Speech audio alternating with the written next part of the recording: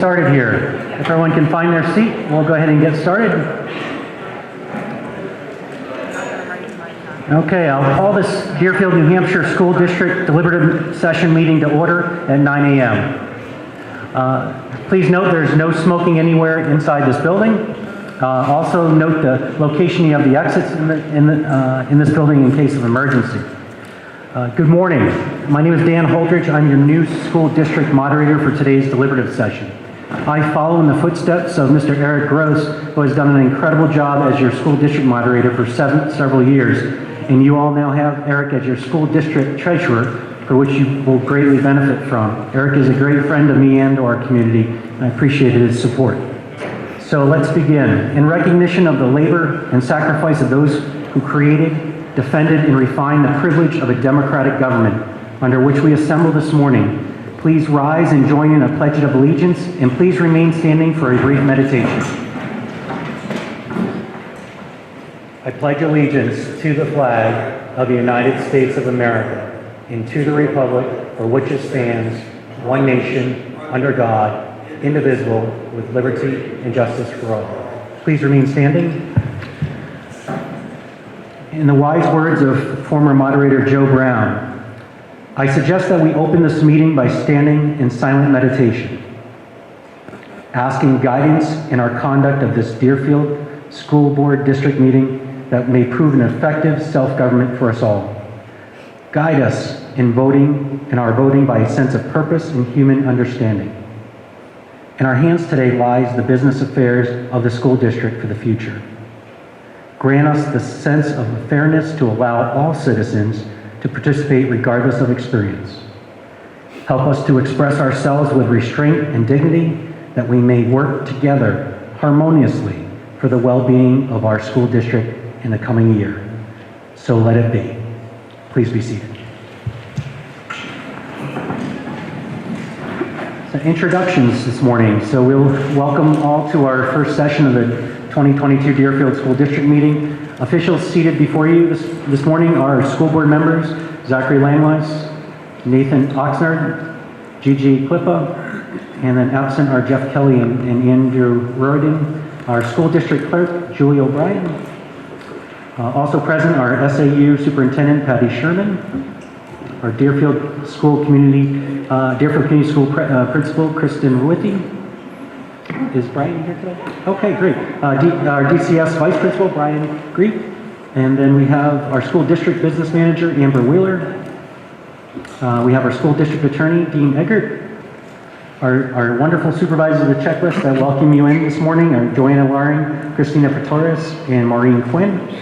We have Assistant Moderator, Fran Menard. Right there. We have our Inspectors of Election, Phil and Joan Bilodeau, and Cindy Tomlinson. So nice to see you today. Our timekeeper today is Eric Gross, our police chief, Gary Duquette, and fire chief, Matt Fisher. Not sure if they're in the room as of yet. Okay, so the purpose, rules, and decorum for today's meeting. This is the deliberative session of the Deerfield School District, and you will act as a legislative body to determine the final form of the warrant articles as defined in RSA Chapter 40, as well as the New Hampshire RSA 652-16-F, to be voted on at the second session on March 8th at the Deerfield Fairgrounds Arts and Crafts Building. The polls are open from 7 a.m. to 7 p.m. All warrant articles, by law, must be placed on the ballot. We appreciate everyone's understanding during this pandemic to provide a safe business meeting setting for all. We have separate meeting areas for those who wish to remain unmasked and for those wearing masks. We want everyone to feel welcome, and everyone in attendance will have the same opportunity to speak and respectfully be heard.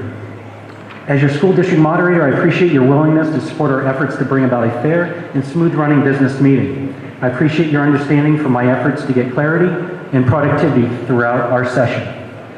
Each member who wishes to vote in this meeting should have checked in with the supervisors of the checklist and should have received a voting card and a sheet of yes and no ballots.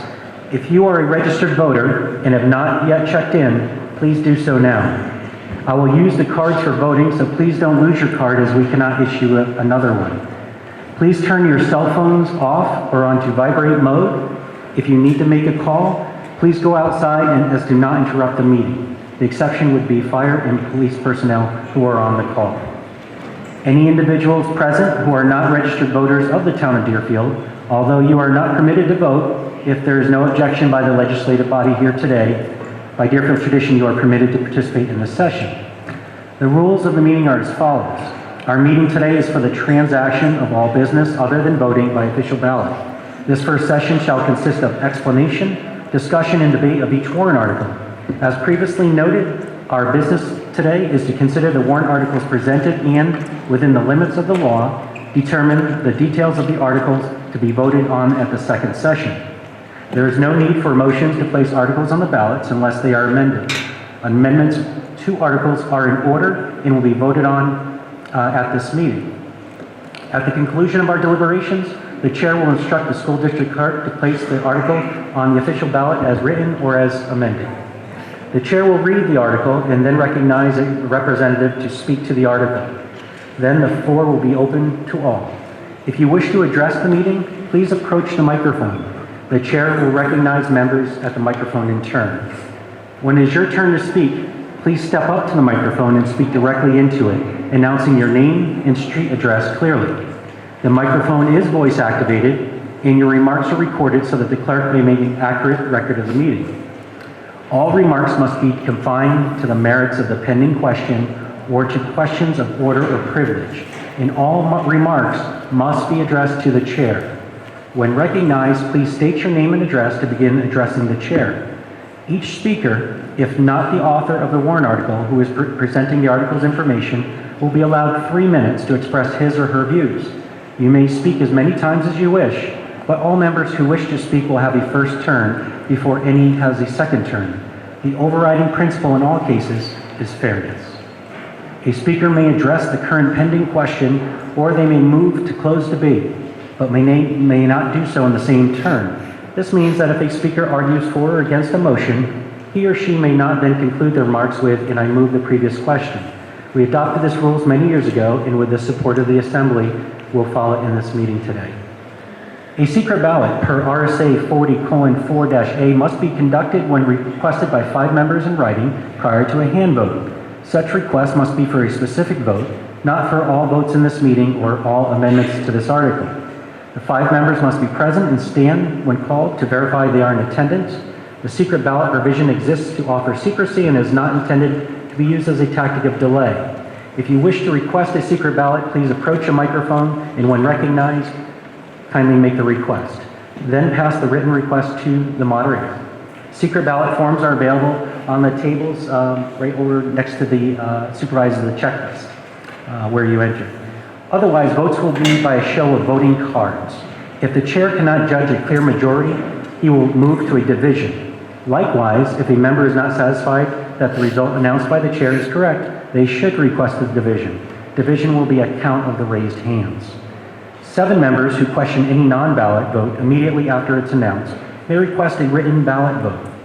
If the margin of a vote by division is narrow, the moderator may also move to a ballot vote. 5 voters may request a recount of a written ballot vote, providing that the vote margin is not more than 10% of the total votes cast. In this case, the recount shall take place immediately following the public announcement of that vote per RSA 40:4-A. If there is something you wish to accomplish here, but you are uncertain how to proceed, please ask. You can do that at any time during the meeting at the microphone, or you can approach us during any recess. Similarly, if during the meeting something is not clear to you, please rise to a point of inquiry using the microphone and addressing the chair, then ask for an explanation. As a legislature, we will be discussing the warrant articles before us. Those discussions will be respectful of everyone's opinion. We do not cheer nor applaud when someone says something you agree with, and we do not boo nor groan when we disagree with what is said. Please be respectful of all comments and opinions as you would want yours to be respected. To keep personalities out of debate, please use the terms such as the previous speaker, the selectman, or the budget committee member. All questions and comments are to be directed to the moderator. There is no requirement that anyone must yield to answer a question that is posed to them. Finally, the role of the moderator is to fairly organize and regulate the meeting according to rules agreeable to the legislative body in attendance. Rulings of the moderator are subject to appeal by any member. An appeal must be made immediately following the ruling. A second is required. The ruling and the appeal will be explained to the legislative body. Then members will vote either to sustain or reverse the ruling. We may take a break after lengthy articles. However, our goal is to conduct business efficiently for the respect of your valuable time here today. Also, this meeting is being recorded for the viewing at a later date to be posted on the town website. Thank you for being a part of today's school district deliberation session and participating to help Deerfield become a bright future for generations to come. We hope to see you all again from 7 a.m. to 7 p.m. on March 8th for the town election to be held at the Deerfield Fairgrounds at the Arts and Crafts Building. With that being said, we'll now move on to warrant article number 1.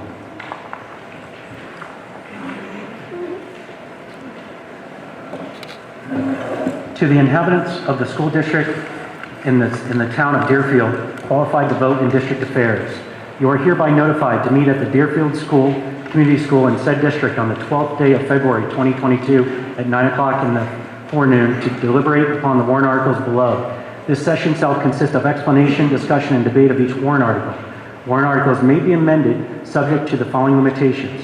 Warrant articles whose wording is prescribed by law shall not be amended. B. Warrant articles that are amended shall be placed on the official ballot for a final vote on the main motion as amended. And C. No warrant article shall be amended to eliminate the subject matter of the article. An amendment that changes the dollar amount of an appropriation in a warrant article shall not be deemed to violate this provision. Voting on warrant articles will be conducted by official ballot at the second session scheduled for March 8th, 2022 at the Arts and Crafts Building on the Deerfield Fairgrounds, 34 Stage Road, from 7 a.m. to 7 p.m. Article number 1. Shall the Deerfield School District vote to raise and appropriate the sum of $45,500,000 for the purposes of financing the addition and completion of the renovation of Deerfield Community School and to authorize the issuance of not more than $45,500,000 of bonds or notes under and in compliance with the provisions of the Municipal Finance Act, RSA Chapter 33, to authorize the school board to issue, negotiate, sell, and deliver such bonds or notes, and to determine the rate of interest thereon and the maturity and other terms thereof. To authorize the school board to apply for, obtain, accept, and expend any and all federal, state, and other aid, if any, which may be available for said project, and to comply with all laws applicable to said project, and to authorize the school board to take any and all action necessary in connection therein, or to pass any other vote relative thereto, and further raise and appropriate an additional sum of $1,137,500 for the first year's interest payment on said bond or note. 3/5 ballot vote required. School board recommends approval 5-0-0. Budget committee recommends approval 7-3-1. I'll introduce our school board chair, Zach Langlois, to present this article. Thank you very much, Mr. Moderator. So I want to give a very brief explanation of what led us to this point of this bond making it onto the ballot, and then I'm going to introduce the architects that we've been working with on this project to help explain to the community a little bit more of what we're trying to do. So approximately 5 years ago, the school board contracted an engineering firm to review the existing facility and review the status of all the systems here. During that time, we also looked at the size of the facility and the needs that we have, and it was determined that we should start looking at an expansion of this particular school. From that point to now, the board has been working with an architectural firm to help design and look at different variations and drawings, coming up with the best solution that's going to meet the space needs for the community for the long future here. This has been a project that's been ongoing for quite some time. That is certainly something the community could use and something the community needs and the school needs. And I hope that everybody here can listen to what the architects have to present to us with an open mind so that we can try to convey what we're trying to accomplish here. So with that, I want to introduce Lance Whitehead, Jay Doherty, and Keith McVeigh. They are with the architectural team and the construction management firm, and they have a presentation they'd like to show to you folks. And the information in the presentation is going to cover a lot of what is in Article 1 as well as what's in Article 2. And then from there, we'd really like to have questions and try to answer any questions that the community has regarding this potential project. So thank you.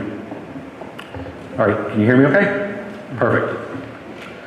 So we've been working on the school, reviewing the school for about 8 months now, and we've learned a lot about the building, learned a lot about the programs, and a lot about this community. We did start with a lengthy process of information gathering, existing conditions review. We did stakeholder engagement as much as we possibly could. We had some public meetings. We did define goals. We looked at the educational system and looked through several ways to solve this, ultimately coming up with the one you're about to see. Now, in our early phases, we really set out to try to identify what are the needs of the facility today and looking forward to the future. We did review the building. I mean, the building is about 30 years old. A lot of the systems have a lifespan of about 25 to 30 years, so we found that there's a lot of repairs and replacement that need to be made. Although it is well maintained, we did note that there's both site issues and building issues that should be addressed in the coming years. Ultimately, we scored each of the systems in terms of its lifespan remaining. You can see that many of the systems are within 5 years of needing to be replaced. Some of the systems, such as the fire alarm, have already failed and are in failure mode and need to be replaced almost immediately. Many of the exterior envelope is showing leaks. We have energy consumption issues and leaks coming through the roof in the building itself. We also looked at the building in terms of code compliance. We found that several spaces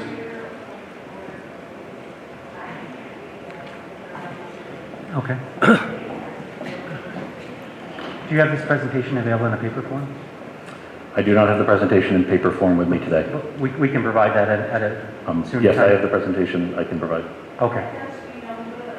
Can't read it and be able to vote on what I know. You're not voting today, though. I'm sorry? We're voting March 8th. You said you're going to vote today? What do you mean? No. We have to vote these articles to be put on the ballot as Oh, I is. understand. And I want to know what's there.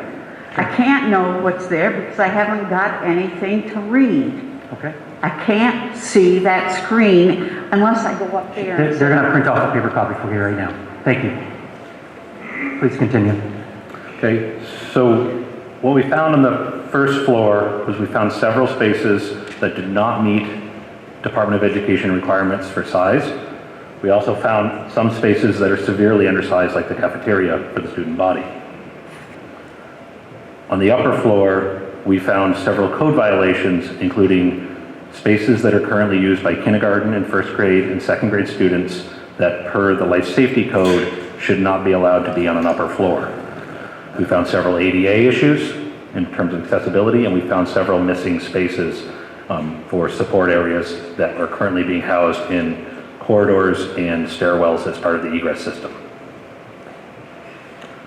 Overall, I think people understand that there are missing classrooms in the permanent building. That is evident by the portables that are outside to one side. It is also not as evident that there are 4 additional education areas that don't exist today that should exist to implement the curriculum the educators are trying to put forth. The group we worked with asked us to summarize the building needs if they were not to do a warrant article, if they were to repair it on their own. Ultimately, we summarized about $12.6 million worth of repairs that need to happen in the coming years. In looking at if you were to do that as a project, we had estimated about $5.1 million in project costs. That includes design, engineering, permitting, contingencies, et cetera, to enable the project to be done. We were also asked if we didn't bond this and we spread this work across the next 10 years, what would that do to these factors? We estimated approximately $2.4 million in escalation if you were to take that approach, totaling approximately $20 million in repairs that would need to be done if you spread it across the next 10 years.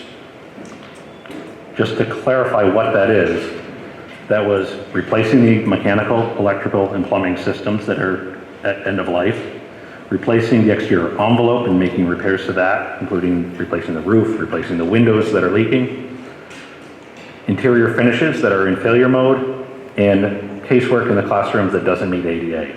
It does not include eliminating the portables. That would not include code and Department of Education compliance. That would not include growth and modernization, and would not include any site improvements. At the same time we were doing the existing conditions study, we did take the time to meet with educators on several meetings to get their input about what the future of education looks like and what their current education system looks like. Through that, we learned that they are looking for adequately sized rooms that are safe, code compliant, and accessible.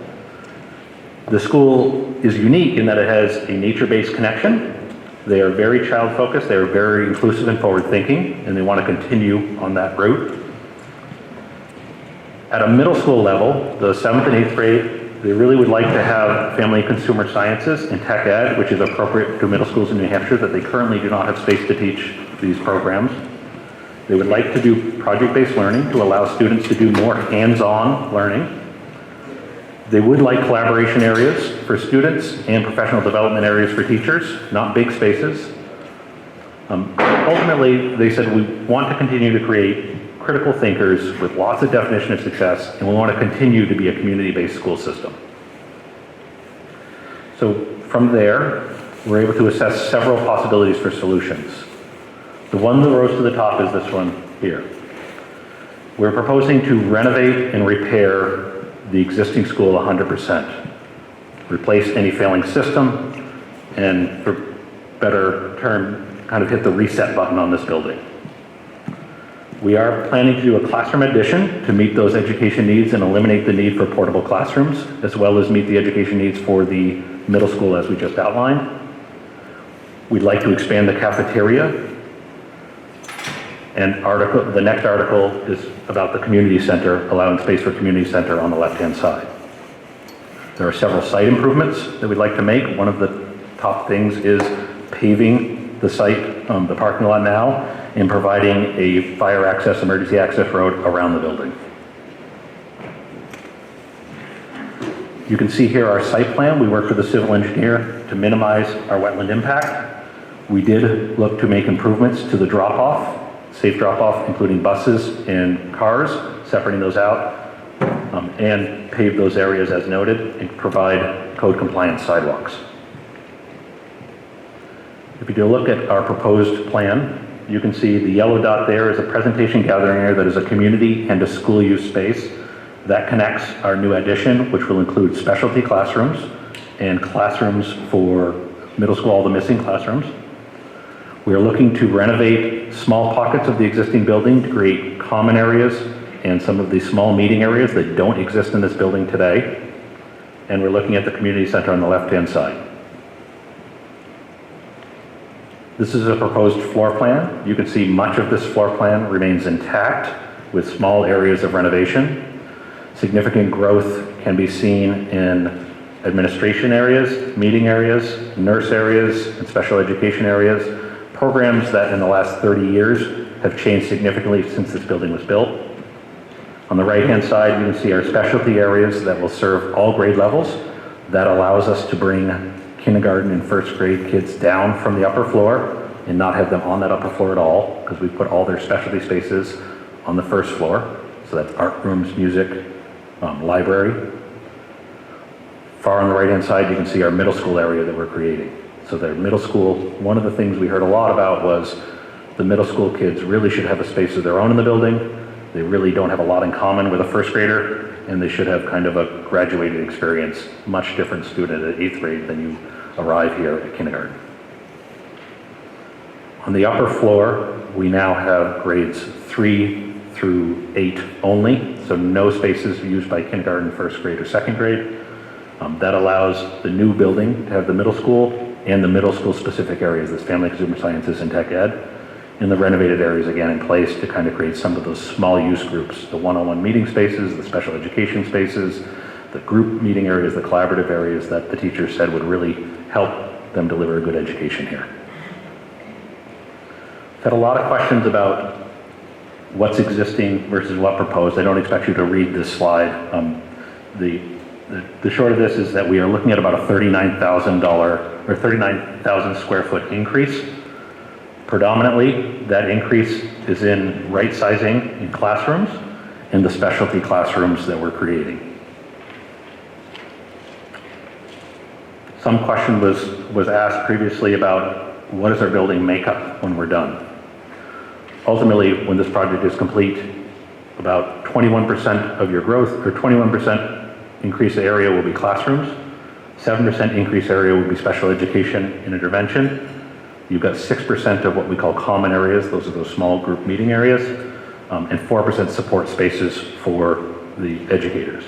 62% is existing area that is being renovated. This is a depiction of what the building might look like. It should be noted that this project is only in conceptual design. We've designed it far enough to get good, accurate numbers from a construction estimator, but there are still a lot of decisions to make. We are proposing an energy efficient envelope. We are looking to be as energy efficient as possible to limit our fuel consumption. We are proposing durable materials that match its existing, so masonry exterior walls, good energy efficient windows, energy upgrades on the existing building. We are showing solar panels on the roof as part of our power purchase agreement, again, trying to lower our energy costs by fixing our electrical rate coming off those solar panels with low investment or zero investment from this local community through that power purchase agreement for solar. You can see the main entrance to the school in our new addition. You can also see that community use space that the students would use during the day and that the community could use after hours. That is a multi-purpose room that is used for school gatherings. One of the things we heard a lot from educators was the gym is always full, so if we want to get together with 3 or 4 classes, we really don't have the opportunity to do that because the gym is fully tied up with physical education with the number of students here. There's a closer view of our addition. Again, very straightforward architecture, energy efficient, and our access to our community use space. There's a depiction of the main entrance, again, repairing that building, making energy efficiency upgrades to the exterior envelope, replacing the windows, bringing it back into current condition. On the left-hand side, you'll see the community gym, community center that is part of the next article. It's another view of that daytime community use. And there's an interior view of that community room. So the community room will serve for a number of things. We are planning to have it fully wired for AV, for distance learning, for community meetings. The school district has, again, continued to allow in community use of the space. It is set up for presentations, it is set up for meetings, it is set up for dance, for anything the students would do normally that they don't need a full-size gym. So it's about a third the size of this room here. So it's a good size space. We wanted it to be big enough to be able to pull 3 classrooms together, or 3 grades together, have an assembly, and then go back to the classrooms. Now, overall schedule-wise, and again, I don't expect you to read every detail on this, our schedule from here forward is that if this article were to pass, we would spend the next 10 months creating final engineering and bid documents.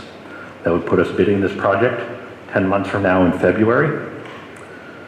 If we use a 2-month bid period, about a year from now, we'd be bidding the project. That would allow us to start our construction as early as April next year. Our construction would start with site work, enabling work to separate contractors from students. Our plan is to separate contractors from students the entirety of this project. Once that separation is created on site, relocate the portables and allow contractors to occupy a zone of the site and for 12 months build the addition. Once the addition is built, students would move into that addition and that would vacate portions of the building and allow contractors to renovate portions of the building. Ultimately, we're looking at about 24 months of construction plus that summer end. We do believe the community center could be done simultaneously to the renovations of the school. Kind of depicting that much more simply, this is a phased project. Many have asked why we don't renovate the building first and then do the addition later. Ultimately, the answer to that question is we need a place to put the students to allow contractors to move in and do the renovations. The renovations we're proposing are significant. They could not fit in a single summer. We are planning to take advantage of each summer and do some renovations. The first summer, we are looking to do the critical life safety systems like fire alarm and get that accomplished. Once our addition is done, that does give us the flexibility to work with the principal and essentially separate out zone by zone of the building and allow the contractor to occupy a zone of the building separate from students in a safe manner to be able to go through the building and make those heavy renovations by zone. The community center, as I noted on the left-hand side, could be done. The site would enable, the early phases would enable that work to be done as soon as the portables leave the site. Overall costs of this project are significant. We're looking at new construction of approximately $21.5 million, renovations of about $14.1 million. That is the trade costs plus the engineering costs and contingencies that go with that. Escalation and contingencies, we are predicting escalation across the years, this coming year at nearly 10% and following years at about 6%. That's been consistent in New Hampshire. The 4 to 6% has been consistent in New Hampshire for several decades. Other soft costs, including furnishings, equipment, engineering, etc., of about $4.1 million, totaling a $45.5 million project. The district estimated tax impact on this peaking in year 2 at about $3.66 per thousand and declining thereafter. Average across that life is approximately 2.86. That's assuming a 30-year bond at current interest rates. Although related to the next article, the community center, we estimated in a similar fashion. The estimates for the community center depend on it being done at the same time. So the costs associated here reflect the fact that we've got one contractor, one mobilization cost, and that it's done in tandem with this project, that we can competitively bid it at the same time, and it gets that advantage for being competitively bid at the same time as this larger project. The community center project is estimated at about $6.4 million in construction, escalation contingencies of about $1.3 million, and other soft costs of about $730,000. That totals $8.43 million project. The peak on that project by itself, that bond by itself, is 75 cents per thousand, assuming a 30-year bond at current interest rates, averaging 60 cents per thousand across the life of it. With that, I'll turn it over to questions.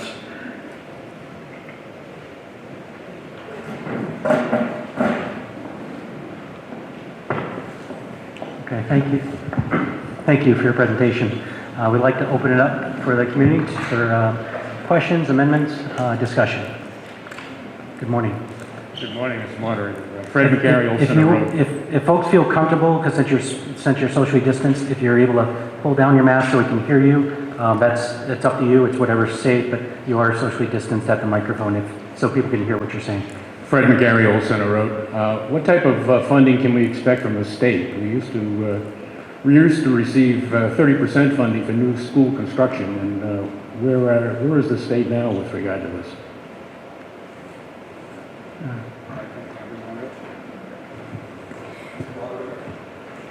Yes, just one, please.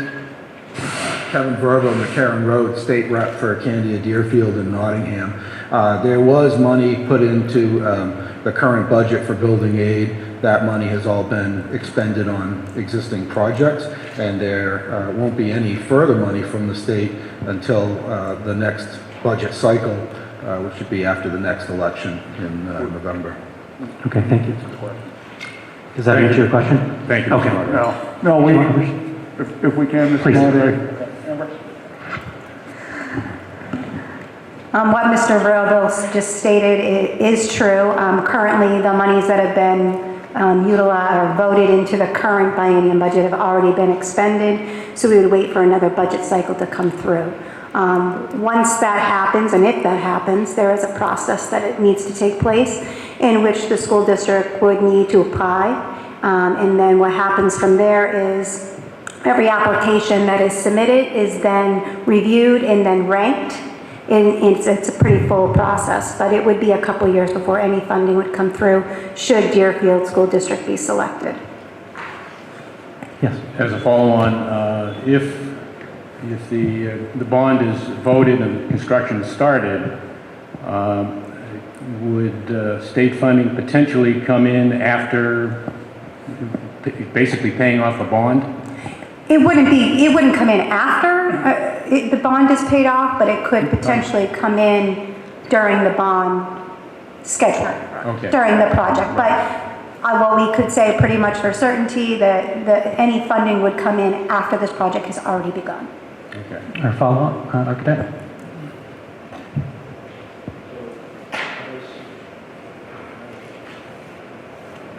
Hear me now? Okay. On this overall schedule, on the top line, we've outlined the state process on applying for funding. The intent to apply was already turned in January. A full detailed application, if this article passes, could be turned in July of this year. The state funding would issue its list in January 2023, with state funding to be released in July of 2023 if we were selected and if the state does fund that account again in this biennium. So our project is in alignment with that schedule to receive state funding if it's available and if we were granted it. One other question, Mr. Moderator. Well, what length of bond issue are you anticipating if this passes? 30-year. 30 years, okay, good. Thank you. Most welcome. Good morning. Good morning, Jeannie Menard, Mountain Road. I have a question about the recreational center. Would you like for me to hold on that question until all the school addition questions are answered? We do have a warrant article for the second warrant article. Do we want to wait for that, or do you want to ask it now? I would like to ask it now. Okay, go ahead. If it's in order. Please. I'd like to hear the pros and cons of discussion of inputting money into the recreational center here at the school versus what that might do to potentially displace activity at the town hall. You know, if at your level, if anyone did kind of explore that as a community resource, would we be, you know, enhancing one and potentially negating another? So just open for conversation on that topic.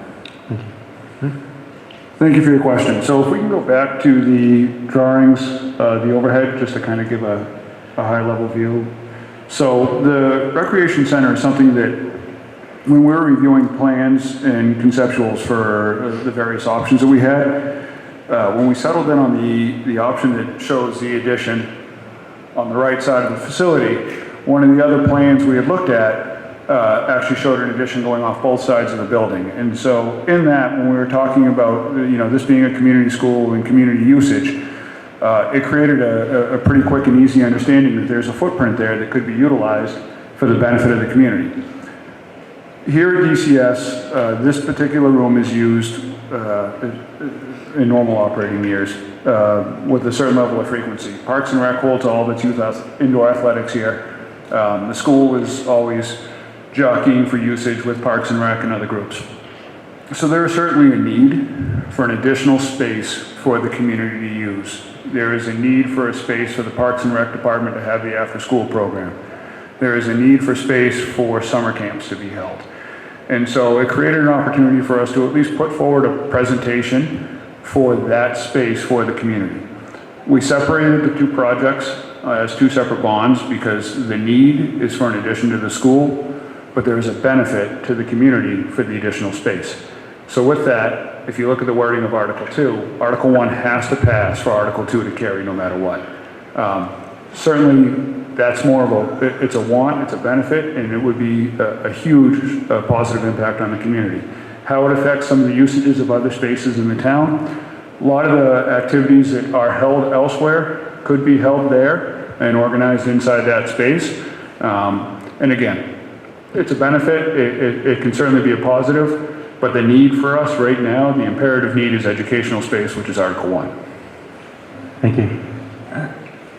Please. In addition, you heard in the presentation that a lot of the specifics have not yet been determined with either of these projects. We have moved as far along that as possible in order to present realistic numbers.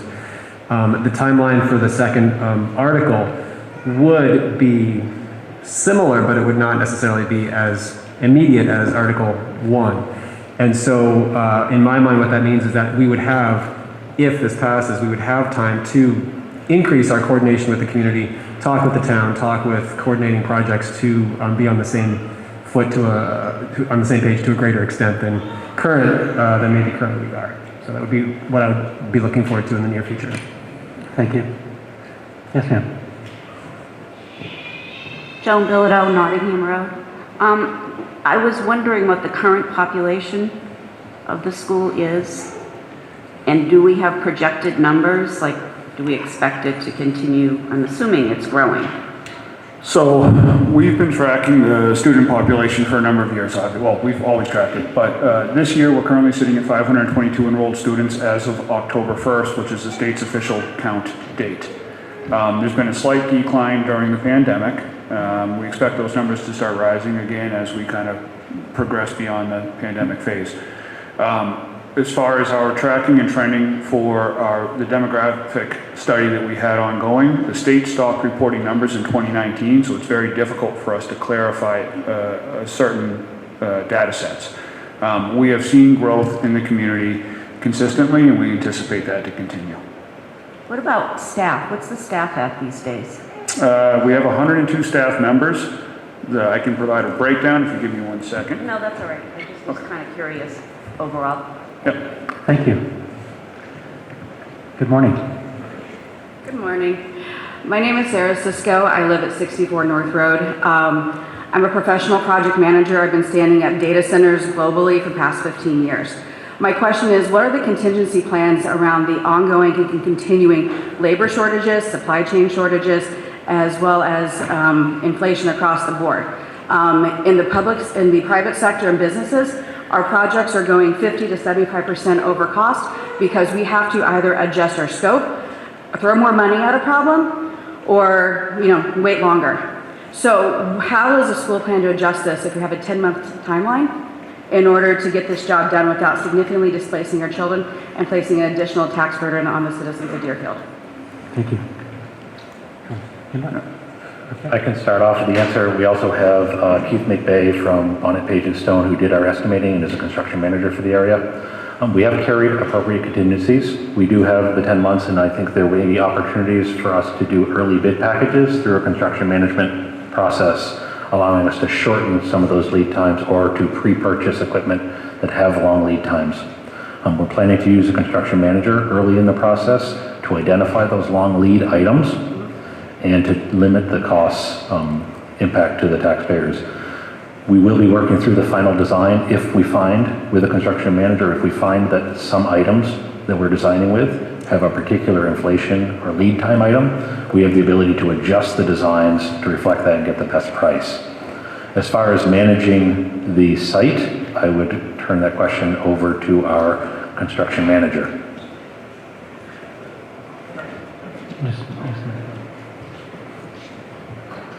Thank you.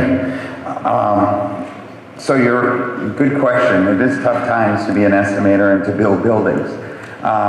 What we're up to, and Lance pointed out nicely, some of the technical portions of the estimate. When it comes time to build it, we're finding also that we're having to increase efforts on finding bidders. We're having some difficulty in certain areas. Most areas are still pretty solid in this region. Concrete is tough. We're chasing concrete contractors very hard. That's an aging population these days, not a lot of new folk going into that. So that's an area that we pursue with diligence. And oftentimes, now I will tell you, we've had great luck to date putting teams together that fit budgets and can supply the manpower needed to finish the project. But there is a significant effort that goes in these days. We advertise more heavily for bidders, and we're much more active pursuing pursuing the number of folks to bid the project to be sure that we've got coverage for you. Just to add on to that, what are your plans, contingency plans around particularly steel, copper, and fiber, considering we're seeing 10 to 14 month delays right now on those, and if this is a 10-month line for bids to get product in, that definitely puts us into a red zone in terms of planning that project and managing the associated risks. Yeah, all of those products are, when Lance talks about identifying those early, either picking different products at work or identifying long lead items and buying them early in the process so that they arrive on site when we need it. Fortunately, for a lot of this, with the construction timeline, we've got time to identify those as the design is progressing, so we can solidify portions of the project ahead of even starting on site.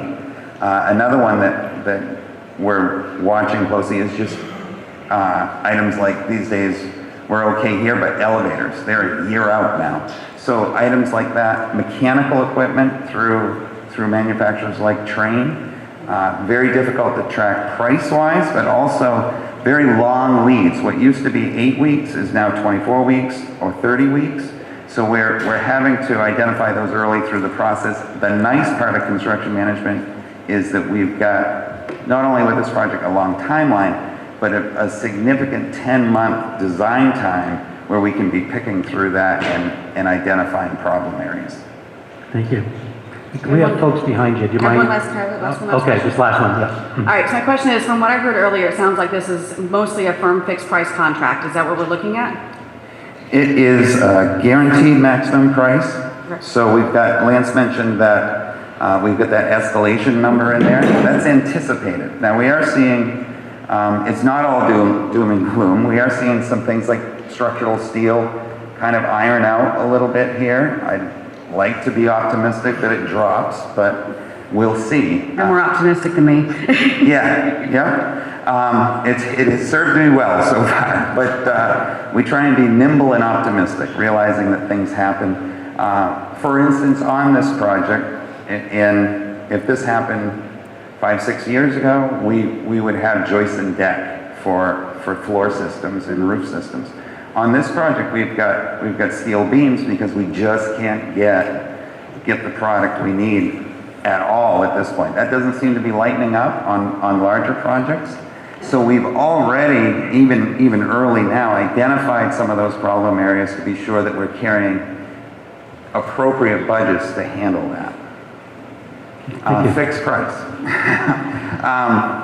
With that, under that guaranteed price, we've got the escalation contingency in there, and if, as we introduce bidders, we'll be working through design, so going from here through schematic design development, working together to assure that we're hitting our budgets as needed, and any savings at the end, including that escalation if we don't need it, goes back. So we are a guaranteed price with savings going to the owner.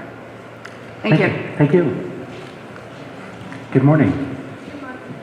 Deb Wyman, 114 Unham Road. I just have a question. You wanted us to rely on using Can you talk into the microphone? I'm sorry. Sorry. You wanted us to rely on using our media, like our phones, or going to the website to look at your slides. So I did, and it's last updated, 118. You have added slides to your presentation that are not on the 118 presentation. So how are we going to sit back there, like Harriet said, and see what you're adding to your slides? And how do I know that you won't add more information to your presentation afterwards between now and March 3rd? Okay, thank you. So with every presentation that we've brought forward to the community, immediately after presenting it publicly, that's when we place it on the website. It's not on the website. We're presenting it today. So Yeah, you're presenting it today, but I'm sitting back there and I cannot read that. Understandably so, but what we do So is there should be something at the front door that has the updated presentation. Would you like us to print you off a copy? Yes, please. Okay, we can do that. Thank you. Next. Good morning. Good morning, Andrea Hoteling, 1 Lakeview Lane. I'd like to address the enrollment issues and the uncertainty going forward. The last 4 years, total enrollments have been 541, 531. During COVID, it went down to 498, but that's because there was no preschool. If we add those back in at the usual 40, it would have been 538. So far, 541, 531, 538. This year, it's been presented as 522. In particular, the grades 6 and 7 went down respectively by 3 students and 7 students. That was a 10% reduction in enrollment in just those 2 grades. I would like to know how you have explored or understand who those students are and why you have thoughts that they might return. I know there's a huge increase in homeschool environments. There's new pods being set up. This is a trend across the entire country. I don't know why we would be exempt from that. Additionally, the average class size here at Deerfield Community School in the current enrollment is 16.9 students. When we talk about class sizes, room sizes not being appropriate or up to state standards, the state says that even at the K through 3rd grade level, you could have up to 25 students in a room, and at the upper levels, you could have 30. So some of our rooms, although they may not meet state standards, they may be adequate for the number of students that are in there. So again, my main concern is, I think looking out 4 years, which is where we're looking here, I don't know that we know that enrollment will grow. Thank you. Thank you. Yes, sir. Hello, I just wanted to, I don't really have a question, I just wanted If to you could state your name and address. Oh, I'm sorry. My name is Avery Sear. I live at 32 Mountain Road. And I just wanted to say, I think the community should ultimately approve both Articles 1 and 2, because I was actually kind of surprised when I saw on the presentation that there weren't any comment spaces, and I think that is a fundamental part of any school, because students need common spaces in order to have a place to study, in order to work with their other students on projects, and also just a space to socialize and get to know other students, which are fundamental things that all schools should have. And I strongly, strongly urge this community to support Articles 2 and 1, because those are fundamental things that all schools should have. And I think I might be the youngest person here, and I also benefit too from these items at my school. I go to a school in Boston, but there they have community spaces and common spaces. They have common spaces like this project is proposing to add to this school.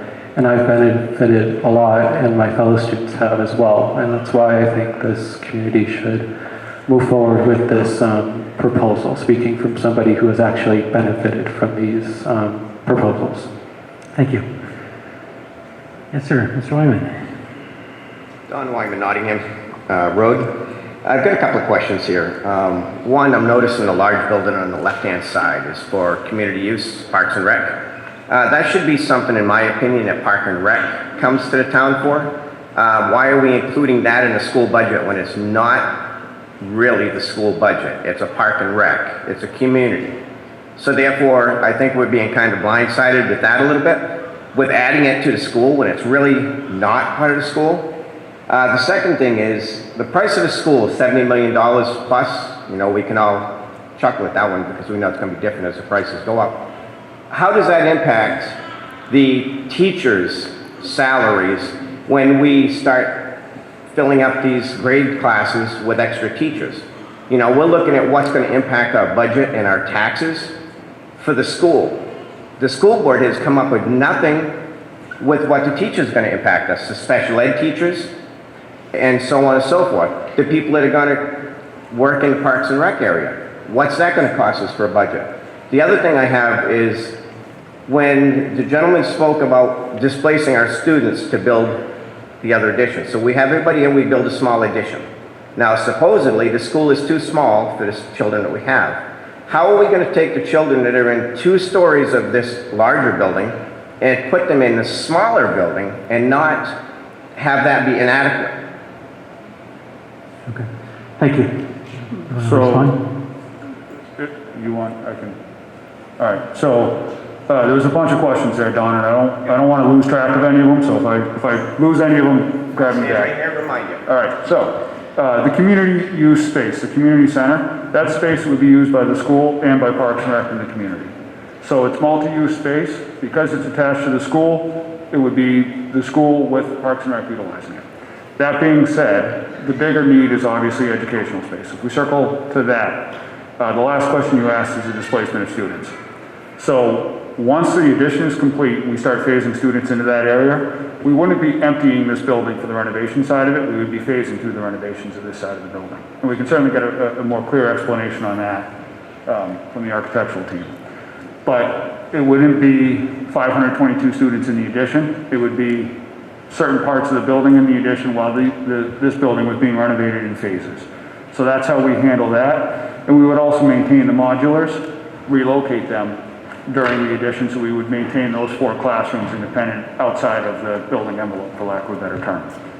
Okay. As far as, you had some staffing questions as well? Oh, absolutely. Okay, so the staffing for special education is driven strictly by student need. It's irrelevant of the size of the space. So to the extent of special education staffing, that is based on the needs of the students and is independent of the size of the facility or the number of classrooms or anything else. That is driven strictly by student need. The staffing needs, if we do grow the facility, will there be a need for some additional staff members? Yes, there is additional programming that we want to offer the students that will require a few additional teachers. The exact number, 2 to 3, depending upon how we staff out. Plus whatever is student specific pertaining to special education, which is irrelevant to the size of the facility. So if I'm understanding correctly, we're going to build this larger wing and the rec center. I'm going to address that last piece first. We're going to build a larger wing and a rec center, and we're only going to staff it with 3 more, up to 3 more? No. I think that's ridiculous. No, we need 3 more certified staff because we have 4 classrooms outside that will be moving inside the facility. We have some additional classroom space that we'll be creating for additional programming. So that's the certified staff aspect of it. Those are the teachers, those are the classroom teachers. Certified. Okay. Here's what a great word is. Certified. So Okay. the aides, the paras, those are driven specifically on student need and nothing else. So if we don't have the need, we have a reduction in the para staff. If we have additional need, the para staff increases. Special education services are driven completely and independently of anything other than student-specific needs. So if we have 3 students that need para help, we need 3 paras. If we have 3 students that need para help, depending upon their needs, they may share a para, they may have a full-time para. It's what's called for in their IEP. There's a lot of ifs in that one. Well, but again, that's a variable on an annual basis. I'm not going to argue that. I'll go back to the Parks and Rec. Okay, it is part of Parks and Rec and school, you're saying? So how much is the Parks and Rec going to kick in to help us with that $8 million project? So, again, the community... No, it's a simple question. The community center... Answer it, say no. The community center would be funded by the bond. The utilization of it would be for the benefit of the community. Okay, sir? Yeah, just a moment, sir. Go ahead, Paul. A point I would like to add to the staffing question, I think as you think about this building, currently we do not have a family consumer science teacher on staff, right? So that would be a piece that if we add this building, the point would be adding those educational opportunities, and that would require additional staffing. A previous speaker mentioned the 16 students per classroom. I'm not sure exactly what the number is right now because of recent changes.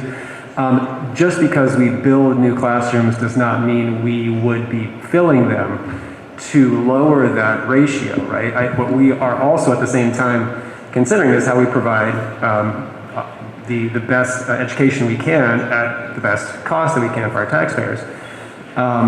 And part of this is anticipating growth in the community. We've all seen, there's a number of different developments going on. We don't have the numbers because over the last year, COVID has done funny things with our modeling. But housing is going up. But we anticipate, I think as you look around town, the town is growing. And so that's part of this, is that if the growth continues, then we may get to the point where we need to add a teacher to maintain probably not 16 students per classroom. That's not our goal, but our goal is also not 25 students per classroom.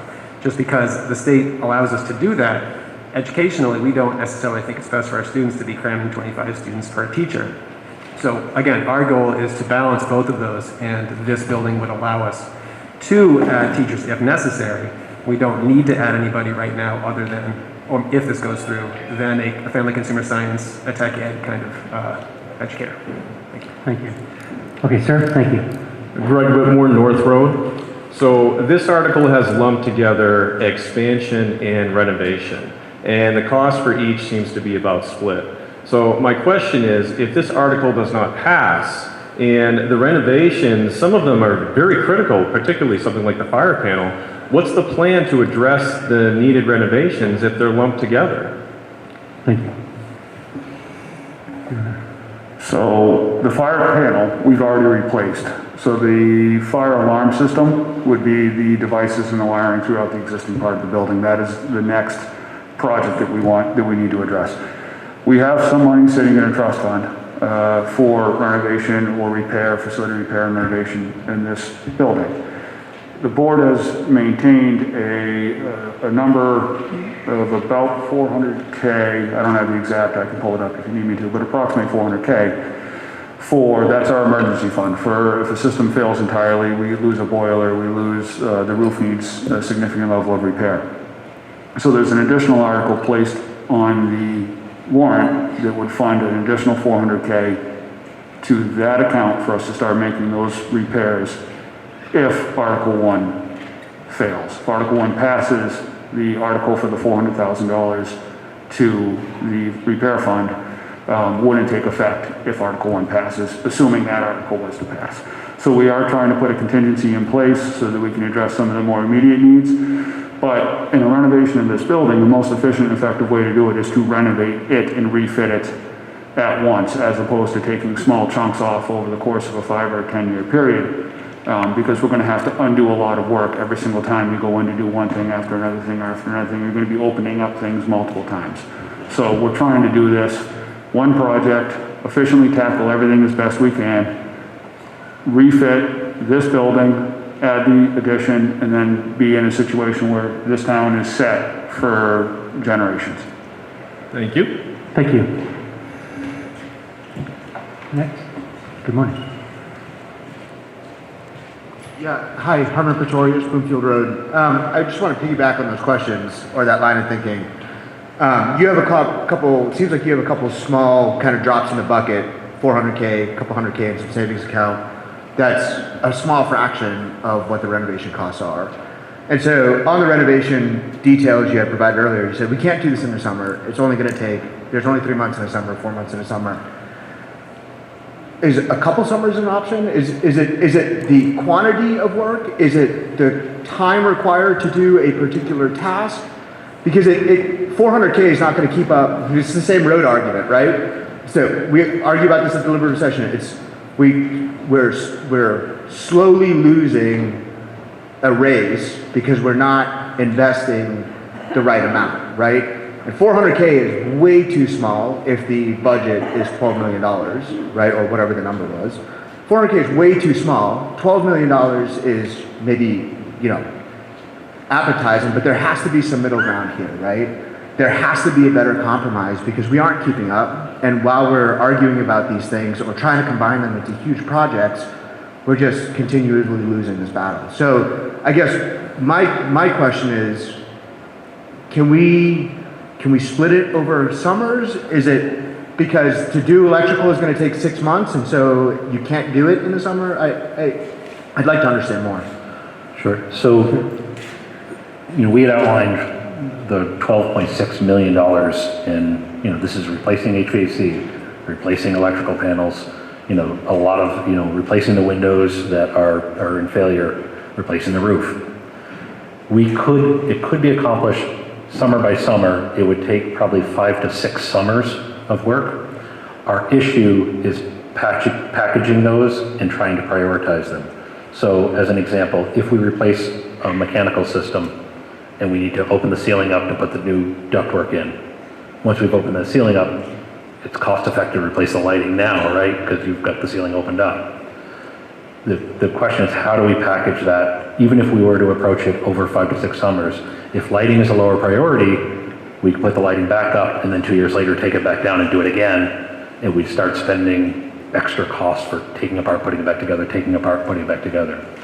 Realistically, I think if citizens say we're not going to do a large project, we're going to do it piecemeal summer by summer, we'd have to be looking at doing a couple $1 million worth of work over 5 or 6 summers and trying to accomplish it in that fashion.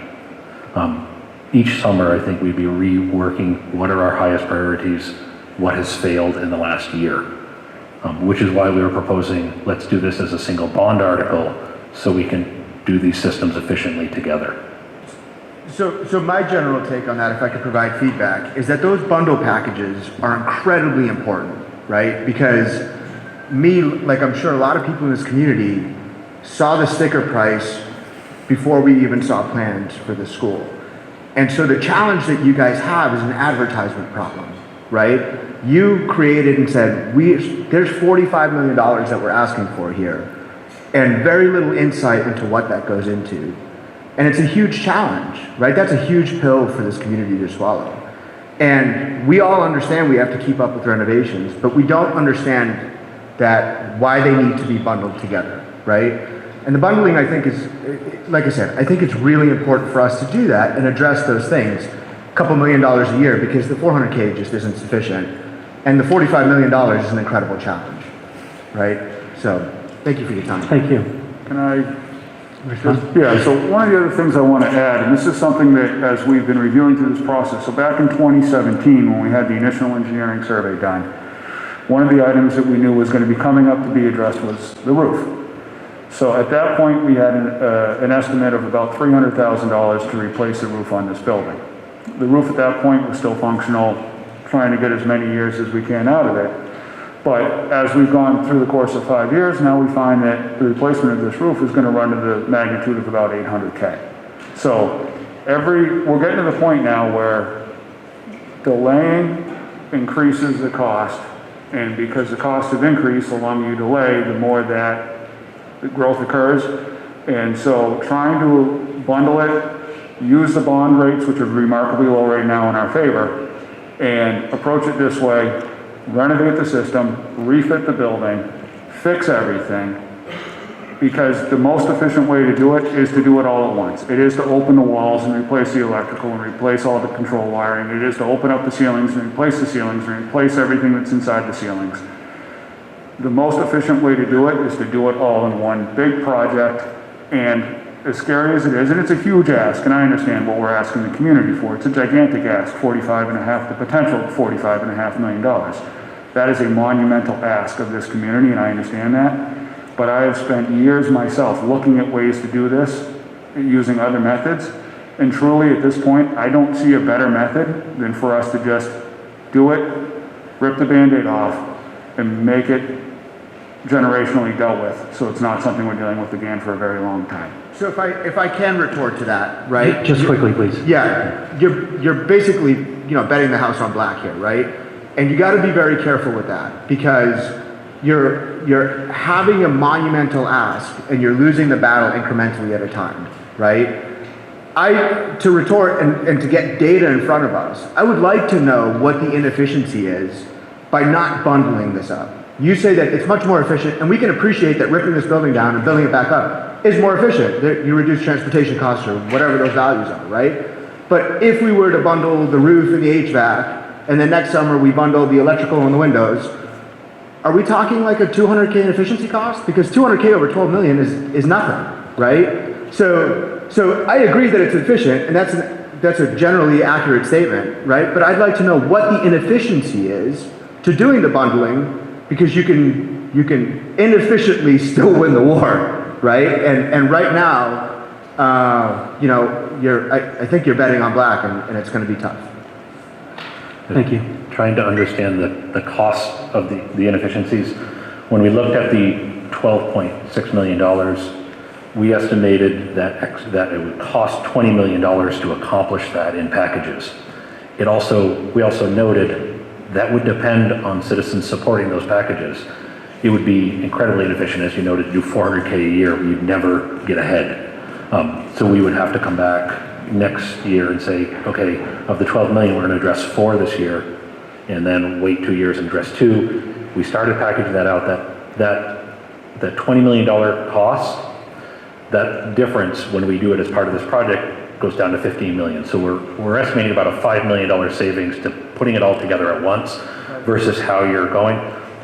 There's a lot of variables, as you know, because if your community says we're willing to absorb 2 million a year, that's a difference than we're willing to absorb 4 million a year. And of course that all varies, and it varies on, as we're talking about this year, community sentiment. How much is okay? So sorry. Last time, because we've got other folks wanting to talk. Away, right? Thank so, you.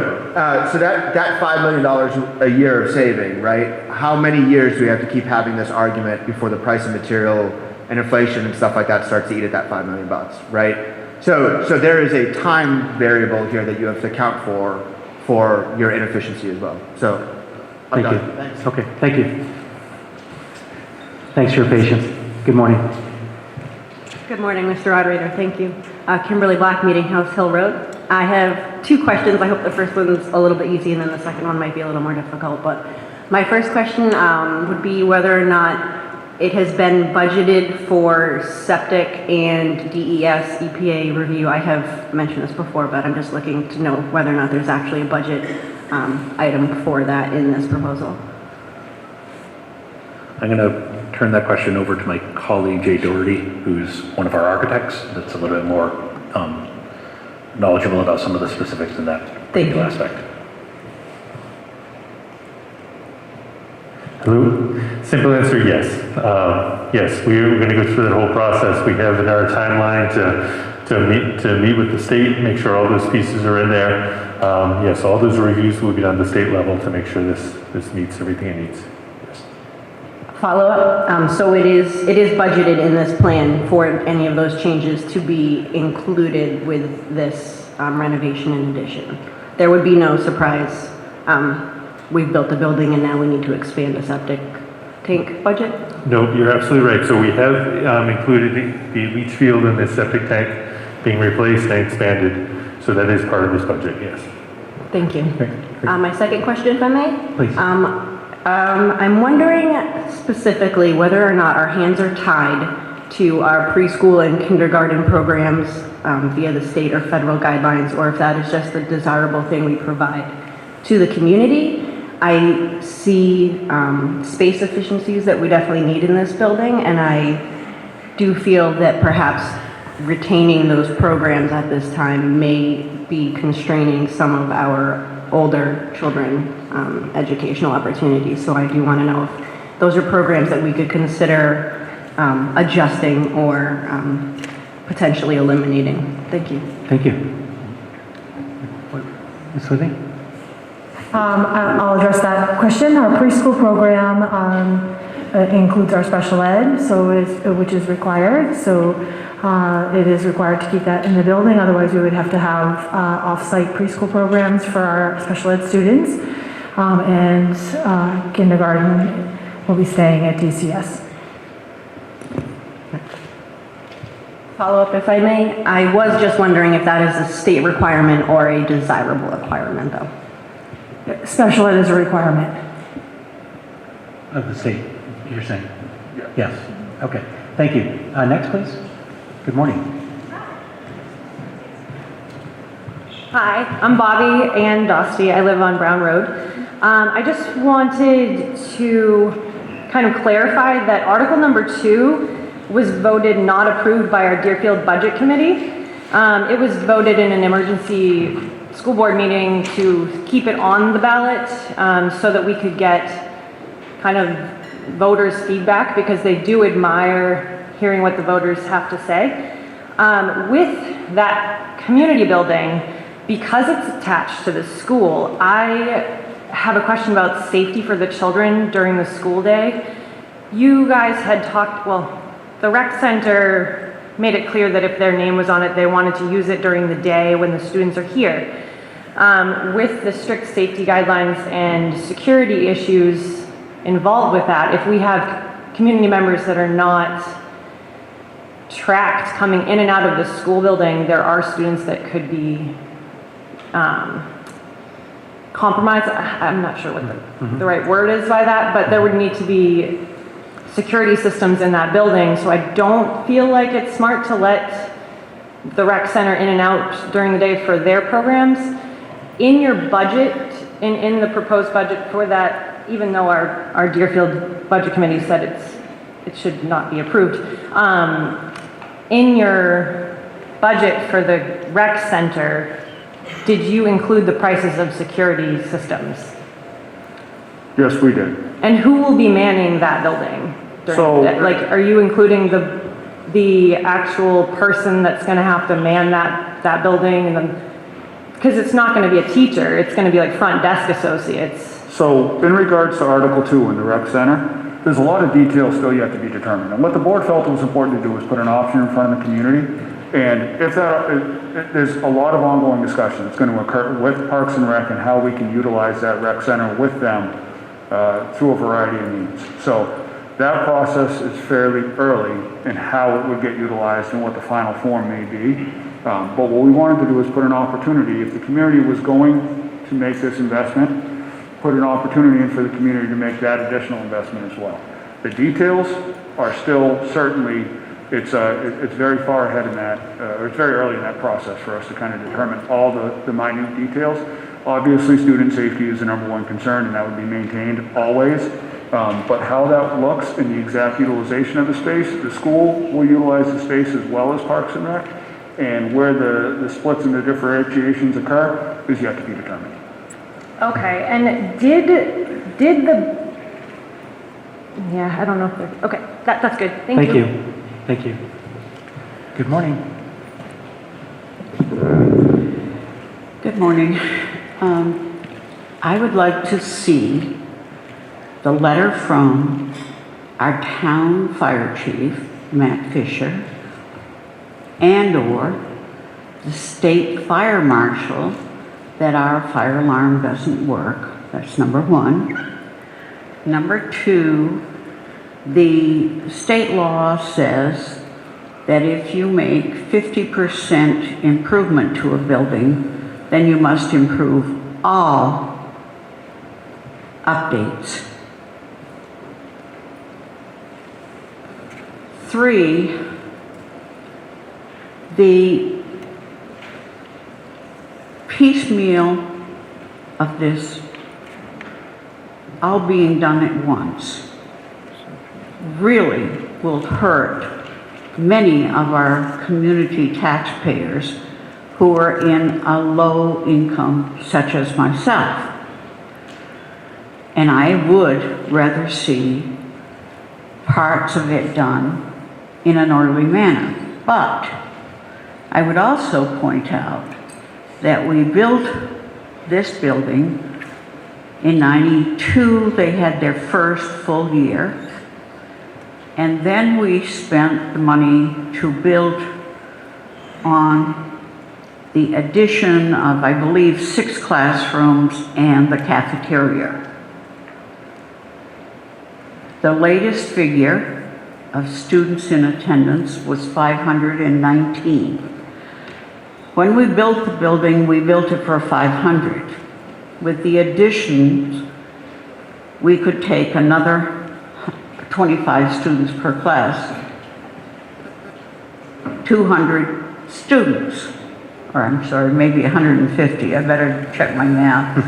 Anyways, the point I'm making is we haven't even reached the level of population we could have. So I would like to know, is it true we have 2 music classrooms? Why? It's not required. We have a preschool, not required, that we're paying for.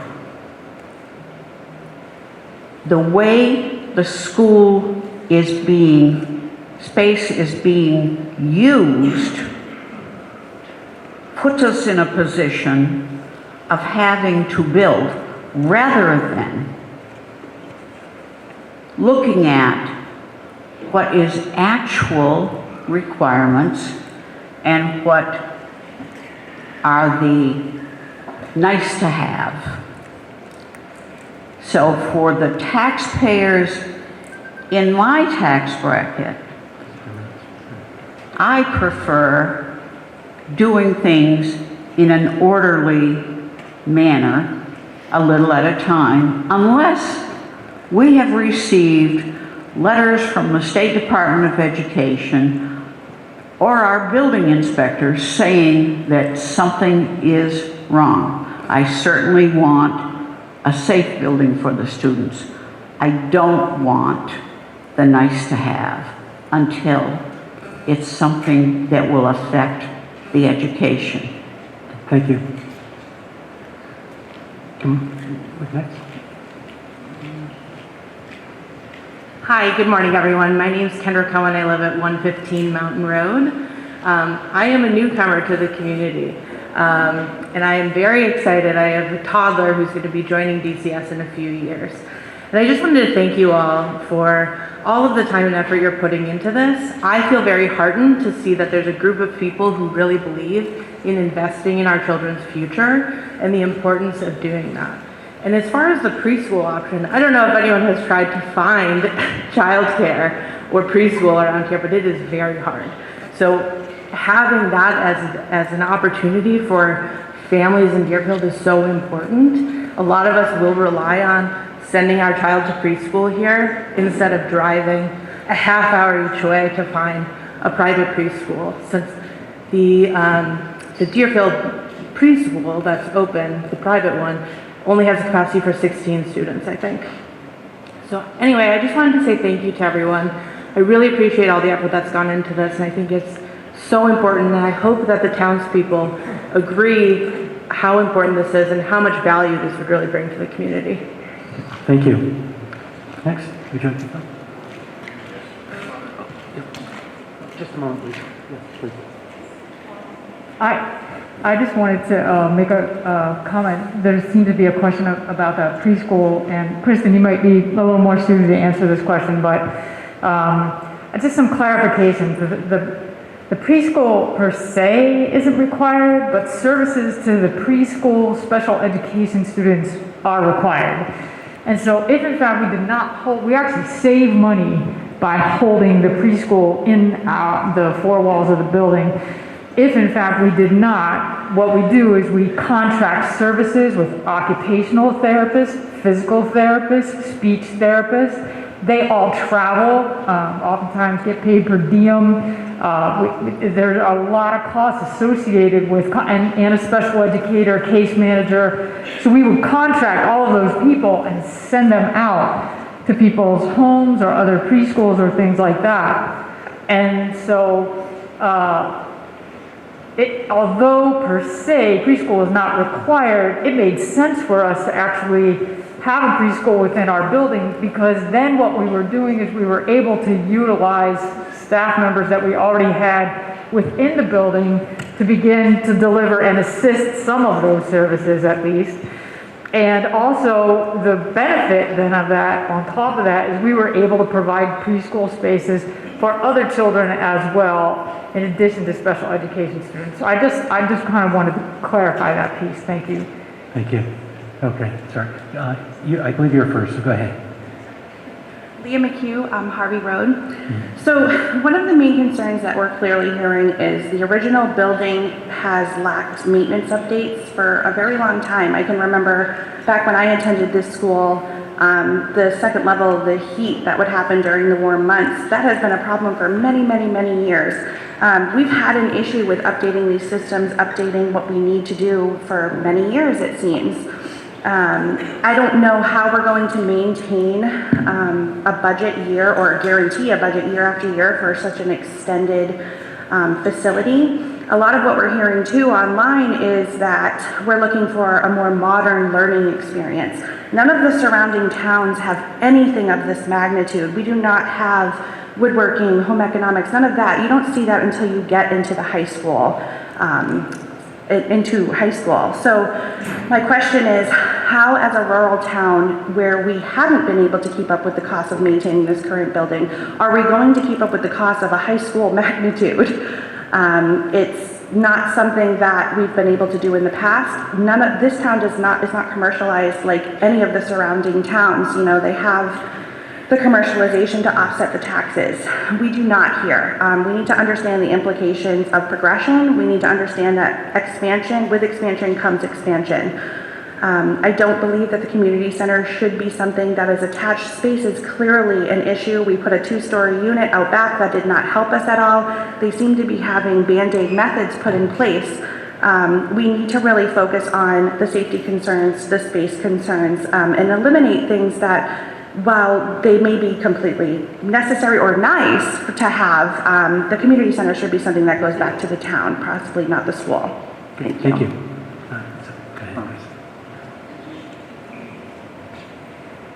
Nancy Gross, Deerfield, you know that. 18 Nottingham Road, that's it. First, I was going to speak to preschool. I had 2 children go through preschool here, one go through private preschool, the first one, the 2 because they had IEP needs. They're now thriving high school students, honor roll, top 5 in her class. So preschool set them off really well. So I personally was very skeptical of preschool when we voted for it.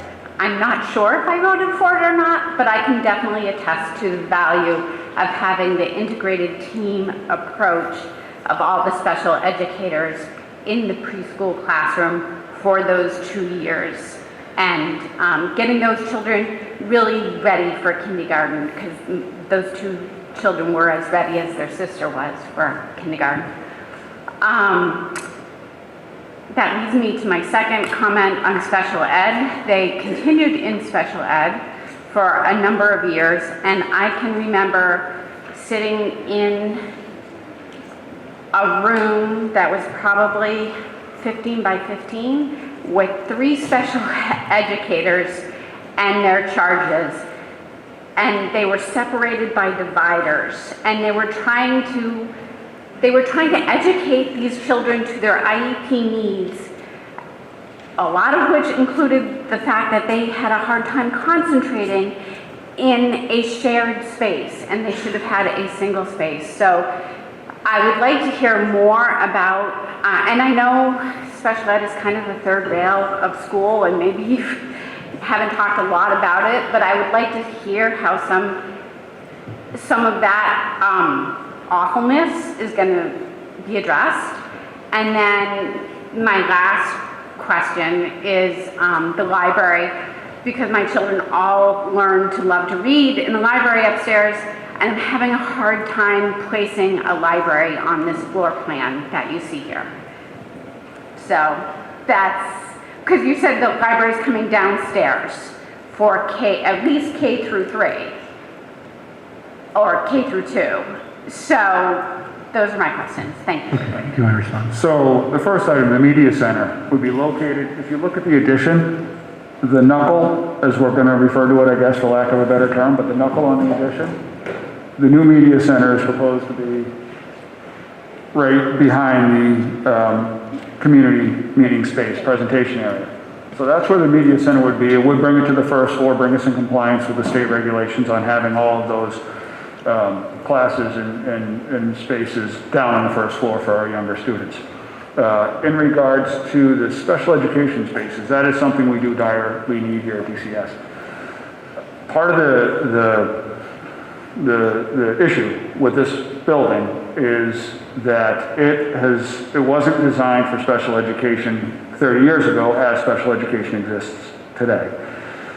So those intervention spaces that we need them all over the building. So we have had to repurpose spaces throughout this building, whether it's stairwells, and it's, you know, we've moved some staff members into what we refer to as cloffices, which are closets that have had to become their offices so that we could take the space that was supposed to be an office and use it for intervention space. We are limited drastically in that. So part of what this plan does is it addresses all of those needs in their entirety, and it creates small spaces for every grade level for breakout sessions. And I don't know how easy it is to see, or if we can zoom in, but yeah, actually if you go back to that other slide you were on, sorry. So, you know, from a grade level standpoint, they're going to be scattered throughout the building. And then if you go back to the overhead, you can see in the yellow sections, there's breakout spaces throughout the building so that we can deliver those services to the students in the most appropriate environment possible. Okay, thank you. Yes, please. Also, there it is. All right, so on that map, the orange, Zach had mentioned this, the orange in the lower right corner, in the table you can see it says special education, but that whole orange section is going to be repurposed classrooms that will become those smaller rooms that we're talking about, where those services will be provided. Thank you. Mr. Dubianski. John Dubianski, Assistant Fire Chief. The Fire Chief is currently unavailable due to work today, but I do want to address a previous speaker's question. At 10:31 on February 12th, the fire alarm panel is currently behaving as it should. It now meets the specifications as of when it was designed, which was about 20 years ago or so. It does not meet current fire code.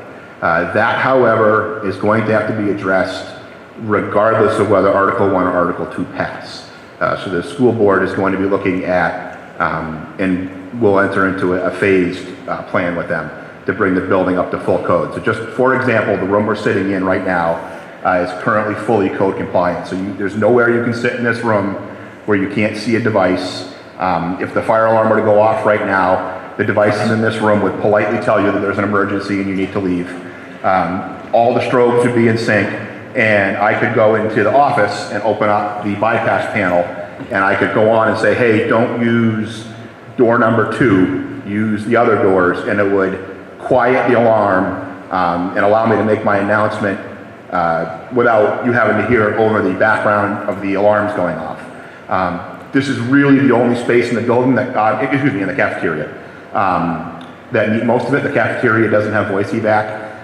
So there's a lot of things that have to be addressed. Some of the most glaring is the notification. If you've walked around this building, you'll know there's spaces in this building that don't meet any fire code at any time in history. They were just kind of built as needed. One that comes right to mind is the special ed space and counseling space over here. Those rooms don't meet any code of any kind whatsoever. And so there's a lot we'd have to do. So I'm not sure if that answers the previous speaker's questions, but as of right now, the open fault that we had for several months has been resolved. The risk with an open fault is exactly what it sounds like. It means the panel knows there's energy going somewhere that it shouldn't, but it doesn't know where. We believe we found it. We believe we located it in the outside annunciator that makes noise and flashes outside the building, but there is no guarantee. So that the fire alarm system in this building is going to need to be addressed regardless of the outcome of Article 1 or Article 2. As far as what that does, that is, I am only a Fire Inspector 1. That level project is well beyond my skill set. We would be sending the plans from their architects and their FPE to the State Fire Marshal's office for approval as far as that goes, because that's well beyond anything that the chief or I have ever had to look at or approve. But if anybody has any questions regarding the current situation of this building, I'm very involved in that one, and I'd be happy to answer questions, but that's where we're at. Does that address that portion for you? Okay. Great, thank you. Next, please. Good morning. My name is Samantha Mchugh. I live on Baker Ave. I just wanted to address the proposal and make some comments and maybe just have a discussion about it a little bit, if that's okay. Please. So there's no denying the fact that the students of Deerfield deserve to have a safe, clean space to learn in. However, I do have some concerns about the current warrant articles that are being voted on as being the only options. I'm not sure if other options were discussed or the details that went into the plan. $45 million is a lot of money. I have a couple concerns. One of them being pretty much two things. The community is going through an economic hardship. I think it's not fair to not address that. So you have people that have already gone through a huge tax hike that would be looking at another tax hike. You have people that are out of work. You have people that are making less wages at work. So that's one side of it. However, you do have the side of the things that you brought up, that there's a time crunch, that the longer you wait, the more money that it's going to cost, that this is a need that isn't going away. However, I know surrounding towns who have gone through this same issue have put together like an advisory facilities committee that have looked at things. And I don't know if this has been looked at, so forgive me if it has. Things like available grants through the state, through the town, fundraising options.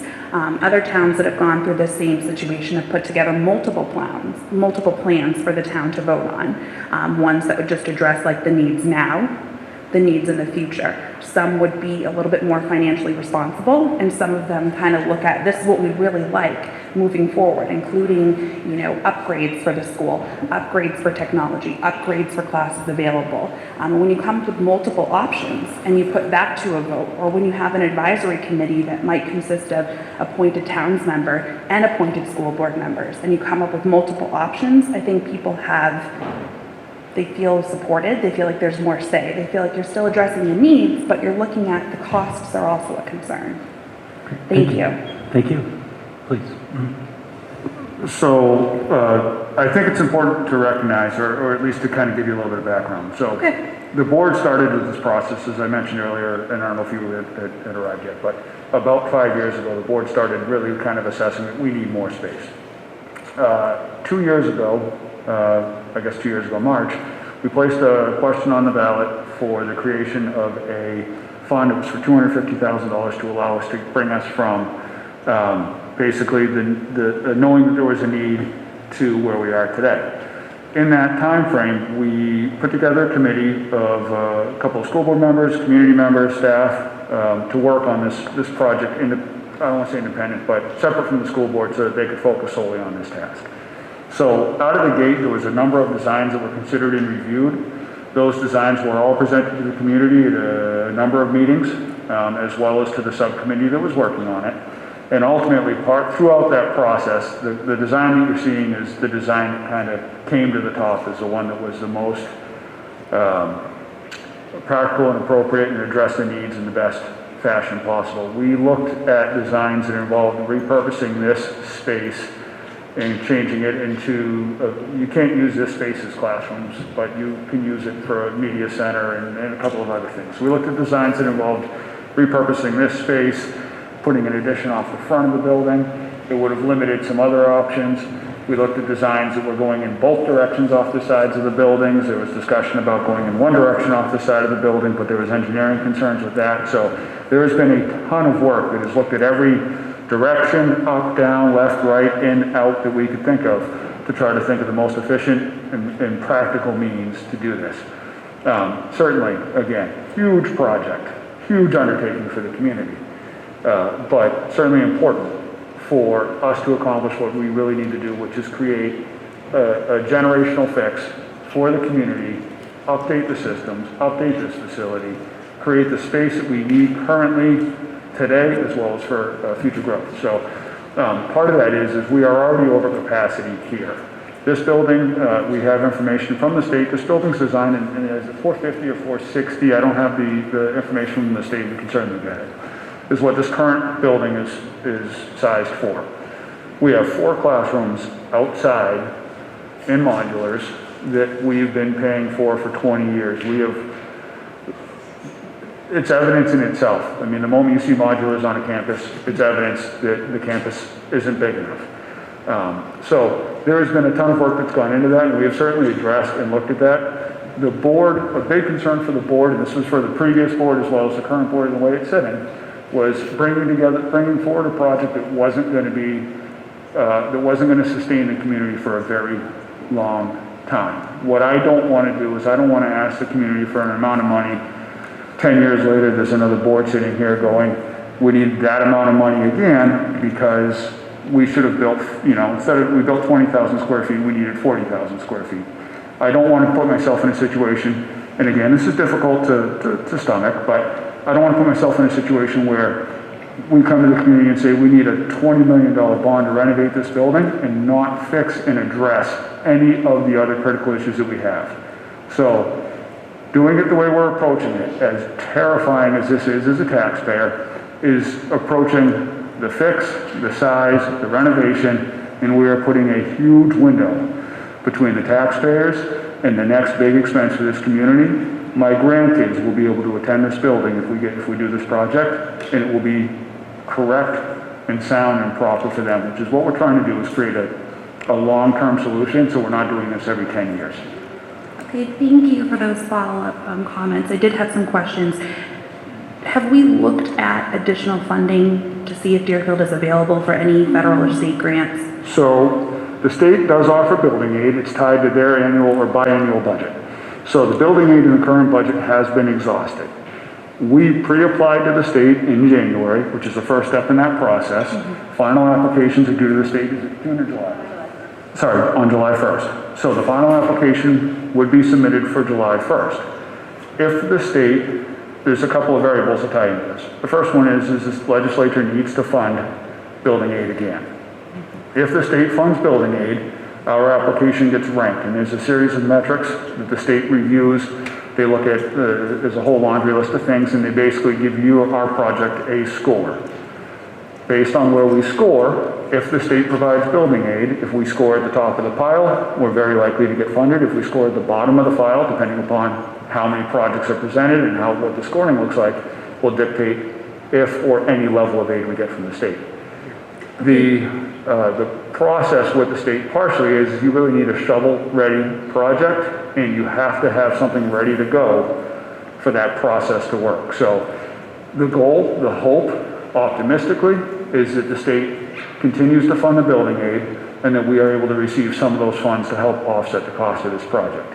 However, I can't tell you it's a guarantee. I wouldn't tell you it's a guarantee, so the community needs to support the project as it's presented with the hopes that we can do everything we can to offset the costs with help from the legislature. Okay, thank you.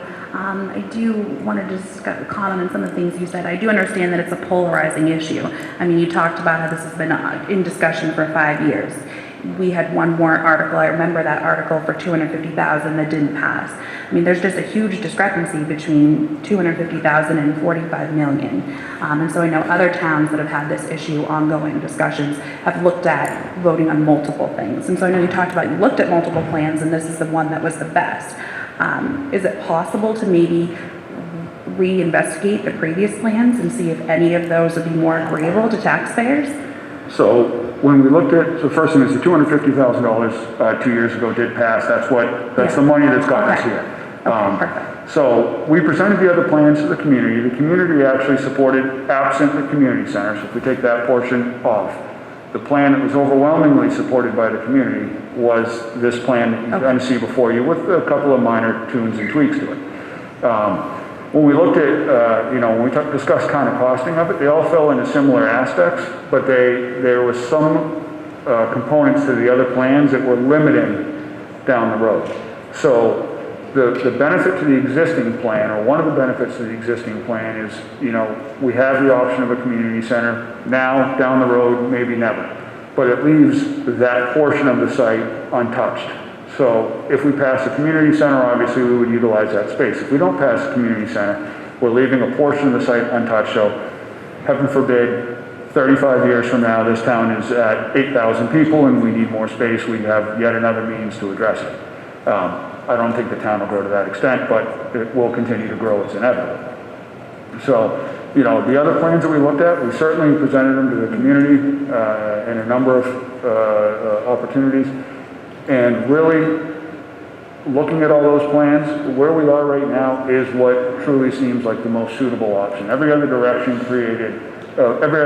of expansion basically created a number of additional challenges, whether it was impacts to for engineering impacts and everything else, that truly this feels like the most logical and comfortable option to go with. Okay, and can you speak about if we did get approved for the aid, what would we be looking to get approval for? What have we applied for? Is it still up in the air because we don't know what the state's going to fund, and it all depends on the metrics, things of that nature? So the giant question mark that the state creates is, will they fund building aid? And that is something that certainly, if this project passes, or even if this project doesn't pass, I would recommend you talk to the legislatures that live in this community and really promote to them that they continue to fund building aid. It got back into the budget 2 years ago after being absent for a number of years, so that was a big positive for the state. So they need to fund building aid. If they fund building aid and our application scores high, we would receive something based on the amount they fund and how we score application-wise. Way too many variables to give any indications. A neighboring community received a substantial chunk for their project last year. You know what that amount was, Amber? Did Allenstown? Yeah, Allenstown received almost $13 million. And on a 30, 40? We have a 30-year, but what I will say is one of the other differences is each town has ranked a certain percentage of what they are eligible for building aid based on their economic population, I would say, and they were ranked at 60% because of their population, and Deerfield would be 30%. So there is a difference there as well. Okay, and just to clarify, when you say that this plan, looking at the future cost space, was the one that everybody was looking at as the best option, were the other options more expensive or less expensive? So this project in its initial concept, we looked at one that was slightly less money, we looked at one that was slightly more money, and when we presented to the community, I think it was almost universal that this was the plan that they all seemed to favor as well. Okay, and then just one final question. Thank you for your time. If this does not pass, does the school board know if they want to look at maybe the other plan that was less expensive, or where would the school board like to go then? So certainly can't speak for the actions of the school board, in advance. My intentions would be, if this doesn't pass, is that the school board's going to continue working and looking at the project. The variations and the differences in costing weren't drastic between Plan A, Plan B, Plan C, for lack of a better term. I can certainly say that while I'm sitting on the board, I will do everything I can to put this project forward every year that I am here. I think it's when something is a need, and whether it's a police station or a fire station, if it's on the ballot and it fails and it disappears for 5 years, it doesn't show a need. We need the additional space. So while I'm sitting here, I will do everything to work with the board to get the board's approval to continue placing it on the ballot. I know that costs are only going to increase, and if we see another 5 or 6% in escalations over the course of the next 12 months, we're talking yet again another, $4 or $2.5 million. So I mean, this project is only going to become more expensive the longer we wait, and the bond rates right now are remarkably low, and the bond rates are likely to start climbing again. So again, huge ask. Understand what we're looking for, but this is a solution that the community needs, and it's an item that needs to be addressed. And we hope that everybody will support it, but obviously, after today's meeting, it's up to the taxpayers in March to decide where they want to go with it. Okay, thank you. Just one final question if I can. So when you say you're going to keep putting it onto the ballot if it doesn't pass, would you be willing to tweak it if the comments from the community and the concerns are brought up? Would you be willing to address that if you brought it up on a future ballot? Would you be open to that feedback? The board will continue to work on the project and continue to make changes as it seems like it's appropriate. Okay, thank you so much for your time. Next. Good morning. Just a moment. Go ahead. I was just going to make a clarification on a question that had popped up and may have been somewhat embedded in those questions. And first of all, thank you for all these important questions. They're very good, and they're questions that we have chewed around on a lot, so thank you. One of the things is that for a while we were just working with a range as a price tag, because what we needed to do is we had to hire a contract manager in order for us to get a really solid number, because it takes so much time and effort to cost out a project of this nature. Because there were some questions about, well, why didn't we get to pick as a town between option A, option B, option C, option D, and have hardcore numbers for all of those, but we probably would not have been able to have the budget in order for us to get hardcore numbers. So we had to get input on ranges of numbers with the options that we had. And then we had to pick one, and then we hired a contract manager who then was able to cost that out and give us those numbers. So I just wanted to make that clarification. Thank you. Thank you. Good morning. Hi, good morning. Julie O'Brien. I'm going to put on my taxpayer hat. I'm the school district clerk, but I did have a question. But first, I wanted to say thank you for all the work you've put together. I know there's a lot of behind the scenes work in getting all of this data and information together. And I personally, I'm sure like many people, have not been able to attend all those preliminary meetings where all these things are initially discussed. So thank you for all the work you've put in. My question as a taxpayer is, when we moved here 20 years ago, we bought our property, we got a construction loan, and how that worked, for those who aren't familiar, is when you take a draw on your construction loan to pay your contractors, I served as the general contractor for our build.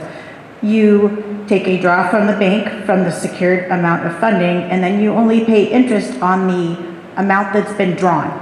So in the case of a $45 million bond, I'm wondering if there is the potential for the community to have a tax impact that is based solely on the amount of funds currently in use and currently drawn on. So that way it would be a more incremental impact, because due to the recent boom in the real estate market and the reevaluation of properties, I know my new tax bill is a big hit too. And that in and of itself is going to be impacting plenty of families in the community. And then adding this project on can seem very overwhelming, myself included, for my family. And I'm wondering if there's a way that the financing part of it could be tweaked so that maybe the town could possibly approve the $45 million project, but the tax impact is distributed annually based on the funds in use. Because personally, I don't feel it's unreasonable to ask for that. Why would I want to pay tax or interest on $45 million if there's potential delays due to COVID and everything else, supply chain and labor availability? That why should I pay interest on a $45 million bond if for the next 12 months, maybe only $10 million of it is actually what we're using? So I'm just asking that if that maybe has been considered. And again, I apologize if it was and I wasn't there for those preliminary meetings. I'm working outside the town. But I'm asking if that's something we could consider that might make, yes, there's a current need. I've worked in this school for many years myself prior to working somewhere else, and I'm very familiar with the space needs. And I understand for some folks, the special ed is a tricky part, and it's something we are mandated to provide to our community's children. And that can really impact budgeting in a way that is unpredictable. But there is a need, and my fear is if we don't pass this in a way that is more palatable or more financially manageable for our community, we're just going to get into a situation like other people have mentioned where it gets put off a couple more years and it's going to cost more. Is there a way to like lock in maybe a $45 million bond? And this is the end goal, and the town approves this end goal, but again, we're just paying interest, and our taxes are only impact for the amount of funds that are currently in use on the project. So I'd just like an answer for that question to see if it's something that's been considered, and if it's a possibility, if anybody up here even knows financially if that's doable. Is that an option we could consider so that we could make some progress, but not be hurting people's wallets and impacting them as negatively right off the bat? Thank you. That is a difficult question to unpack. So I think the first thing to kind of address is we're seeking a $45.5 million project approval. That's that guaranteed maximum price that we have. We are going to work for efficiencies everywhere we can. And so the burden on the taxpayer becomes the sum drawn. So if we don't need all $45.5 million, there's a savings there. If we receive funding from the state, there's a savings there. But certainly I think there's a commitment that we're asking for, which is that up to amount of 45 million. Once the project starts, if we're, I think you kind of asked, if it's approved and we sit on the project and phase into it, we need to, if the project's approved, we need to get going on it, because phasing through long term is just going to increase the cost, and then we are running the risk of burning into the contingencies that we don't necessarily want to have to burn into. We have flexibility in how we can negotiate the bond, and that's part of the way the article's crafted, is the board negotiates the bond and the rates.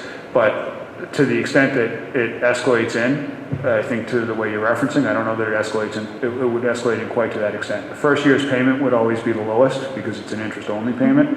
Historically, on a bond, the second year is the one that stings the most, and then it declines over time. But we certainly, could look at other sources of funding, but that $45.5 million number is really what we know we need to do everything. But to escalate, ramp it up, I don't know that we could secure funding that would work in that fashion. Okay, so maybe I wasn't clear, and I want to make sure I am. So when we, for example, if we took out $150,000 construction loan when we built our home, and we estimated that the framer was going to be $20,000 and the electrician was going to be $15,000, this is 20 years ago, but, $15,000 for electrical and plumbing, $20,000, whatever, I'm just eyeballing it or whatever, throwing numbers out there. If I can make efficiencies in what fixtures I choose, and I'm spending less, that's less I'm drawing out of that loan, that's less money in use, that's less money I'm paying taxes on. So what I'm saying is that it might soften the blow if we are able to purchase materials ahead of time, do it, and use those funds. But for the labor costs that we're not incurring now, but we're going to incur in 3 years, yes, the town's agreed to max out the bond for $45,000, but I'm not paying taxes on work that's not been done. Because that might be, in my opinion, I don't know how other people feel, it might be a hard pill to swallow to see my tax bill and paying taxes on $45 million project that maybe got delayed because of labor shortages or supply chain shortages, and I'm still paying this money and we've got nothing really to show for it. I know personally that's something I think I'd like to see if we could explore that more. I don't know if that can be accomplished in this meeting or not, but just wanted to bring it up. That's it. Thank you. So I'm going to try to answer that question if I can, and I'm not in the red book for bond counsel, so this is a qualified answer. But basically the way it works is typically one of the primary resources you might go to would be, for example, the New Hampshire Municipal Bond Bank. And you would negotiate and get their quote for the rates. There are other sources of borrowing that the board, as Zach mentioned, could pursue in terms of borrowing. Please bear in mind that those sums also accrue interest, and there is the opportunity for savings, but ultimately you're going to bond for a set sum for the project over that period of time, which is why you see the decline as you're paying towards principal. A board has the authority to determine whether or not to do a project, and there have been cases historically where, for example, a district might approve of borrowing and then find that they do not need as much. This is essentially an up to sum. And so those savings, once realized, then may affect how much the ultimate debt load is for the town and the district. But it's hard to discuss that without knowing the variables that have already been mentioned today.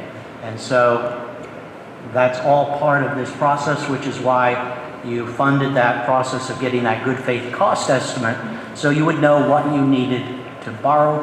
But the other variables would be interest, talking with the bond bank, finding out what that rate will be, locking in that rate, and then down the road there's even the possibility of reissuance, which changes if you find a more favorable rate. So there's so many moving parts that you entrust to your board to minimize the tax impact for the town. That's why the article is written the way it is, because basically you're entrusting to them exactly your suggestion, that they look to minimize the cost of the money.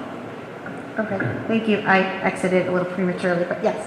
So I just wanted to find out, is there I don't know, or to consider, maybe, the assembly to consider investigating that more to see, I mean, things change all the time, and with COVID, maybe that's something, another thing we could have to change, but it maybe consider the possibility of, creating some sort of agreement where it's set up like a construction loan or a home equity loan where you're paying interest on the money drawn instead of necessarily the entire ticket all at once. Okay. So just something I want to We hit the consider, time because I limit. see the need and I don't want to get pushed off, but I'm just trying to figure a middle ground that might be more comfortable for the community's pockets. Thank you. And by the way, if anyone needs restrooms, they're in the back, in between the bleachers there, so I know we're at 2 hours in, so if you need them, they're right in the back there. Okay, sir, go ahead. Earl Rhodes, Church Street. I really admire the prior speaker's attention to detail and focus on the complexity of this. Earlier it was said that the community had overwhelmingly approved or supported the elimination of other options, and I was wondering what forum that occurred in. So we held a community question and answer and presentation with the architects at one of our meetings. And that was one of our better attended meetings. The exact number, not sure, but we filled the cafeteria. So How big? How many people roughly? 10, 50, 100, 200, 300? I guess maybe 75, 80. So 75 or 80 people overwhelmingly supported that proposal, Yes. the elimination of options. Yeah, or supported us, supported, recommended to the board and the subcommittee. But taxpayers have not overwhelmingly supported the elimination of options, which is sort of what I heard in the prior speaker's question, is that, and a couple of prior speakers have actually spoken to the desire for other options being put before the taxpayers So in this matter. the people attending that meeting were also taxpayers. But not all the taxpayers. Well, yeah, I think that's the point that's being made here, is that all the taxpayers may want to weigh in on that, not just 60 or 70 taxpayers out of how many thousand taxpayers are there in this town? I don't know. There's a lot. If the Sugar Plum Ferry grants all the wishes and grants and the articles both pass, and I know you've been working on this for 5 years or more. Is the school prepared to go to the market, and specifically with regard to audited financial statements for the last 2 years? Because that's what yes, we will be. And are those audited financial statements available today?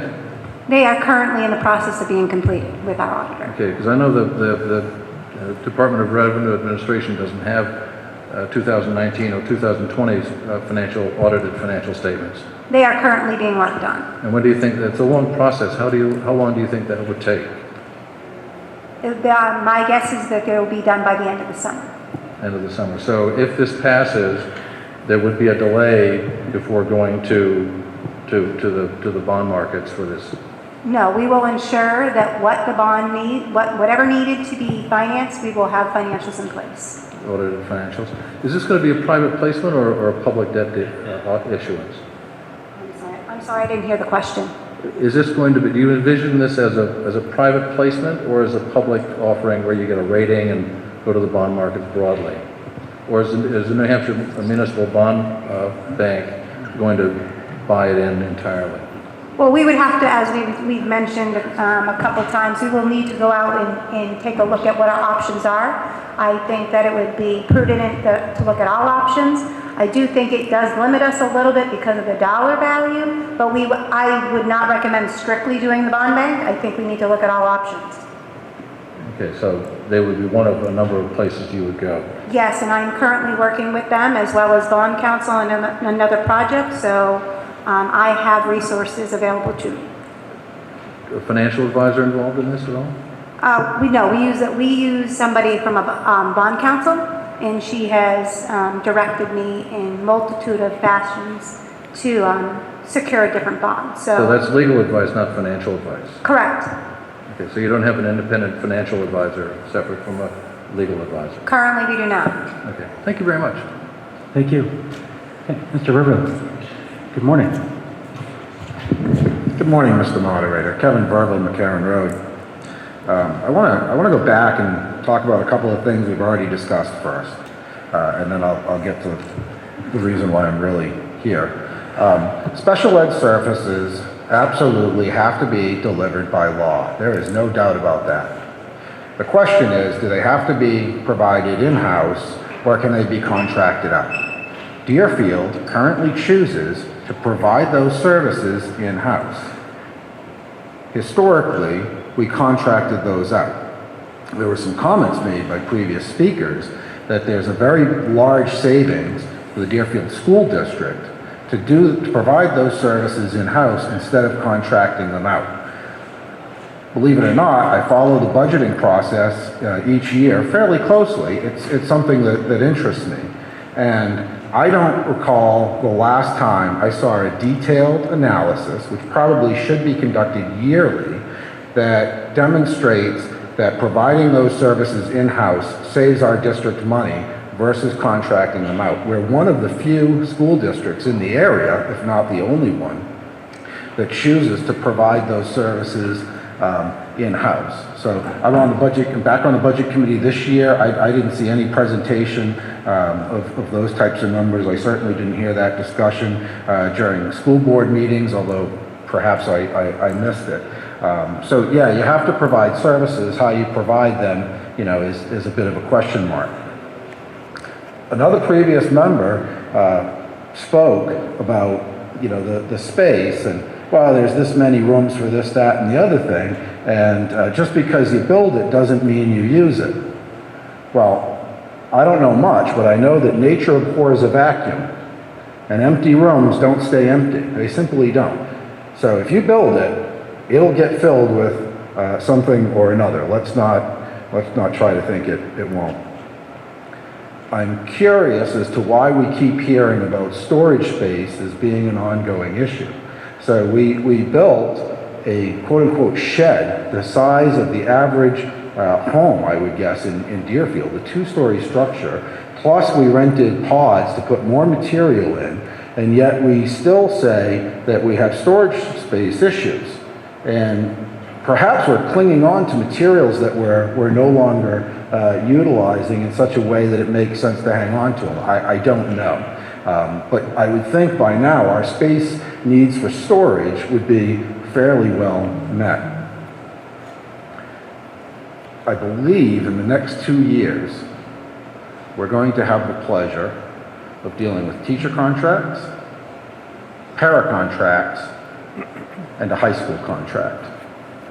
And while past practice is not necessarily an indicator of future performance, it is highly likely that there will be cost increase to the community with all 3 of those events, plus this big ticket item. I have a couple of problems with this as proposed. One is I believe this is rushed. And the reason I believe this is rushed is the sketch that I'm looking at is a possibility of what the 45 million will build.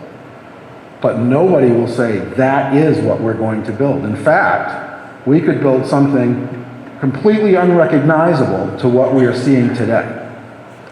There seems to be an awful lot of variability in the project. I would prefer, if I'm going to vote to support bonding $45 million, I really want to have a much better understanding, a much better definition of what that money is going to, other than this is sort of how we envision it. We're at 3 minutes, so if you can wrap up your thoughts, sir. Yeah, so this is the worst possible time with inflation. If your only tool is a hammer, every problem is a nail. The current school board, they all got elected campaigning on, I don't have a set agenda, we'll consider everything. The only solution that's been considered for space needs is expansion of the school. Candia has declining enrollment, and they're considering shutting off parts of their school building. If you take $45 million, divided by 30 years, that's $1.5 million a year. At $15,000 per student per year, you could tuition 104 students out of Deerfield to another school district for the same amount of money. let's not use the 45 million. Let's back it up to $30 million and leave 15 million to do the renovations that this building apparently requires that hasn't been done. That gives you $1 million a year. At 15,000 a student, that's 67 students for 30 years. If we consider the actual cost of the bond with interest, right? So I didn't even double the quantities. I multiplied them by 1.75. The 45 million becomes 80 million. That's 2.7 million a year for 30 years. That's 181 students at 15,000. There are other possibilities for solving our space needs besides adding on to this building that have not been considered. Okay. And to say that we want our students to stay in Deerfield, we send all our students to Concord for high school. So I think we need to take a good long look at what we're doing. And lastly, the cost of this project, if passed, will be very, very expensive for those least able to pay the tax bill. And it's for that reason that I will not be supporting this project on March 8th, and I would encourage others to follow suit. Thank you, Mr. Moderator. Thank you. Thank you, Mr. Verrill. Yes. Mr. Pretorius? Hi, Herman Pretorius, Bloomfield Road. So I'm going to ask maybe the counter question here, which is, I think the community agrees that there's challenges with space. I think the community agrees that there's challenges with building infrastructure and maintenance and keeping up with that. I don't necessarily know if I agree with making two exclusive problems one problem, and I think that the board has communicated that there's understanding that it's a big ask. I've heard that a lot today, but you know, I don't know if there's a lot of empathy to a lot of the notes that I think people have been bringing up, which are, this is a huge tax increase for the community. So my question to the board, the flip question is, what's the cost of not doing this? And what's the different strategy that you plan on doing next year in the event that these problems are still going to exist and there's a likelihood that this 45 million will not be approved? Mr. Langlis? All right, so I think to break down your question there. So we've estimated just to renovate and refit this building, if we stretch the project out over a 10-year period, is approximately $20 million. So there's a $5 million increase in cost over what we would be proposing if we just handle it all at once. The second part of that is part of that project becomes, without trying to refit this building without adding on, we aren't creating any of the additional space we need. We're not solving any of the other immediate space needs for student-specific services, for special ed intervention. So when we look at this, without the addition, the renovation becomes much more difficult, much more costly, 25% more. I thought the earlier estimate was 5 summers. You just mentioned 10. No, it's 20 million. The cost of doing that. I think the 20 million is consistent, but I thought you said it would take 5 summers to do it, not 10. Yeah, it was roughly 5 to 6 summers of work, but we had spread that across 10 years, knowing that you likely couldn't pass 5 years in a row, a $2 million bond vote 5 years in a row. It just would not be feasible or supported by the community. So we had said, let's space that out 5 summers, but let's space that out across 10 years. Right. So every other year we'd be formulating a project, putting it together, and coming back. Is there not a mechanism to do a $10 million ask or a $12 million warrant article that lasts 5 years, similar to this project? There is certain, if we want, we could. Why does it have to be 5 individual $2 million asks as opposed to one $10 million ask? So we could float, if we decide to pursue a different avenue, we could float a $20 million bond for renovations of this building, which is an estimated cost for the renovations of this building. So there is potential to float a $20 million bond for the renovations of this building. Still doesn't address a single one of the items. All it does is refit this building. So mechanical, electrical. Single one of what items? The space needs items? Doesn't address any of the space needs items. This building is already too small, so renovating it, although it is a looming necessity, it doesn't address the fact that physically this plant is too small. Right. But I guess you have your warrant articles tiered, right? Where those tiered warrant articles, you can't have the community center without the renovation, right? Don't you think that you can tier an exclusive, we're gonna renovate and a building and the community center? That's certainly something that in the event that it didn't pass this year, might be a discussion the board pursues for next year, but would be a next year item. Got it. Thank you. And the speaker asked about, the board, and the board did vote this way to approve this article, but at the same time, obviously, we all, are individual voters here. So I guess how I might think about approaching this, looking ahead, if that were to happen. So we as a board have limited ways of getting full community feedback and opinions on various things. And the vote in March is historically the one place where most people turn out and we get the clearest message. And we've used that over the past couple of years to sort of ask questions and see where the community stands on things. And I think in some ways this is another one of these questions where, from my perspective, I'm looking to see what the community wants.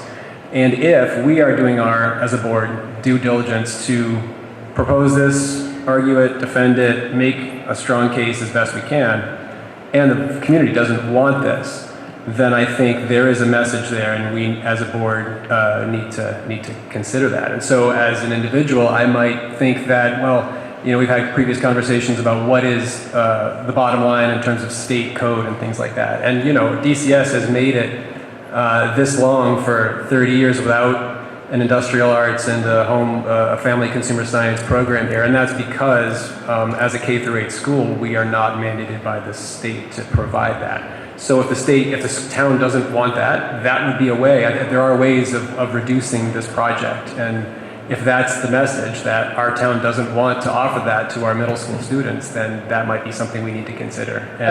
I just want to echo a couple of things that you said, and I agree with you. There's nothing on here that, I agree with everything. I agree with getting a school, renovating this building. I agree with everything. I don't agree with your strategy, right? And that's the killer for me, right? I love everything that I saw today.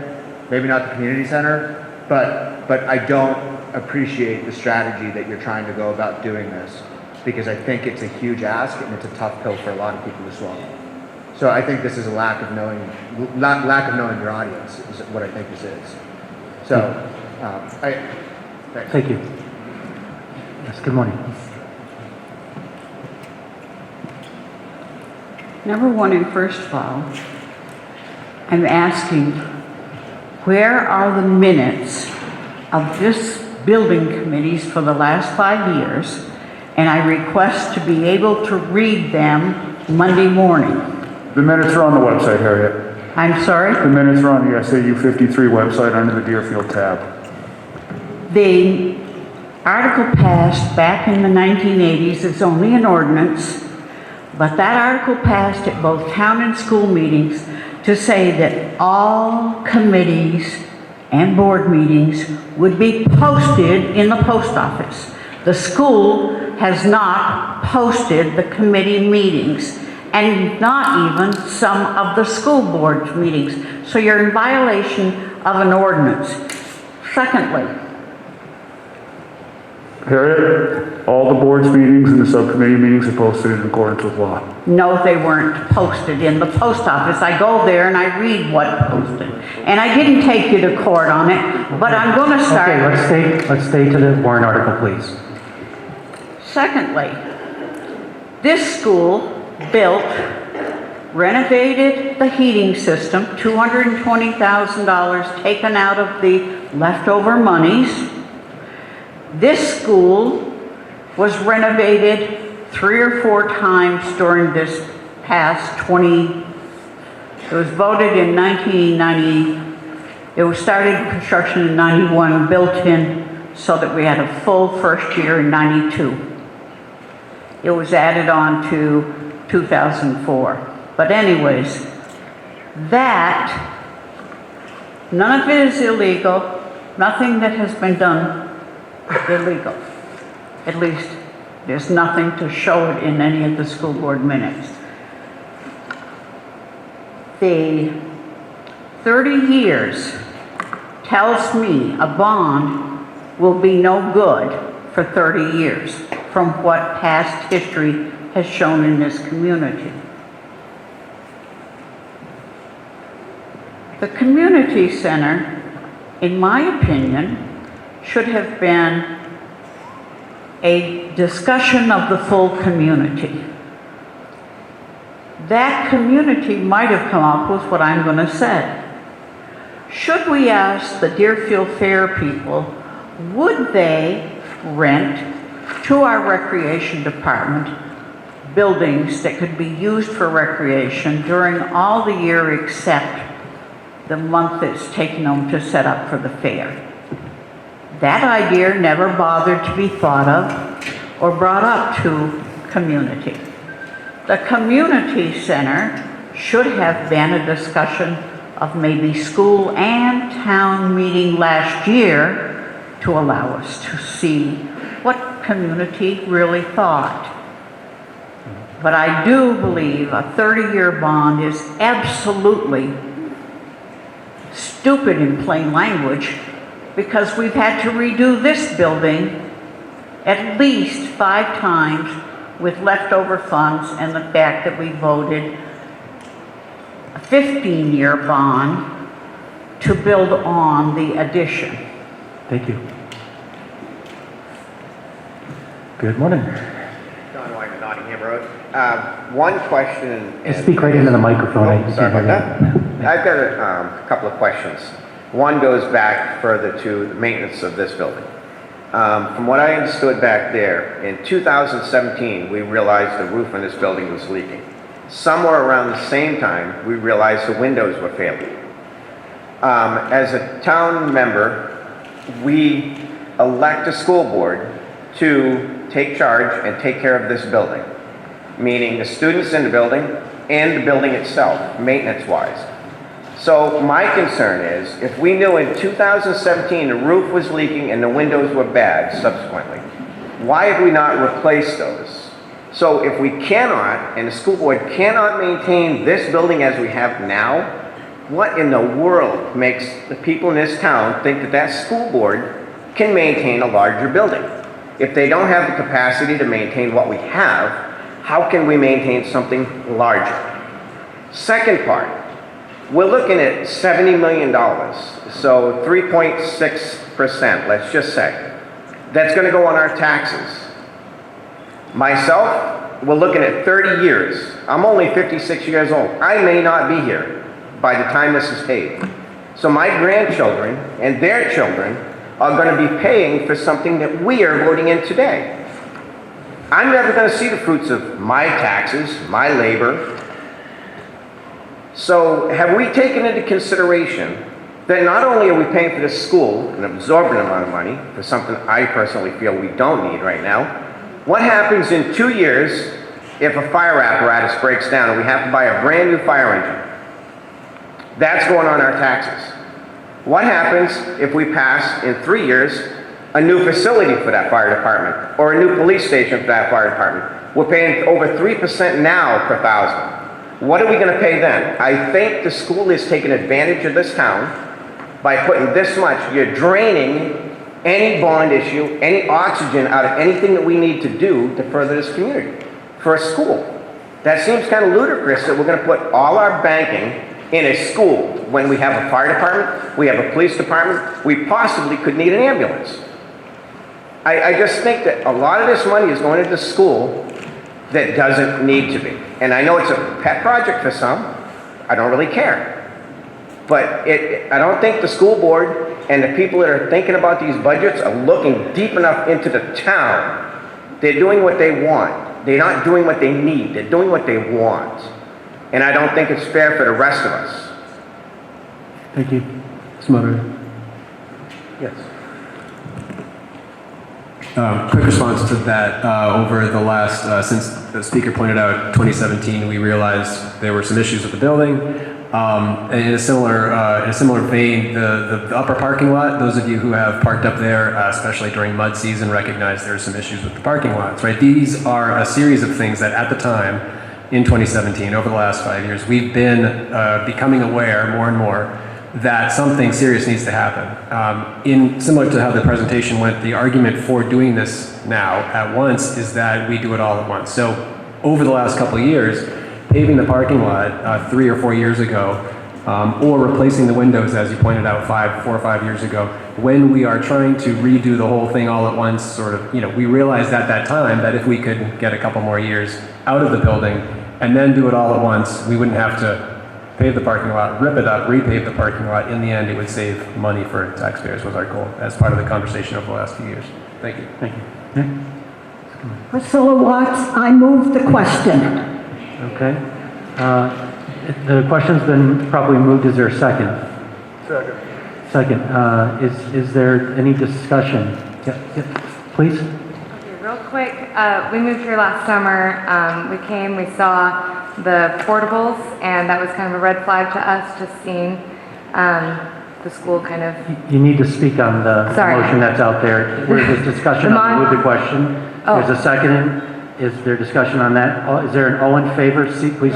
Yes, please. Yes. Mm-hmm. Oh, so I can't ask my... Oh, no, please, hold on. Yep. Oh. Kevin? Thank you, Mr. Moderator. Kevin Burble, McCarran Road. So I agree. It's been a long time. It's been 2.5 hours.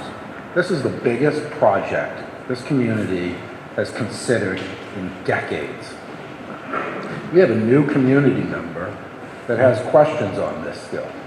And while I understand time is precious, this is the biggest question for this community. It's like, we should take the time to let everybody be heard, consider their remarks. It won't take much longer. And so for that reason, I would, out of fairness to hear from all community members, I would encourage everybody to vote against a motion to move the question so we can hear from the last couple of speakers, let them have their say, and before we move on. Thank you, Mr. Moderator. Okay.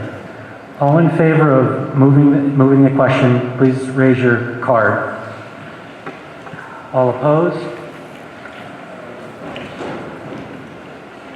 Raise your high, please. Okay, so it appears that it's been declined. So we will let the last few speakers speak, please, and then we will proceed with moving the question. I'll be really fast.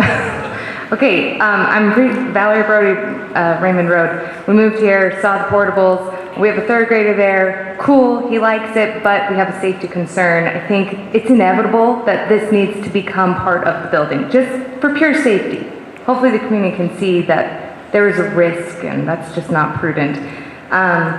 Also, preschool. I was a preschool teacher. Inclusion is important. You don't have a price tag on that. I think the way we teach our children to be inclusive and kind is to see other kids that are not maybe at a typical learning and their hearts soften, they're kind. That's the community we should hopefully be aiming for. To slash that and to just try to save some money on that. I know money is tight, it's uncertain, but let's think about the big picture of what a community should be doing in our schools and the priority on that. My last thing, what was it? The rec center. Hello, that's so cool, but it's a rec center. This is the school. Let's prioritize. It feels like there needs to be kind of like must do. It's just like our homes, guys. Like, yeah, I'd love a beautiful, cool LED mirror in my bathroom, but if my toilet's not working, I need to prioritize. So same thing, let's get the school in the priorities, get those kids safe, make sure all of our community is able to participate in it, and the rec center, I'm assuming we can have that somewhere else, or we can have them go and halvesies on it. I don't know, I'm new, but it just doesn't make sense to me. Thanks. Thank you. Last speaker, please. Hi, I just wanted to, hi, this is Avery. I spoke earlier. I'm from 32 Mountain Road, and I just wanted to say, before we move forward, this Articles 1 and 2, they're not I wouldn't think of it like a tax on the community. I think people who are paying for this, it was defeated, sir. So we're letting this last person speak. Thank you. I just asked the community to consider it as an investment. And I understand that there are people here who probably will be paying it for the rest of their lives, but they're investing that money in their children and their grandchildren, and it'll be used for generations. So I think that should be considered an investment rather than a cost. And also, I just wanted to briefly say, A previous speaker had mentioned they would be adding music spaces to the school. This is just one part of it, but I just wanted to use it as an example. Those spaces could be used for students to start a band or to start another music group that can contribute to the culture of Deerfield. And I just feel like that's one of many things to this project that's very important. It's something that I think the community should think about as they're voting on this question. Thank you. Thank you. Thank you. Okay, so seeing that there was no amendments made, this article will be, number 1, will be placed on the ballot by the school district clerk. Mr. Moderator. Yes. I'd like to make a motion to restrict reconsideration on Article 1. There's a motion to restrict reconsideration of article number 1. Is there a second? Second. All in favor of restricting reconsideration and not having this revisited until the second session and voting, please signify by raising your card. Any opposed? That passes. So the Article 1 is closed for reconsideration. Article number 2.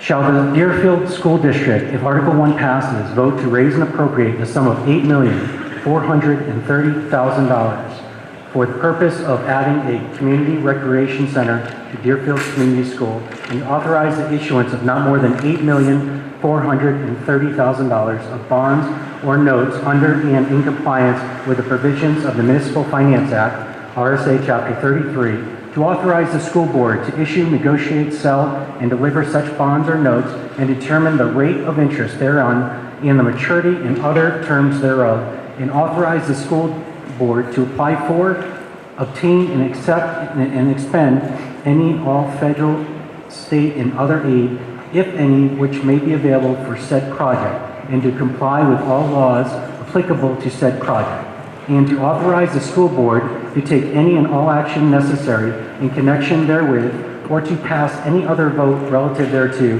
and to further to raise and appropriate the additional sum of $210,000 for the first year's interest payment on said bond or note.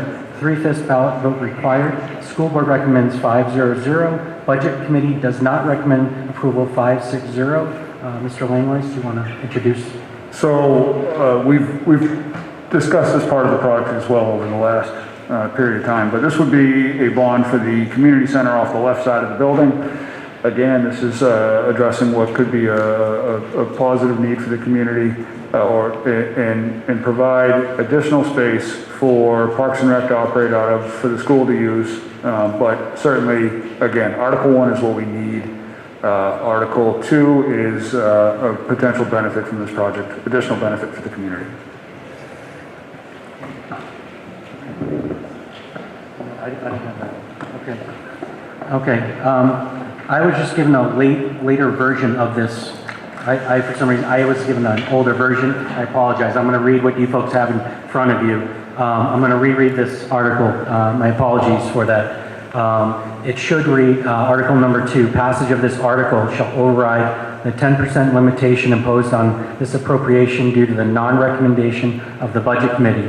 Shall the Deerfield School District, if Article 1 passes, vote to raise and appropriate the sum of $8,430,000 for the purpose of adding a community recreation center to the Deerfield Community School, and to authorize the issuance of not more than $8,430,000 of bonds or notes under and in compliance with the provisions of the Municipal Finance Act, RSA Chapter 33, to authorize the school board to issue, negotiate, sell, and deliver such bonds or notes, and to determine the rate of interest thereon and the maturity and other terms thereof, to authorize the school board to apply for, obtain, and accept and expend any and all federal aid, federal, state, and other aid, if any, which may be available for said project, and to comply with all laws applicable to said project, and to authorize the school board to take any and all action necessary in connection therewith, or to pass any other vote relative thereto, and to further raise and appropriate the additional sum of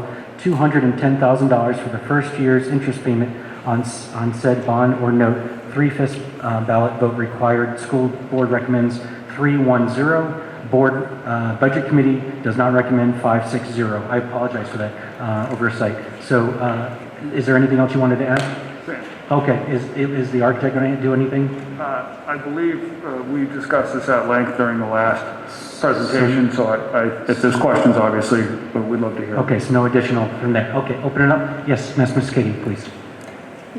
Mr. Moderator, I feel this question would be most appropriate if our town and school leaders had put out word on the town's website so that people would know they were thinking of a recreation center. Therefore, I would move this article be voted down and a recommendation be made that the school form with the town fathers a committee to study a recreation building. Thank you. Oh, could I also add something? Please.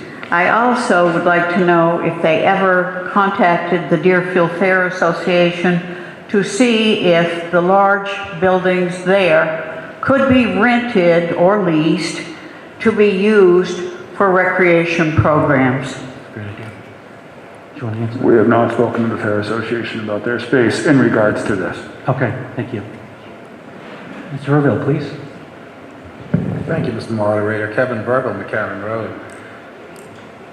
I have to admit there's language here that I'm very unfamiliar with, and that would be the first statement. Passage of this article shall override the 10% limitation imposed on this appropriation due to the non-recommendation of the Budget Committee.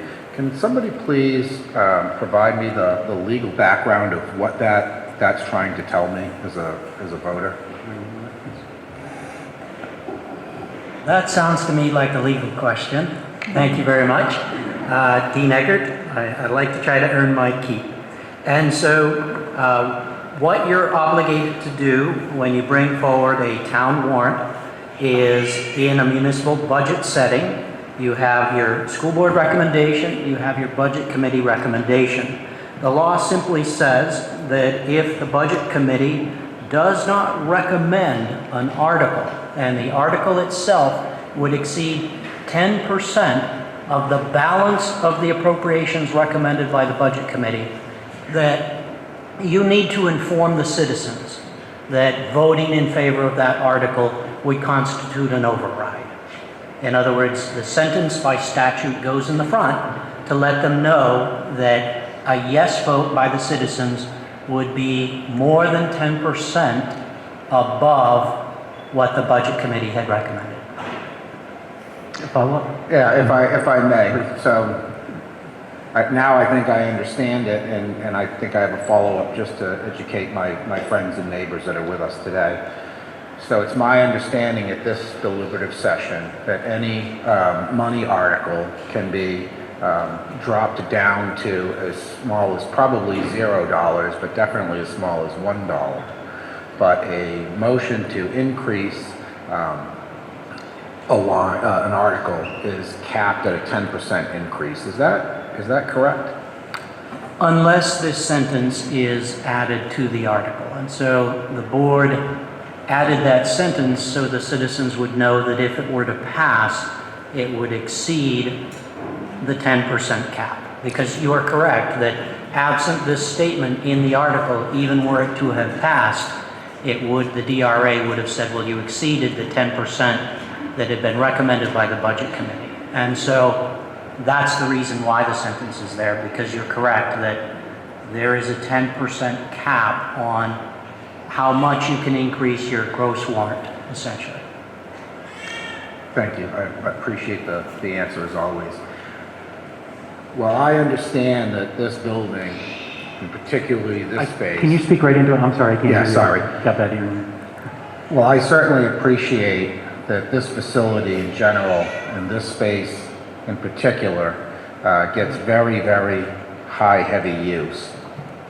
The question I've been asking, and nobody, because I've attended a lot of these meetings, and I've asked the question, and nobody's given me an answer. And well, they did. The answer was, well, we're reaching out to stakeholders to really find out. So at this point, I assume we're past the reach out to stakeholder format, and now we're ready to provide an answer.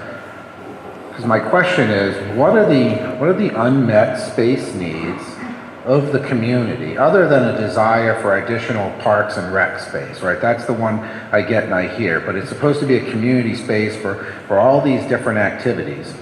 And I guess the question is, what are those activities? Who are the sponsors of those activities? What exactly are the needs that aren't being met? You want to? So one of the more immediate needs that we would like to see addressed is for Parks and Rec to have its own space for their programming as well as their after-school programming. Currently, within the confines of the space that we have, Parks and Rec has to operate out of the George B. White building, and they're limited on the amount of students they can take and the services they can provide to the community. So the first and most blaring thing would be to provide a footprint for Parks and Rec to have for an after-school program for the children in this community, along with some additional programming that they'd like to offer. Yeah, right, so I get that. That's the one we've said all along. I'm asking, what, other than a Parks and Rec facility, what are the unmet space needs of the community that additional space would serve?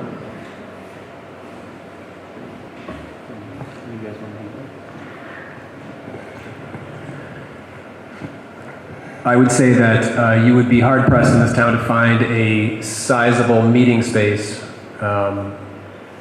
This is probably the biggest meeting space we have in the town. So as you look around, different groups that do want to hold informational nights, workshops, educational opportunities, there's limited places in town for that. The town hall is okay, but I think that is limited in space, not nearly as big as this. The church, some people use. The library currently does not have a meeting space. George B. White has not much of a meeting space. There is no sizable meeting space. And so I would say that would be the bigger community need that could be met by this. There is the sort of knuckle that was addressed in Article 1, part of that new building, which will also provide some community meeting space, but this would be an even larger one that would be used, available for larger groups to meet. Would be one need that I would propose. So while I appreciate the answer, my question is, what are the current needs that are going unmet? And I don't hear any. I don't hear any needs that are going unmet. In fact, we've chosen to shutter the town hall for the winter, presumably because there is no need. The fairgrounds has been incredibly generous in allowing use of their facilities and spaces to this community, and I would assume that they will continue that past practice, and we should be appreciative of that. So I guess what I'm missing is, other than Parks and Rec, what's the need? So the Deerfield School District is a unique legal entity separate from the municipality of Deerfield, right? So there's the town and the school, and those two things, while we work in cooperation, there is a wall of separation there.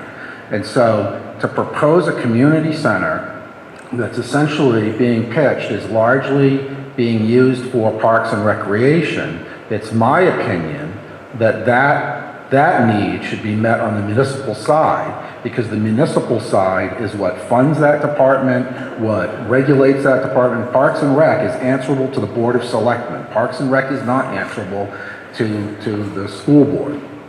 And so it's my opinion that if we believe we need that Parks and Rec, that proposal should come from the town of Deerfield, not from the Deerfield School District. And it's because I can't get a list of unmet space needs that are currently going unmet, and because of this difference between town and school, I intend to not support warrant Article 2 on the Deerfield School District ballot, and I would encourage my friends and neighbors to do the same. Thank you, Mr. Moderator. Thank you. Did you want to, Ms. Gross? Nancy Gross, 18 Nottingham Road. I am a Girl Scout leader here in town, so I can speak to my own personal frustration that during the month of March, when this school was open to the community to use before COVID, there was no possible way to use this facility because Parks and Rec was doing their March Madness basketball stuff. So we often had large gatherings in February, Girl Scouts has a tradition called Thinking Day. We find out about other girls around the world. We invited other girls from other communities. We needed a large space. It could never be accommodated here. Oftentimes we were not allowed to use the cafeteria as well because that's where teams were staging, because this was a tournament style usage of this space. So February, March, I know personally, this school has not historically been open to much of the community because Parks and Rec was using it in its entirety. So there's one need. Thank you. Yes, Mr. O'Brien? Julia O'Brien, Prospector of Deerfield. I appreciate the design. I think you did a lovely job incorporating it so it would blend with the rest of the building that's proposed.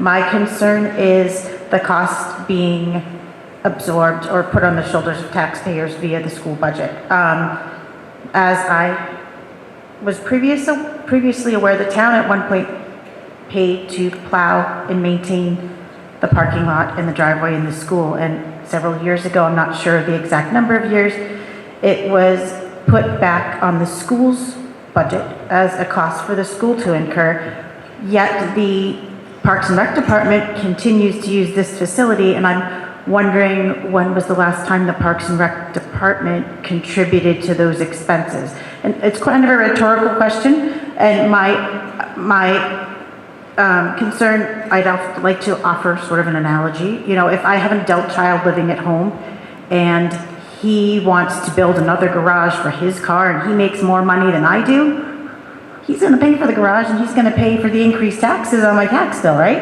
That's not unreasonable if he's eclipsing my pay. If the Parks and Rec Department, and I'm not sure what funding they have, but as I've come to understand, they've made a significant amount of profit off of their programs. And that money, that funding is potentially available to use on this project where they would see a benefit for their continued programming. Should, my concern and my rhetorical question is, should they not also, maybe this be reconsidered as more of a joint program where that burden is distributed a little bit more evenly so that the increased insurance, the increased electrical bill from using facilities for their programs, it doesn't seem unreasonable to ask that they should also contribute to the cost of those programs within our building, but that's just something I'm bringing up as a little bit of a rhetorical question, something I'd like answered if possible. Thank you. Okay. Next. Yes, please. Good morning. Hi, good morning again. Kendra Cohen, 115 Mountain Road. As far as unmet needs, this is truly only from the Facebook groups or like different posts about groups who have needs. There was a recent discussion in the Facebook group about the Cub Scouts having a similar issue with space and not having a place to meet.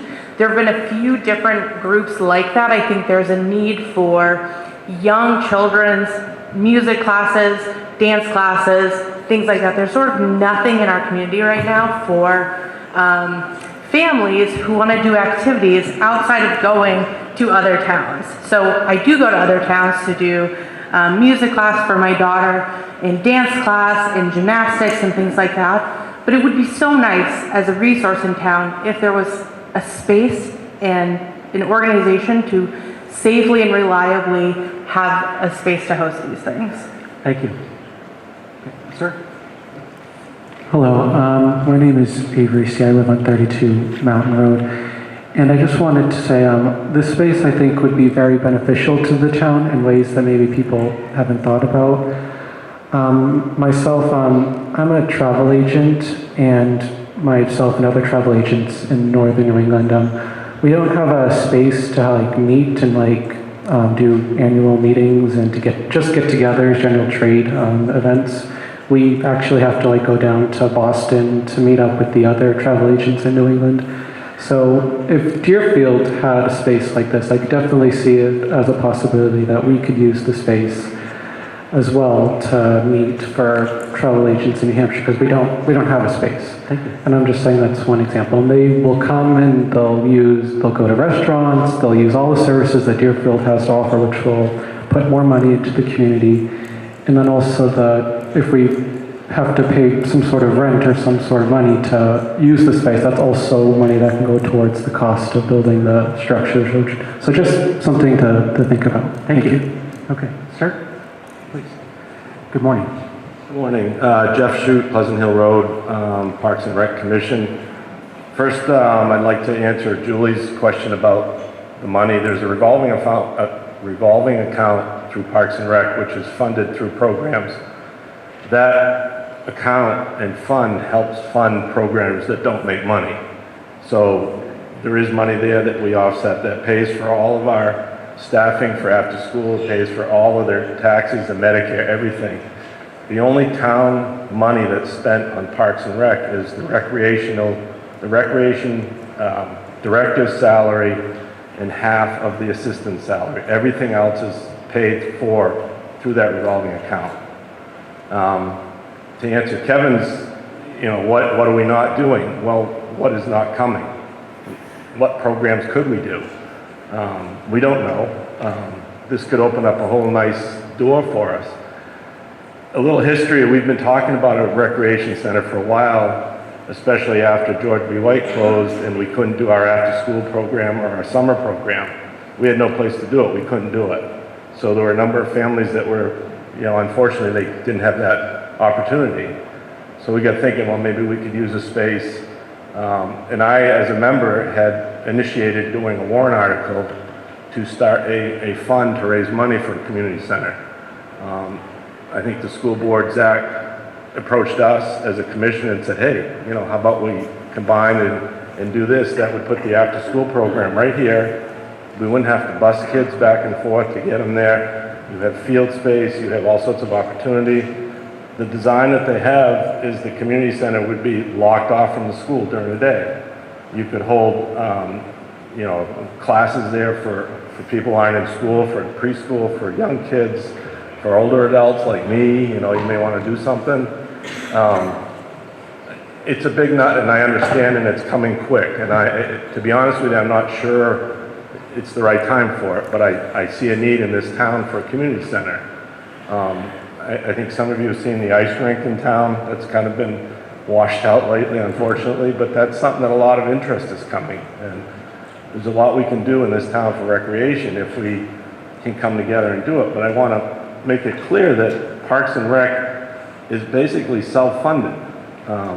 Everybody talks about all the money we have. Well, there's somewhere around $80,000, I believe, in the revolving account. If we have another year where we can't have after-school program, which funds that account, we could lose that, and then you lose the program. So it's running right now, but again, I'm not sure the community center. It's a good spot for it. I would agree to have it here. I'm just not sure.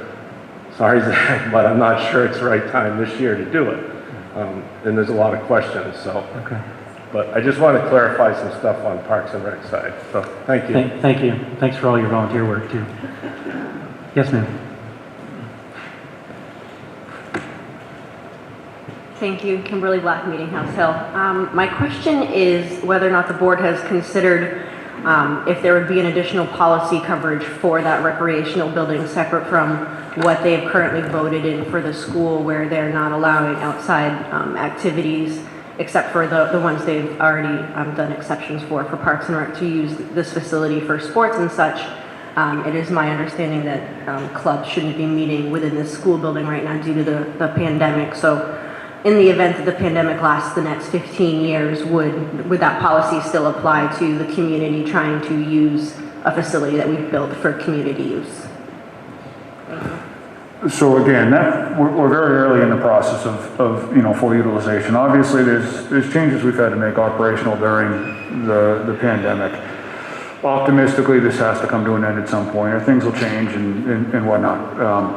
Those are items that we would be addressing as we start to develop a plan if this passes. If this doesn't pass, obviously, investing the energy into developing those plans would be premature. So at the moment, again, this is something that could be a great opportunity for the community, a great space for the community to utilize. The need is Article 1. But if this passes, part of the development of this plan is going to be how it's going to be utilized and exactly how we'll operate it. But investing the energy into it today where the energy, our primary focus in energy is really invested in Article 1. Thank you. Yes, ma'am. Move the question. Is there a second? I don't see a second. Second, thank you. All in favor? Please signify by raising a card. Any opposed? Okay, the ayes have it, so the question's being moved. So we're going to, if there's no other, there was no amendments to this article during our discussion, so I'm going to instruct the article be placed on the ballot by the school district clerk. Mr. Moderator? Yes, sir. I make a motion to restrict reconsideration on Article 2. Is there a second?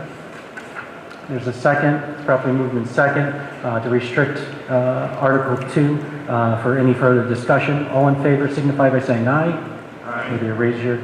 Any opposed? Okay, the ayes have it, so the Article 2 will be restricted from reconsideration. Okay, does anyone need to take a break, a rest break? We've been going at it for about 3 hours. Does anyone need to take a break? Do you want us to? Yep. Okay, so let's just take a quick 5-minute break. Let's reconvene at 12, and we'll pick up with Article 3. Number 3. And warrant article number 3 reads as follows. Shall the Deerfield School District raise and appropriate an operating budget, not including appropriations by special warrant articles and other appropriations voted separately, the amount set forth on the budget posted with the warrant or as amended by vote of the first session for the purposes set forth therein totaling $15,425,609, or should this article be defeated, the default budget shall be $15,270,438, which is the same as last year with certain adjustments required by previous action of the Deerfield School District or by law, or the governing body may hold one special meeting in accordance with RSA 40:13, X and XVI, and to take up the issue of a revised operating budget only. School budget recommends approval 500.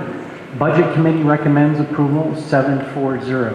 Mr. Langlois, would you like to introduce this article?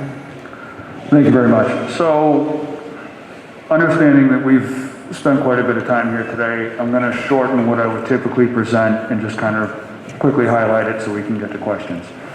So the overall budget as is presented is $393,821 higher than the voted 21-22 budget. It represents a 2.62% increase.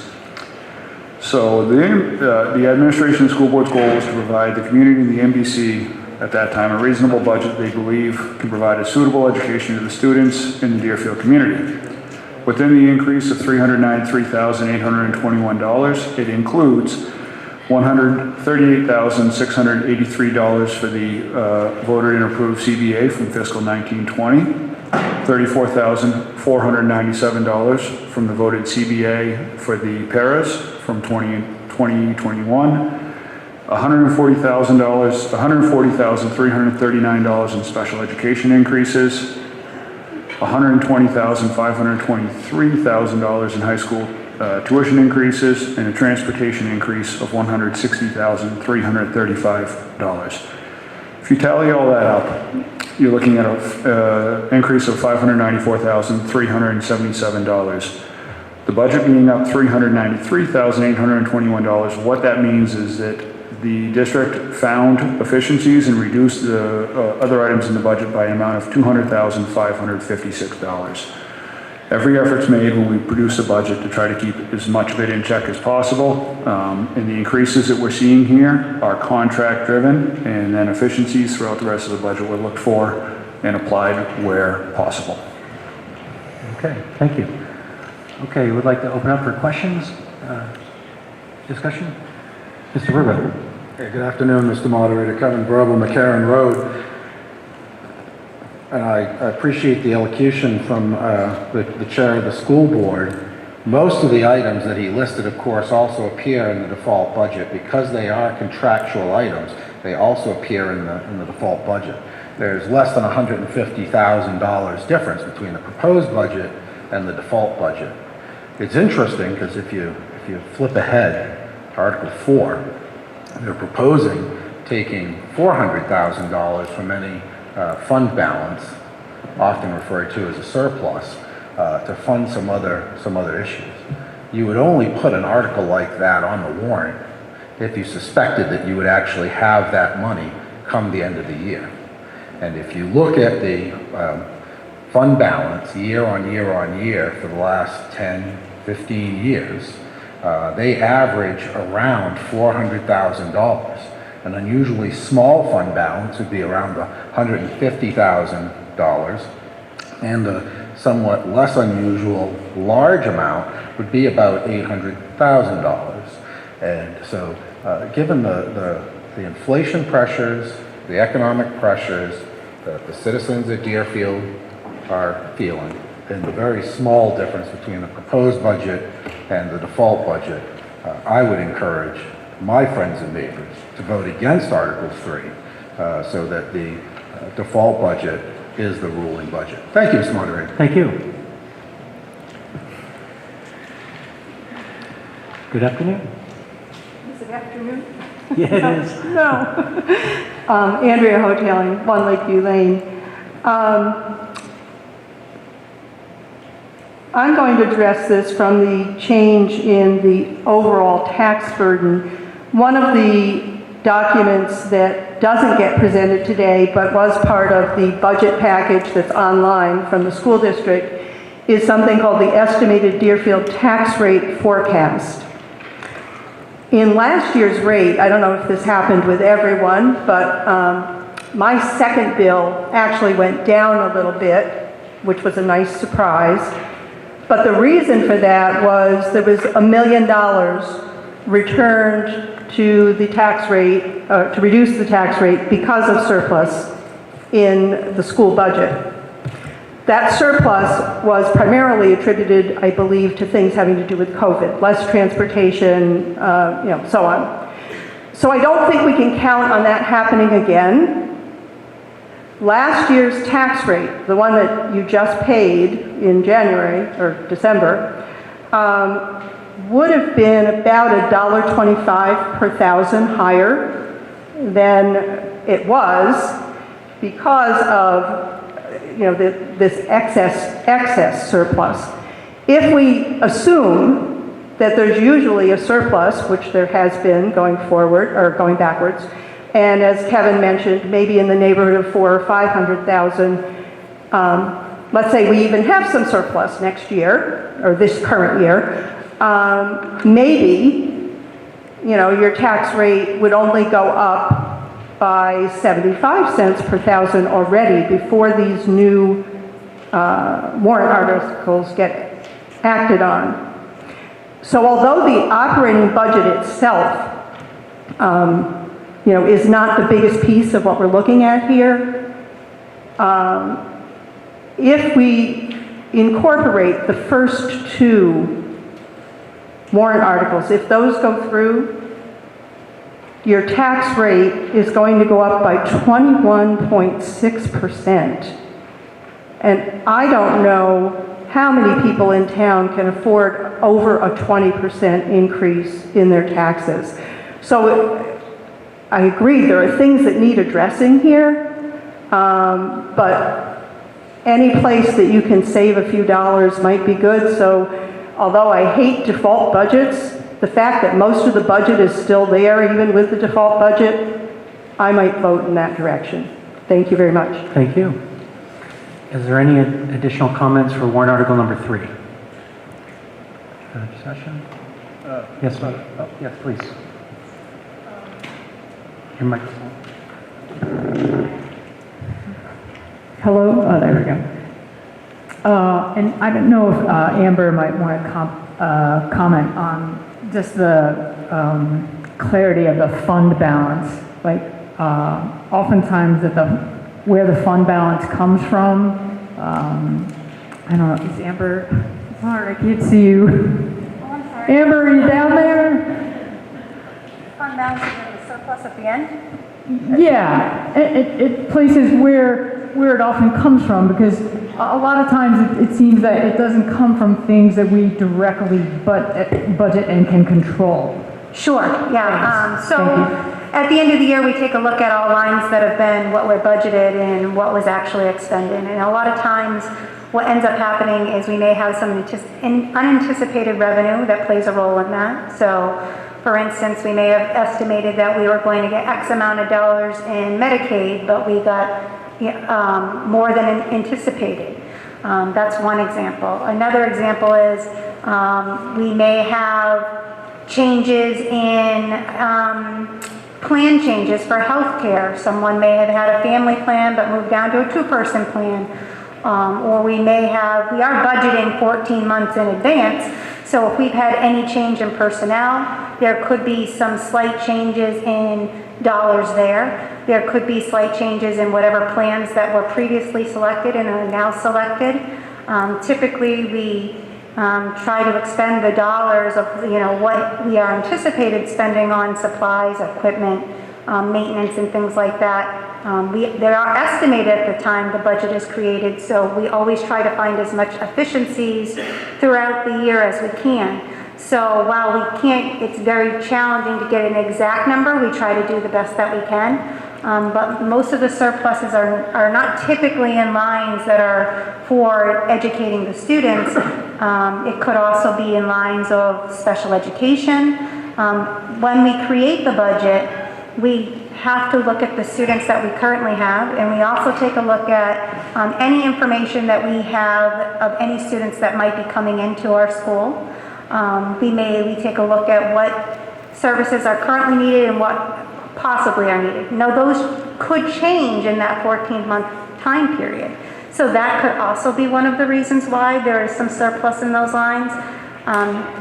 Typically, if I look back at the last few years, those are areas where there has been some surplus, but that's not guaranteed. Anything can happen. We could have one student move into the district, and it could cost us anywhere up to $200,000 to $400,000 for one student. So we have to really look at what information we have at the time we create the budget, and we refine it as we go along. Great, thanks so much, Amber, for making that clarification, because I think it's important to kind of like have an idea of where that fund balance may come from.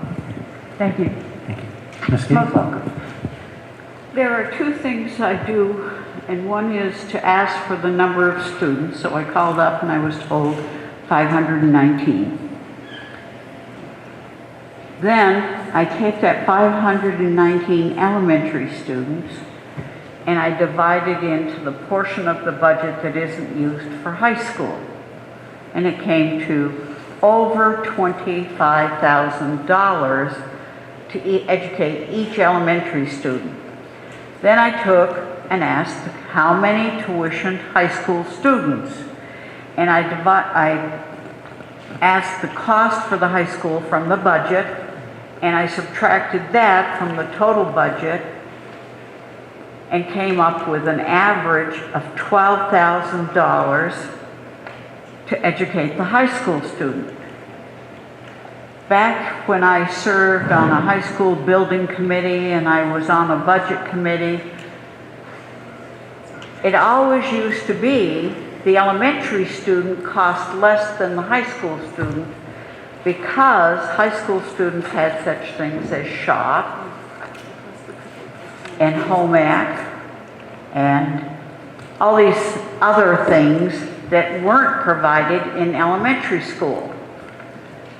So I want to know why the elementary cost for an elementary student, and I want you to know, I was doing this back when the law required education of handicapped students. That was in the budget. So I want to know why Deerfield's cost for elementary students, in comparison to other towns, which I did, is about $9,000 more than, say, Candia, Northwood, Nottingham, Epsom. Okay, you get the idea. So why is ours so much more? Thank you. All right, so Harriet, I certainly hear your question, but there's some flaws in the formulas you're using for the calculation. So I want to start by addressing The October 1st number of students was 522, minimal balance or difference from the number you were referencing. When you're taking your calculations, you're including transportation, special education costs, and a number of other factors that don't play into it. So we have budgeted for 191 students for high school. I don't know the number you're using. The number that you're using for tuition seemed flawed as well. Cost to educate students, there's a number of metrics that can be used to figure out a cost per student, and we can spend the next 12 hours debating and arguing over how you want to figure it out. Do you want to include the burden of special ed? Do you want to not include the burden of special ed? Do you want to include the burden of transportation? Do you want to not include the burden of transportation? How do you want to figure it? That being said, costs are driven through the budget, and I don't know if we need to or if we should, but it's very difficult for you just to throw up a number and say it's $25,000 a student to educate.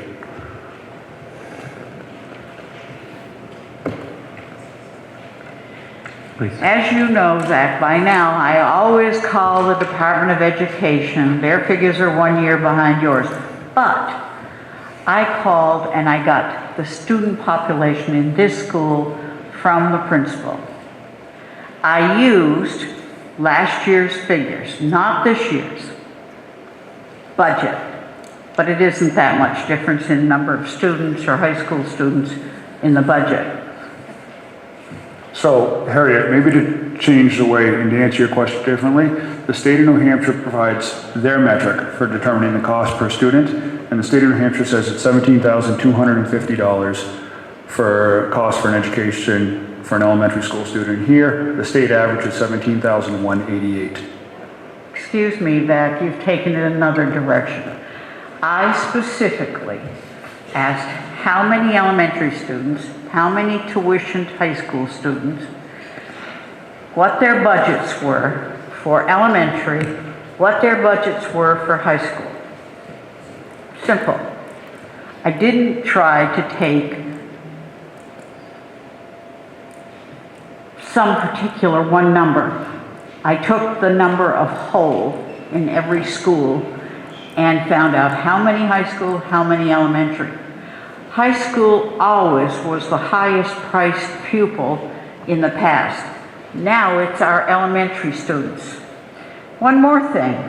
In this student population, are you including the preschool students? In the 522 students that we had on October 1st, that includes the preschool students. You don't in this budget. You have in the past? The number of students at DCS includes the preschool students. So in fact, we charge, last year it was $80. What are we charging this year for a preschool student? That's not a number I have handy. We can certainly get it for you and provide it to you. So $80 a month for a preschool student, and yet you've included them in the total cost at over $15,000.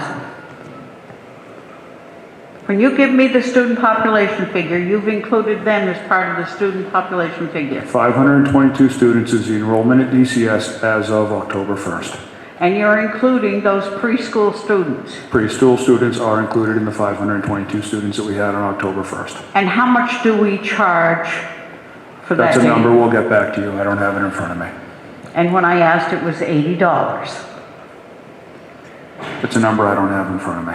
But the taxpayers are paying per year, because you're including them in the student population, over $15,000. The cost to educate, according to the state of New Hampshire, an elementary school student at DCS is $17,250. The state average is $17,188. Until we pin down what formula you want to use, You're doing Harriet. the average of the state. I don't want the average of the state. I'm talking Deerfield. Deerfield is $17,250 based on the information provided by the state using a consistent metric. I challenge you to divide, subtract the high school students' tuition and busing, and take the leftover amount and divide it by the number of students and come up with 17,000. I'll tell you, that's not good math. Harriet, the number provided to us by the state of New Hampshire using their consistent metric when they rank all schools and the cost to educate per student is $17,250. And it's not Deerfield's. I am talking about That is Deerfield. Deerfield's amount. No, The it state isn't. average is $17,188. Okay, I think we've hit that. Okay. And I disagree. Take anybody here and check my figures. Take the number of students, take the budget, subtract the high school students' actual 183 tuition. It's in the budget last year. Take the transportation costs for the high school buses, add those two figures together and subtract it from the total budget. That total budget then only pays for this school, the students in this school. And you will get a figure much different than what Mr. Langlois is quoting. Here nor there, I'm asking specifically if you're counting the preschool students in our total population. If you are, and you're still only charging them $80, why aren't they charged what it costs us actually to educate the Deerfield student? Or babysit, whichever you want to call it. Okay, thank you. Thank you, let's move on. Thank you. Next. Joanne Bradbury, Deerfield citizen. Move the question. Second. Thank you. Is there any further it's been properly moved and second. All in favor of moving the question, please signify by raising your voting card.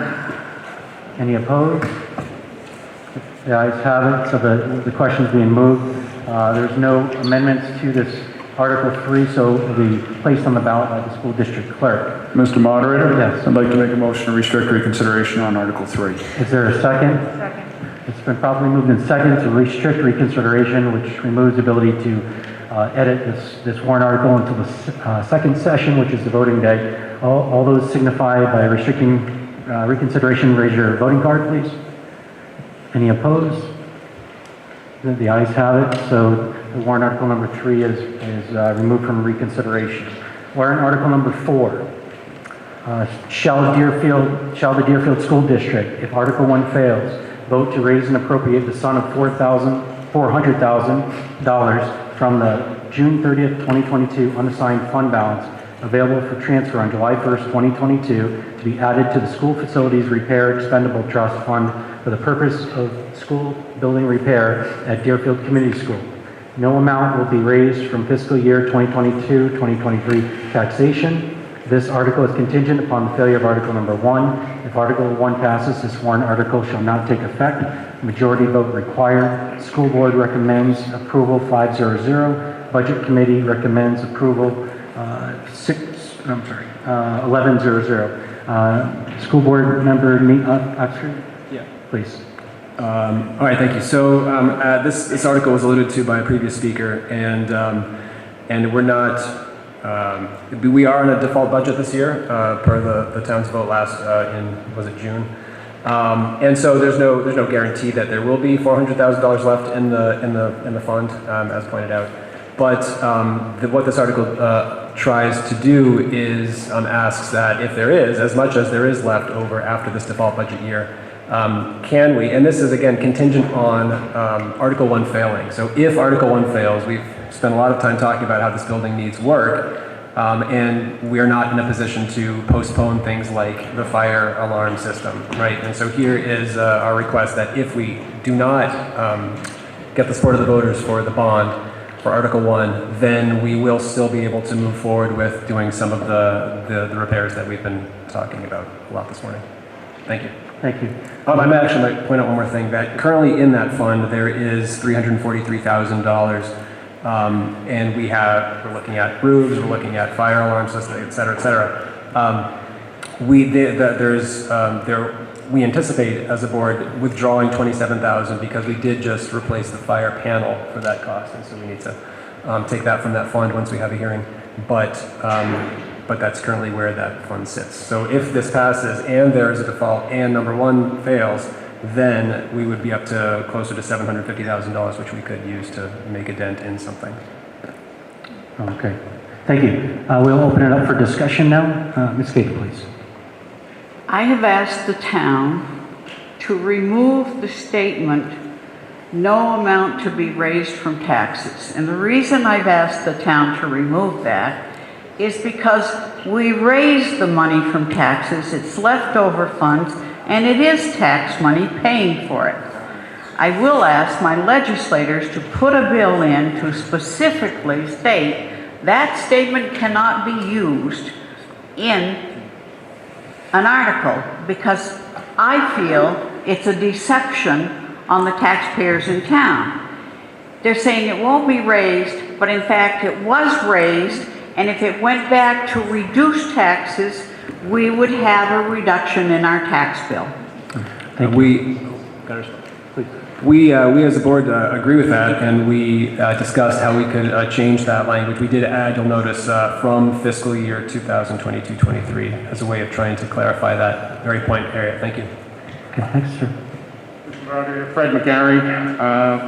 The question I had was with regard to whether or not there will be $400,000 remaining, and the question, and if not, should this article be amended to read up to $400,000? So, very early in the process to determine whether or not there's going to be or what amount any potential surplus could be. If we only had a $250,000 surplus, it would be funded up to that amount. So the up to occurs automatically. So we don't need the up to? Okay. No. Thank you. Thank you. Mr. Pretorius. Hi, Herman Pretorius. Hey, I got a question and then potentially amendment here. So I think this is the right tool for the school board to use. So my question to the school board is, in a previous discussion, we talked about bundling repairs, right? So if you guys wanted to do a bundle repair, whether it's windows and pavement, whether it's roof and HVAC, what's a good number that's a summertime achievable bundle that we can put together to get something done in the school? Is it $1 million, $1.5 million? Give me a ballpark number. So there's a ton of engineering that needs to go into developing a plan around any one of those major projects. I can tell you that the estimates we're seeing for a roof, which is going to be an upcoming project, hopefully tied to Article 1, was in the magnitude of $850 to $900K. Okay. A roof. Again, not to go back to the Article 1 conversation because we rode that horse quite a bit. But if you're going to do the roof, should you address the mechanical in case you're putting curbs on the roof for rooftop units, for roof penetrations, and this is where this becomes, kind of a longer, bigger project. But projects that we have an immediate need for will be the finalizing the update of the fire alarm system. Panel, as John Dubianski mentioned, has been brought up to date, but the rest of the system, that's going to be a multi-$100,000 project. We could spend a large sum of money relatively quickly over the course of a summer or two, but to put an exact number on it there's still a little bit too much variation there. So, understood. So where my mind is and where I think I'd like to amend this, and I don't know if it's a motion amendment, maybe it's a discussion on what I'd like to do, and if that's even possible with the language that's used here, is that I think that this is the right tool, pending that Article 1, does not pass. And I think that this is an important problem. So I'd like to see it read something like, shall the Deerfield School District, if Article 1 fails, vote to raise and appropriate the sum of, let's call it $1 million, from June 30th, 2022, unassigned fund balance available for transfer on July 1st, 2022, to be added to the School Facilities Repair Expendable Trust Fund to bundle critical and necessary infrastructure and safety repairs at Deerfield Community School.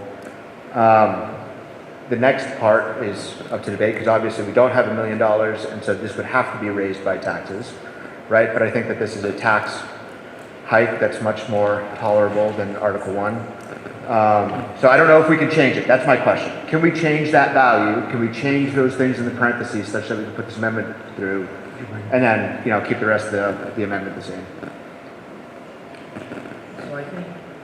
And obviously someone would have to do math on how many cents per thousand or whatever that is. So I think the threshold question is a legal question, which is whether or not amending the article is within the scope of the purpose as noticed. And so the first thing that would limit this is you still need to have an article that is appropriating to the school facilities repair expendable trust fund. You could not create a different pocket. And so an amendment that does not do that is a good start. The second thing to bear in mind is that the article as noticed, it's most likely the Supreme Court would look at it as the subject matter being an appropriation to that fund. Please bear in mind that if you add additional language with regard to the purpose of your appropriation, it would probably be construed as attempting to change the purpose of the expendable trust fund, depending on what you said. And changing the purpose of a fund requires a supermajority. And so you should just be aware that it was not noticed to change the purpose of that fund. And so I believe it would be acceptable to increase or decrease the amount of the appropriation, but not to change the purpose of the fund or to move it into a different appropriation pocket. What about the legalities of changing no amount will be raised from taxation to raising that million from taxation? That you probably could do, because from the perspective of the DRA, if you put that language in, no amount to be raised from taxation, that will limit it. And so the way you would write that if you did it is you would strike that language, you would set your appropriation number, and you would say essentially two sources, right? Said sum to come from, just as it says, the unassigned fund balance with the balance to be raised from taxation. That is the language you would need to add if you were to make that amendment. Okay. Unfortunately, I don't have a pen, so I am going to make a motion for an amendment then, but I'm going to need some help here. Sure. Go ahead, Kevin. Kevin Verlin, the Karen Road Parliamentary Inquiry. To amend the amount, is that going to be capped at a 10% increase over the 400,000, or can that be made to any dollar amount?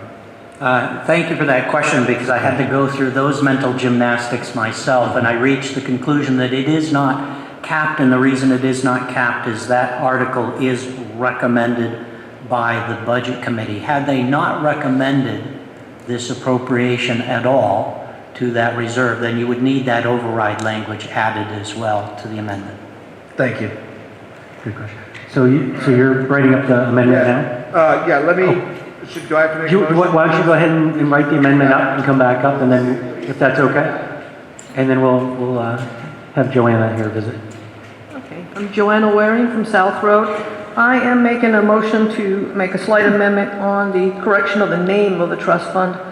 Unfortunately, it's kind of been, the name's been gone back and forth over the years, and so the correct name for the trust fund is Building Repair Trust Fund, not Facility Repair Expendable Trust Fund.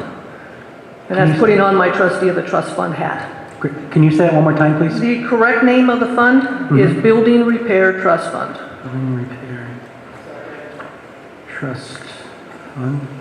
Okay. And that was established in 2004, so I do have that warrant article if you want me to read it. And you have the amendment there? Yeah. Okay, great. And there's a second, properly moved and second.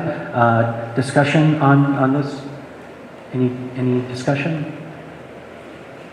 Okay. Yes, please. It would be a shame to assign money to a trust fund that does not exist, because then there's no place for the money. So this is probably an important change. Thank you.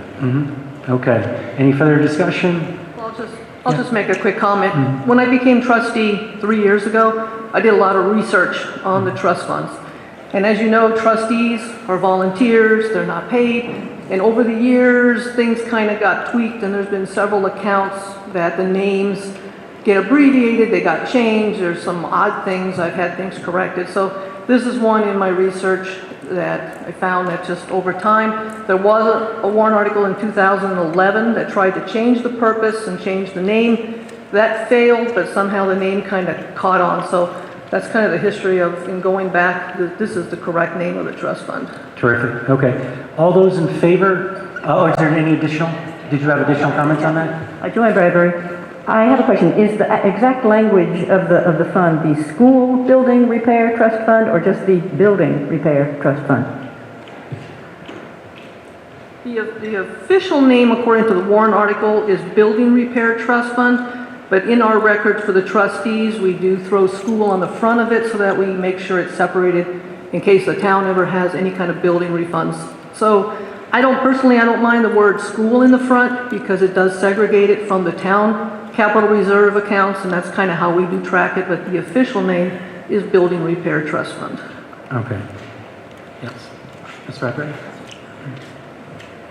I think, I wonder if we should simply put the word school in and not have a leading capital letter for school, just the lowercase school building repair trust fund. Just to make it clear. Okay, so the original amendment is stating to change the words school facilities repair expendable trust fund to building repair trust fund. Is that how it is? Okay. We have a motion, second. Any further discussion? All those in favor of this amendment, please signify by raising your voting card. Any of those opposed, raise your voting card. Okay, so the amendment passes. So that wording now will read to building repair trust fund instead of schools facilities repair expendable trust fund. Thank you. Oh, can you bring that up, please? Yeah, thanks. And thank you for your work of the trust fund. It sure is appreciated. Thanks so much. Okay, great. Okay, so is he still working on the amendment? Are you all set now? Yeah, oh, okay. Sorry, before I lose my chance, and I wasn't paying attention to the last conversation at all. So I'm going to read it, and then I'm going to write it, if that's okay. Sure. And we'll just want to use that new verbiage for the Building Repair Trust Fund instead of School Facilities Repair Expendable Trust Fund. So building repair, okay. Correct, because that's the new verbiage that we're in. All right. Looks like my college notes. All right, here we go. So I'm going to make a motion to make an amendment to Article 4. Okay. All right. So I think what I have scribbled in here is to read, shall the Deerfield School District, if Article number 1 fails, vote to raise and appropriate the sum of $1 million to be added to the Building Repair Expendable Trust Fund to be raised from fiscal year 2022 and 23 taxation. This article is contingent upon the failure of Article 1. If Article 1 passes, this warrant article shall not take effect. Majority vote required. Okay, so that's your motion. Is there a second to that motion? Second. It's properly moved and seconded. Do you mind bringing it up just so I can get a copy of that? We're going to open it for discussion. Do you need a new sheet? Okay. Just give us a moment here. We just want to make sure we get the verbiage correct here.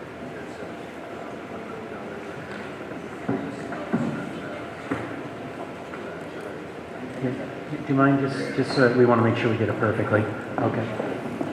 Okay, so we're just gonna, he's gonna go ahead and write it out so we'll have the exact verbiage correctly. So is there any further discussion on this amendment request for changing it to $1 million from $400,000? And we'll get the wording set out as we're working on that. Mr. Verville? Thank you, Mr. Moderator. Kevin Verville, McCarran Road.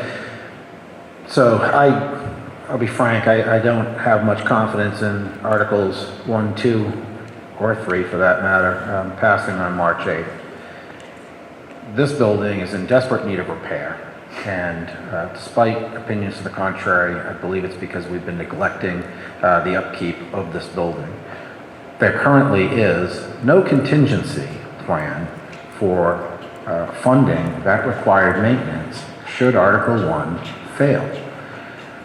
We need to have money on the ready to take care of this building properly, since we haven't been doing it for several years, if not longer.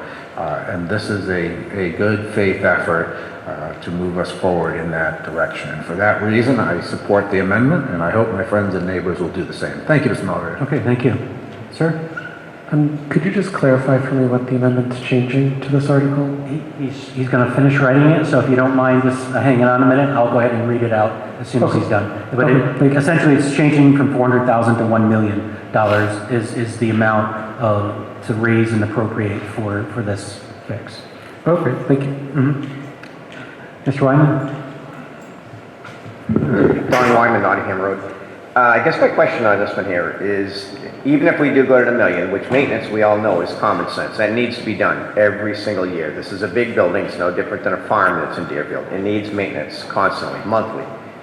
Question is, we have $400,000+ sitting in reserve right now that we have not used because we neglected the building for many, many, many years.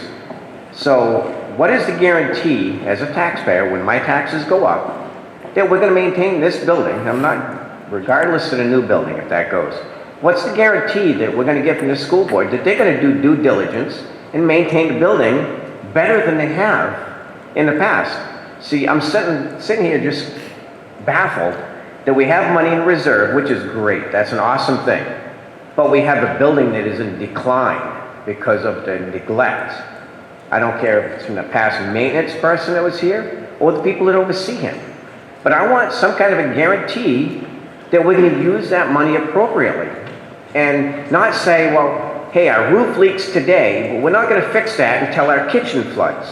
Then we'll ball it all in one big ball of wax. It's no different in your house. If your roof leaks, you fix it. If your toilet leaks, you fix it. You don't wait until something else goes bad so you can bundle it all and spend a ton of money. This just does not make common sense. Okay, thank you. Yes. Good afternoon. Nancy Chute, 50 Pleasant Hill Road, and maybe once he reads it, it will answer my question. Sure. But if he's changing it to not being from surplus, does that mean if that fails, they won't even get the $400,000 they're asking for through surplus? So they could get $1 million or nothing. Okay. Correct. That's what they're saying. So I have a little concern, as much as I would like to give them the more so that they can fix more. I'm a little concerned that they could end up with nothing. So I don't know if we can have both things on. Probably not, but that's just my concern with this Very amendment. good. Yeah, very good point. Thank you. All right, you want to answer that, please? Yeah, I just want to comment on Mr. Wyman's past remarks. So there's a difference between the sense that the building hasn't been maintained is a bit of a fallacy. We repair everything that needs repair. What we need to do now is refit. So there's certain systems that need to be refit. If there's a leak in the roof, we repair the roof. If there's a leak in a pipe, we repair the pipe. If something's not functioning, we make repairs and we perform maintenance and we perform the maintenance of the systems we have. What we're really talking about now are bigger projects that are beyond a maintenance project, because you can continue to maintain a 30-year-old system. We need to start replacing and refitting systems. So I just want to make that very clear. There is a significant difference between repairing and maintaining and replacing systems. And so what we're looking to do is replace systems. If the roof is leaking, we try to find the leak, we repair the leak. If a pipe is leaking, we find the leak, we repair the pipe. That work is being done. We've made improvements everywhere we can. We need a refit, which is an entirely different process. Okay, thank you. Ms. Katie, please. I hear what Zach's saying. The school board votes to fix what needs to be fixed during the year, but has not voted to, say, repair or update the fire alarm system because that wasn't budgeted. Is that correct? The fire alarm panel was a project we actually started working on that project, Ms. Katie, last year. And when we started to address the fact that there's potential for a bond coming up at the same time, we were trying to defer some of those large projects to tie into the bond so we could do everything at once. We have, the engineering has already been done for the replacement of the alarm, fire alarm system. The panel itself, we've already replaced. That was made current just recently. The rest of the system, the engineering involved from the fire protection engineering firm, has just been received back to, we've just received it back, and it is headed to the state fire marshal for review. That is a project we are looking to do this summer, and that will consume the bulk of what we have in that fund currently. So any additional monies that are added to it would be then applied to future additional projects beyond that point. So if we vote this from fund balance and you get $250,000, would that give you enough to do the rest of the fire alarm system, say? We currently have the money for the fire alarm system in the fund, or we believe we have enough money in the fund, but it will exhaust the fund as it currently sits. So that fund has about $350K in it, and we have the drawdown for the existing panel that was just replaced, and then the rest of the system, when we do that project, will draw down or consume most of that fund. I'm sorry, you're confusing me. You said you presently have the money in the fund. Yet the fund balance is approximately $350K. Meaning you presently have enough in the fund balance from last year? No, in the trust fund. You have enough in the trust fund to do what you need to the fire? Yes, we should have enough So we've there. already appropriated that? Yes. Okay. What would be the bigger projects you would do if you get, say, $400,000? The fire alarm panel is the first, the fire alarm system is the first project that we need to address. From there, the roof is a looming project that we have been repairing in an effort to not replace it yet, but the roof is going to be a project that comes up sooner than later if Article 1 doesn't pass. Okay, so I agree. Okay, Don, you want to do your point, and then I'll read the amendment. So go ahead, Don. Just please. a back question, Zach. When you said it was fallacy, when the engineers were in here just a short time ago, well, 2 hours ago, they said, and I quote, "The roof is leaking. The windows are bad." So how is that maintaining if the roof is still leaking? That's one. The windows are bad. That's two. That's not a fallacy, Zach. So don't put it as a fallacy. You know, I usually don't speak. Please address your comments to the moderator, please. Mr. Moderator, I don't speak in public like this for no reason. I don't talk fallacy. These are facts. The roof was stated as leaking. The windows were stated as bad. And for the fact of the matter with the fire alarm panel, were we not told, was the school board not told in 2019 that the fire alarm panel was going to fail? And please be specifically honest with that question. So it's not fallacy, it's not my imagination, and it's not me making up things. These things needed to be repaired. They were not. It's not a fallacy. And I do very much take that personally, as I do not know what I'm talking about. I do.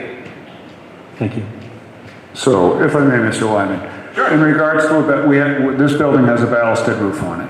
So, with a ballasted roof, when a leak appears, you make every effort to find the leak and stop it. In lieu of that, it's an $800,000, $900,000 project. So we have continued to try to find the leaks when they've appeared and repair them. In regards to the fire panel, yes, we were instructed back in 2000, I don't have the exact date, that the panel was on its way out, that it was becoming non-serviceable. That was a project we tried to tackle last summer.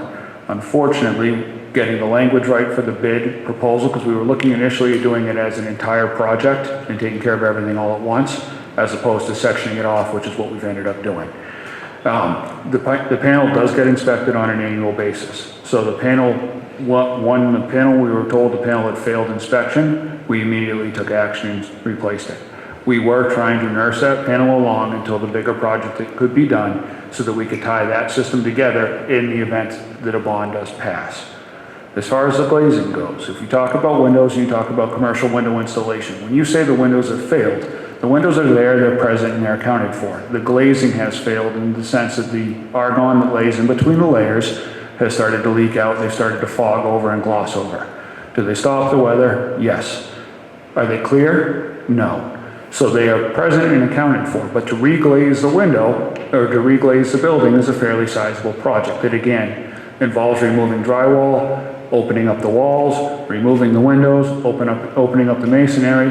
It's a very big project. So that's not a maintenance project at that point. The windows are there, they're accounted for.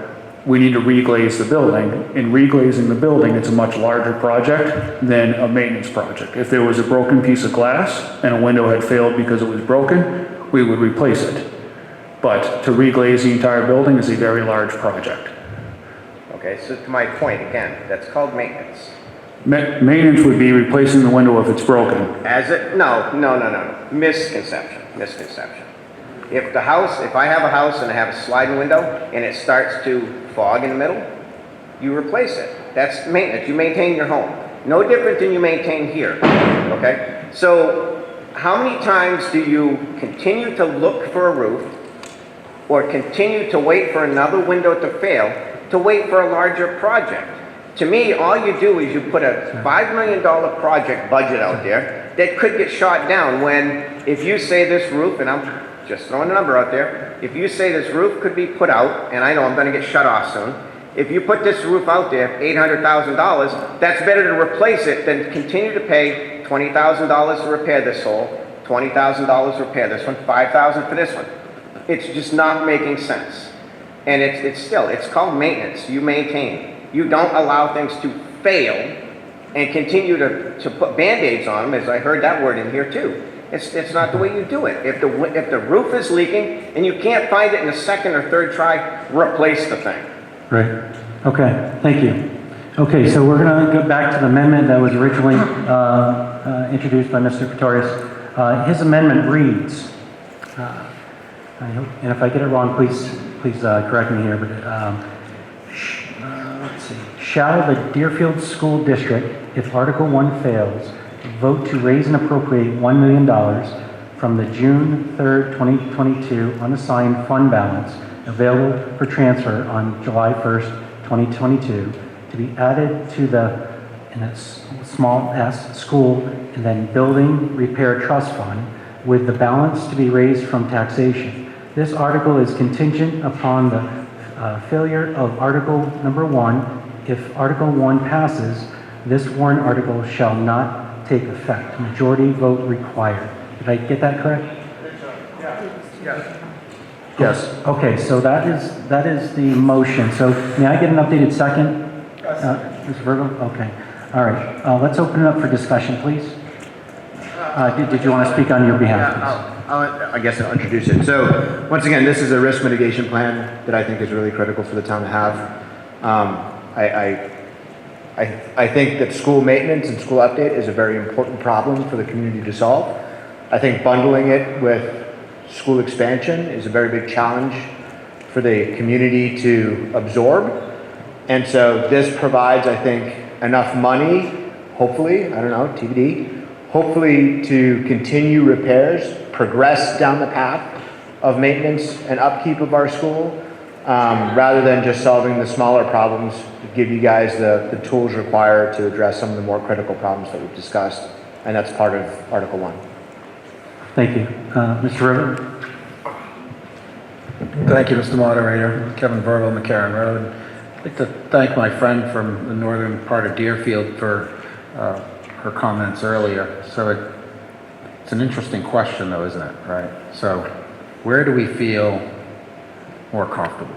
Do we feel more comfortable in assuming that there's going to be a $400,000 plus fund balance at the end of the year?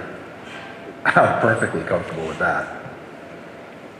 Or do we feel more comfortable with not only the amount, but the action of our friends and neighbors to vote in support of $1 million for maintenance and upkeep of our existing school? And when I look back at past warrant articles that passed and failed, and by the vote counts that they passed and failed by, if warrant article 1 goes down, I have every faith, every belief that not only a majority of my friends and neighbors, but a supermajority of my friends and neighbors will vote in favor of this article as rewritten. Everybody in this community that I know of values this school, values this community, and values this building.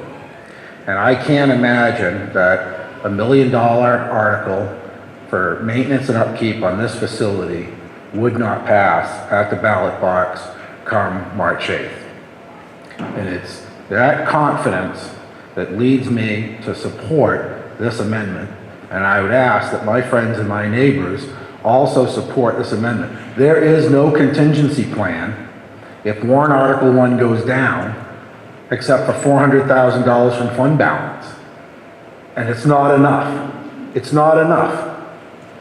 That's what we keep hearing. The $400,000 is not enough. $1 million is not enough. I'll disagree with my friend from Nottingham Road, right? It's not enough. But $1 million is a lot better than $400,000. And that's what we should be doing. We should be protecting the investment that we already have if the community chooses not to expand the school. And so for that, I ask you to support the amendment. Thank you, Mr. Martin. Thank you. Yes, ma'am. Discussion on the amendment, please.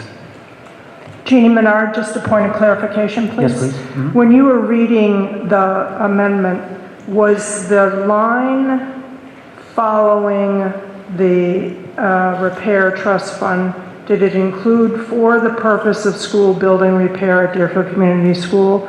Was that unintentionally dropped from? It's not in his amendment. Right. I just didn't know if that was an intentional Did you intend it to be in omission. there? All right. So do I need the commission's one and then start reading the amendment, or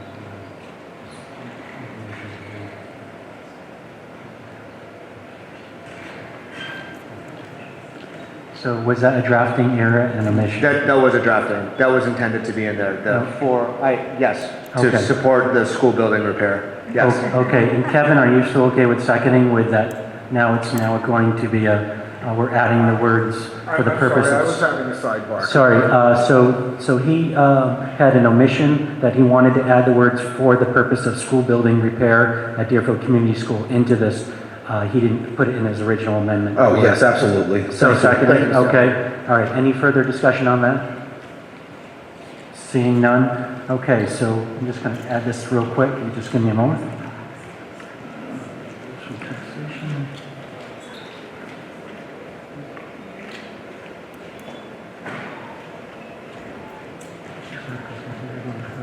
Mr. Moderator?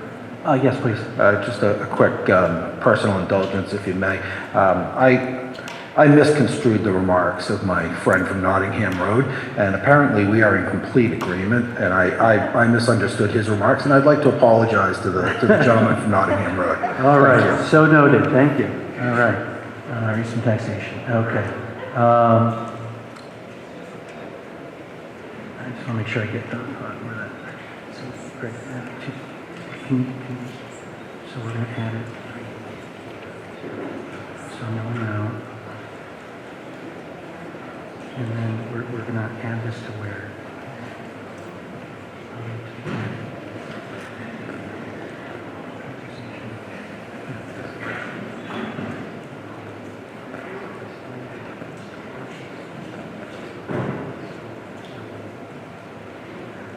Go right in here. After the rates and taxation or before that?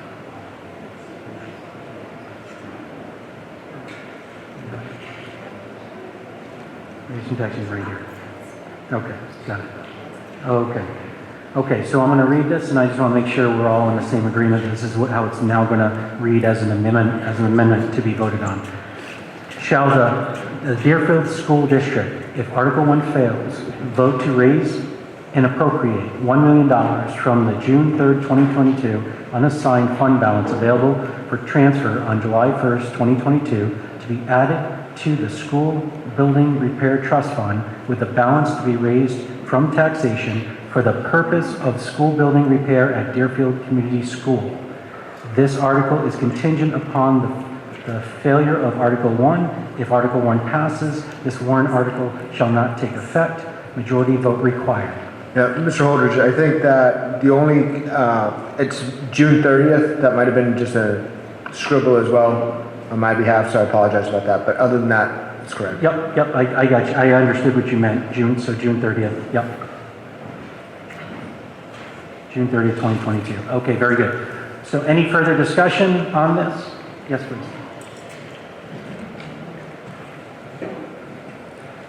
Robert Cody from Mountain Road, and just clarification about what will appear on the ballot. Yes, and please. I'm wondering about the school board recommendation and the budget committee recommendations. Will they stay on the ballot with the revised language? That's a great question.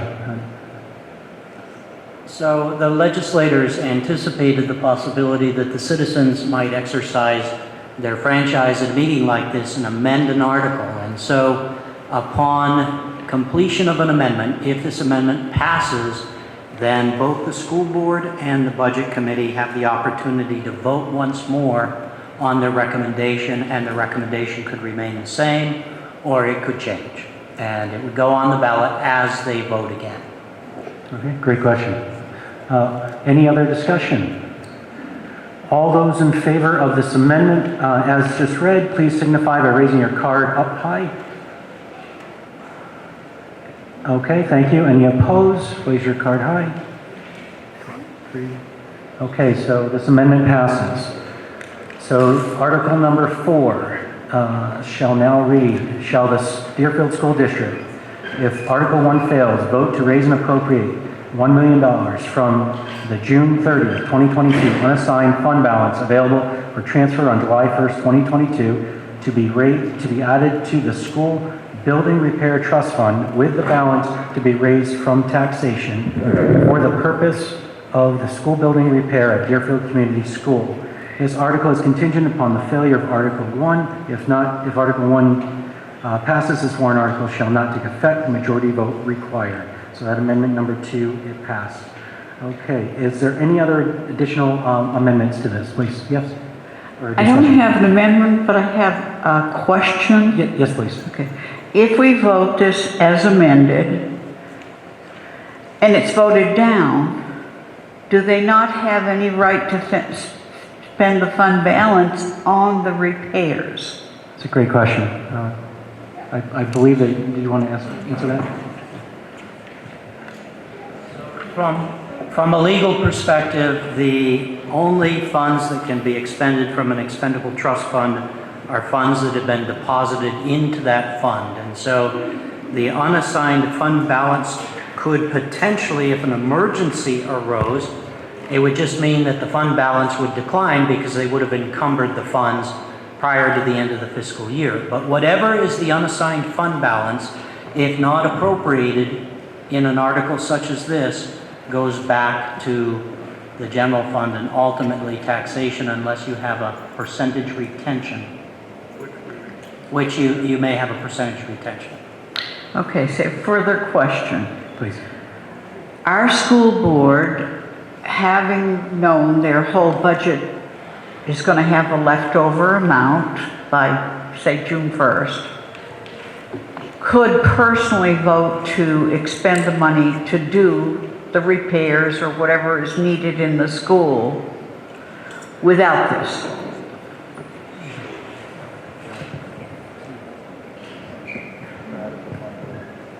We could do that out of the fund, but only in an amount up to what is in the fund. I understand. You can only spend what's in the pocketbook. So even if this is voted down, I'd like a sense of the meeting vote to have them use the fund balance to do the repairs. That would come after this vote? That vote already occurred, so it's already passed. When I just had everyone put their hands up, that amendment passed, so. The amendment's passed? Yes, please. Yes. I thought we voted to amend, but I didn't know we voted to pass the article. No, we voted to make the amendment happen, so that's. No big deal, okay. So I would just like a sense of the meeting that fund balances, since the taxes have already been taxed, be used to do repairs every year as needed to the building. Very good, thank you. Yes, I appreciate that, Harriet. One thing to be aware of, though, is that if it's not put into, by the voters, into a fund, then it does get returned by June 30th. And so that window from March, let's say hypothetically the failed vote, to June is not enough time to put a roof on. I mean, and plan and engineer and all of that stuff. So I appreciate this, but I'm not sure that that would work in reality. Maybe it would with some projects, but I'm not sure that a roof would work that way. But thank you. Yeah, Mr. Verville, please. Yeah, thank you, Mr. Moderator. Kevin Verville, McCarran Road. So I think the point that my friend from the other side of town is trying to make is that if you're anticipating a $400,000 fund balance, because the budget that is passed, be it default or proposed, is a bottom line budget, and the school board has the legal authority and ability to move money from one line to any other line that it wants to, that is already established and funded with $1 or more in the budget, that they can do that. And so I think the point that my friend is trying to make is that as we approach the end of the year, if there's fund balances available, that money be expended or encumbered or whatever legal, financial jump through hurdles has to occur so that maintenance and service to the building can occur with that money.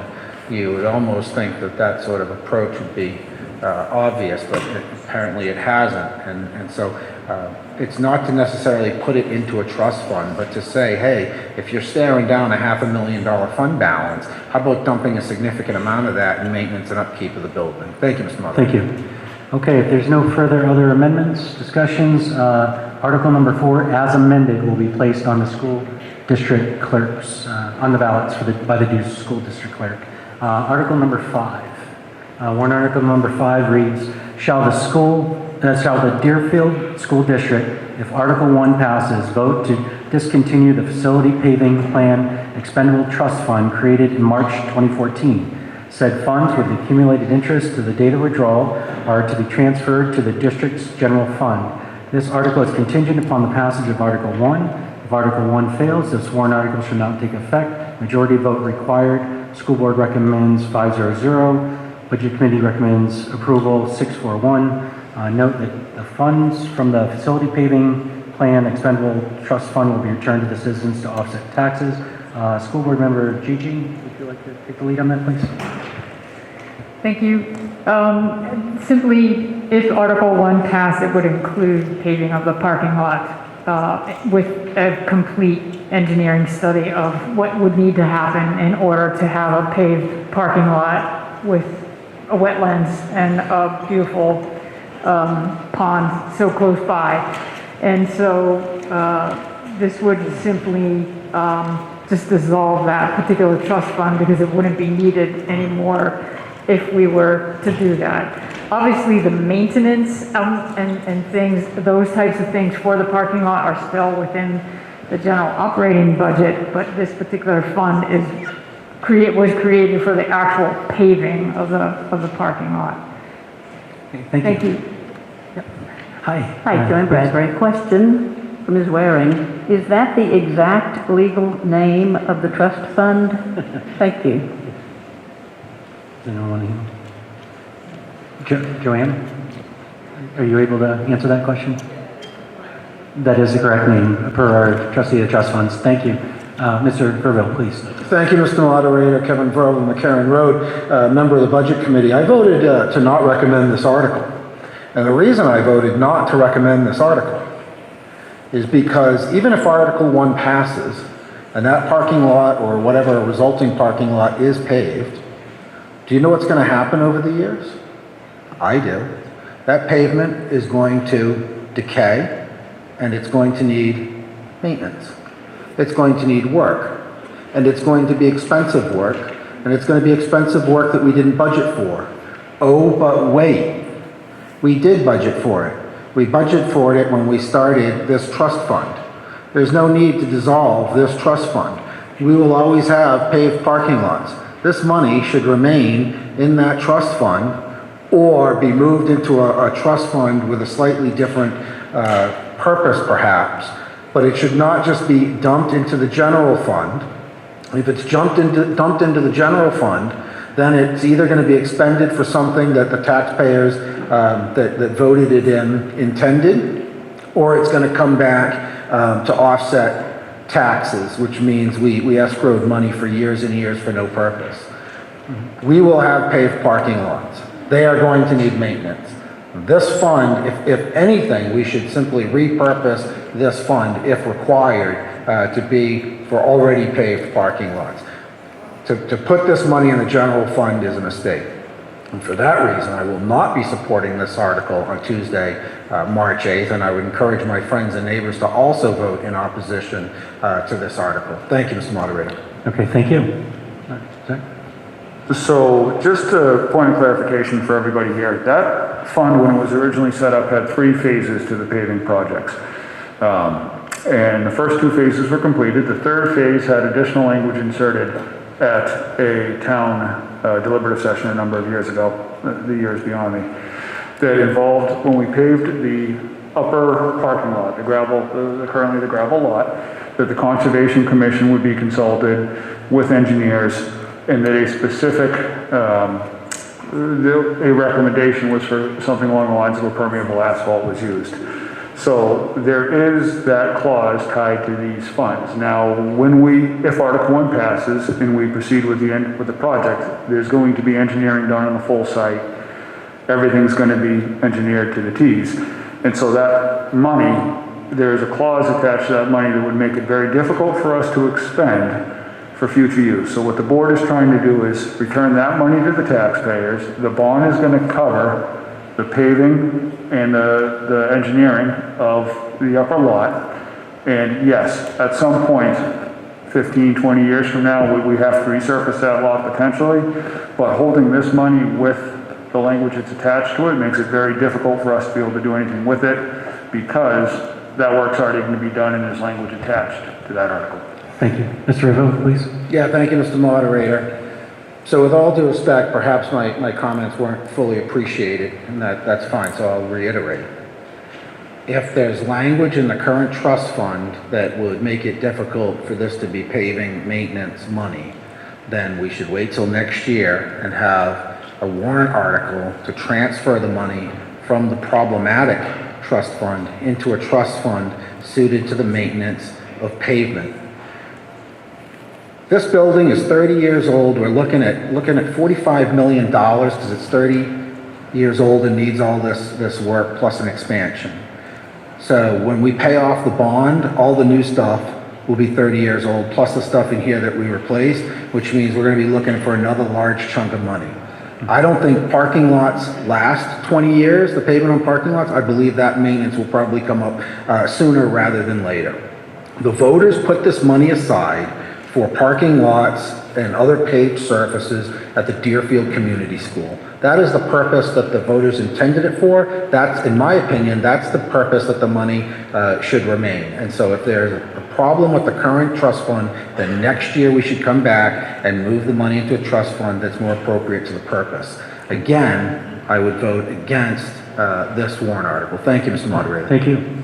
Okay, is there any final comments on warrant article number 5? Any comments? No? Well, okay, so there wasn't any amendments, so we're going to have this article be placed on the ballot by the school district clerk as written. We're going to move on to warrant article number 6. We just have 2 final ones here, and these are citizen petition warrant articles. And number 6 reads, to see if the school district will vote to prohibit the school board from requiring face mask use in the school, on school grounds, or during school-sanctioned events or activities. The purpose of this warrant article is to allow for individual choice to take effect immediately. This article is submitted by petition, and our attorneys advise that it's an opinion-seeking advisory only. So I'd like to introduce Kim Black, who's kind enough to come up and explain this warrant article. Ms. Black. Thank you, Mr. Moderator. My sheet said good morning, but I'm going to say good afternoon. Thank you. I've had relatively little public speaking since my 4-H demonstration days, but they say it's just like riding a bike, I hope. Over the years, I've had a lot of friends always say to me, what's the matter with your face? And I know you're probably thinking, yeah, right, and or that's rude. So what they really meant was, I can tell by the look on your face, something's upsetting you or something's making you joyful. What I don't speak out of my mouth, I usually say on my face. So I wonder how our students, faculty, staff, and anybody else using our building right now feels if they're a lot like me. I was a dedicated student. I didn't ask a lot of questions. I didn't seek help, but I didn't have to in this community. Teachers knew how to read my face. They could see the worry from my furrowed brows. They could tell that I was concerned or frustrated by my clenched teeth and red cheeks. They could tell if I was happy by my smile or sad if I was frowning. I wonder if I didn't get the help that I needed from those teachers who knew by the look on my face that I needed help, if I would have been as successful a student as I was. As a student in the school, I also thrive by making positive connections with my teachers, my classmates, and the administration. I often found ways to sneak out of the classroom, not sneak, but find excuses to come out of my classroom and visit with the administration. Sometimes they were clever, and Mrs. Mahoney would give a little smirk and smile. She didn't have to say much. Sometimes they might have gone a little too far, and she would scowl and show her disappointment. She didn't need to say much. I wonder what those interactions would have looked like if it had only been eye to eye. Would I have been able to read her mind and understand her disappointment or her happiness with my clever little ways? I feel we've lost sight of the value of a smile. I feel we've lost sight of the significance of the time we have, and to use it the best way we can. And I fear we've let fear drive us to mandates that give us a false image of health and instead seem to drive a wedge into our community. I've submitted this petition warrant article because I feel strongly that each and every person has the inalienable right to decide what goes into or onto their body. That every person is capable of making the choice to weigh the risk and the benefits of wearing a mask or to not wear a mask, and that that's an individual choice. And that that's a parent's right, an obligation to listen to their children and to help determine their needs and make that choice for them if necessary. I do not believe in a one-size-fits-all situation, except for this pair of rain pants my grandmother got me when I was 8. Those have unsurpassable fitability that I still wear today. Prior to COVID, there was very few studies about mask policy.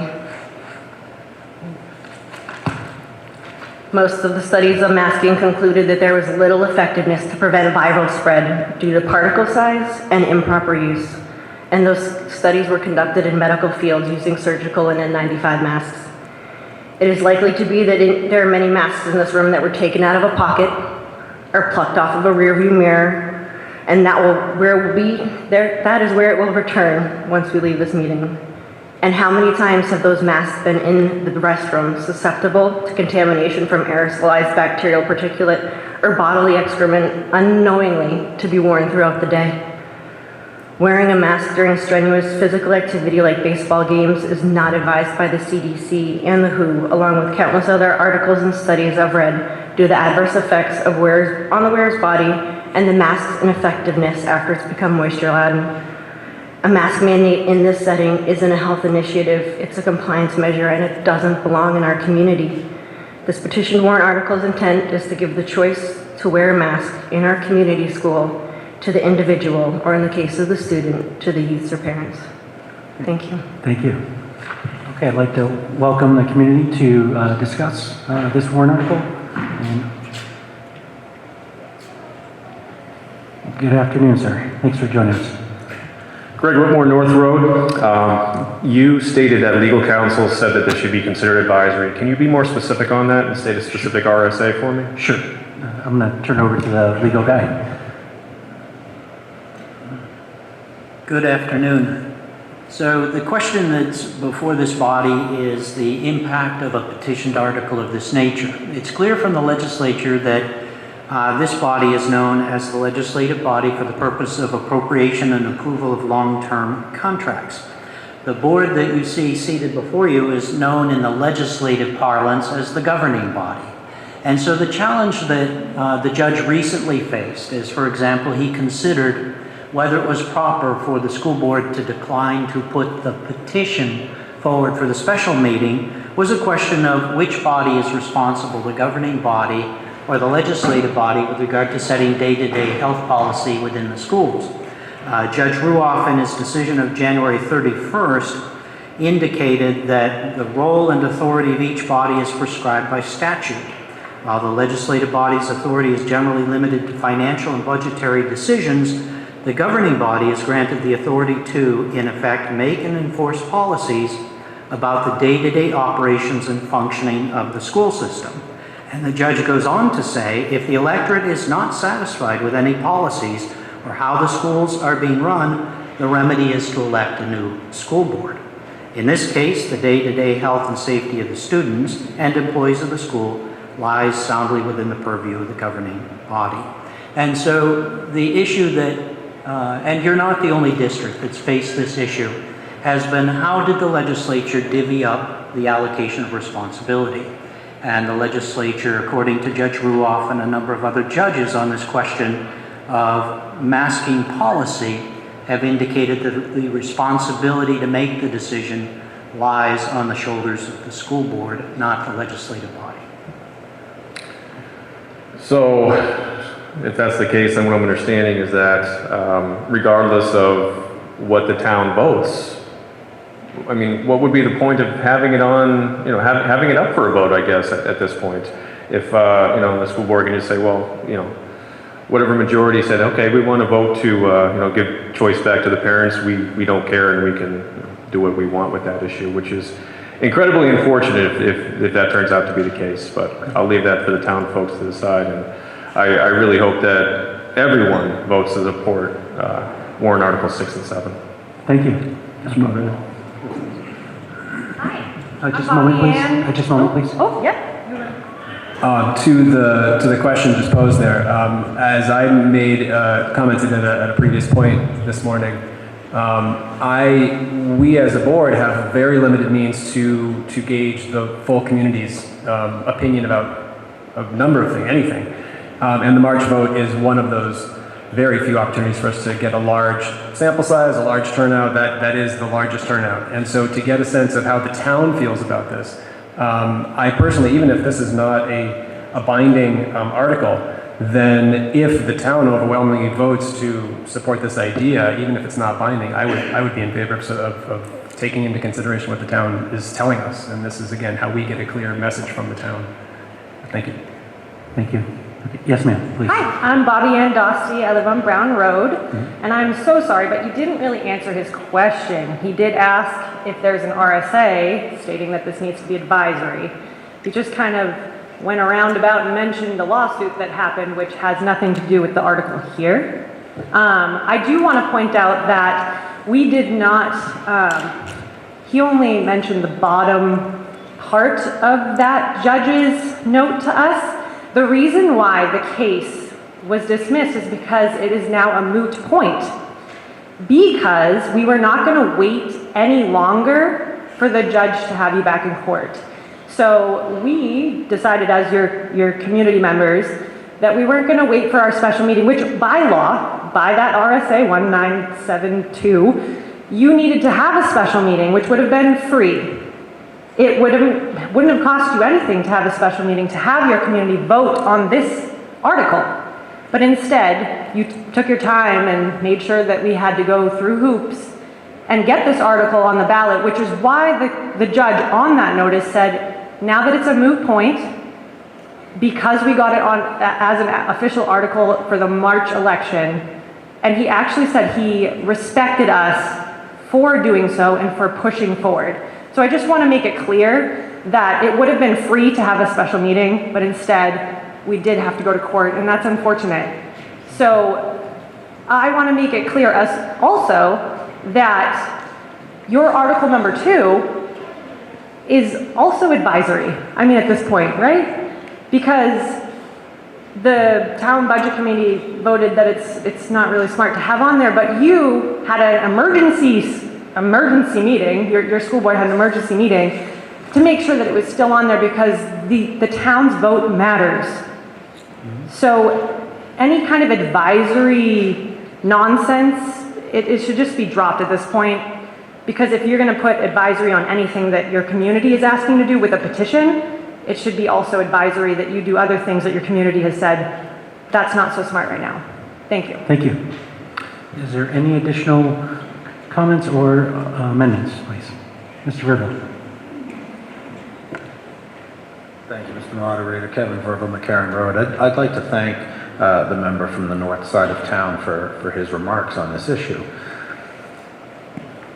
One has to wonder about why we would put such an emphasis on the idea of it being, of any article being advisory. If you put it on the ballot and you get a good, healthy turnout, and the people vote one way or the other, one would certainly hope that all of the elected officials in charge of making that decision would follow the will of their constituents.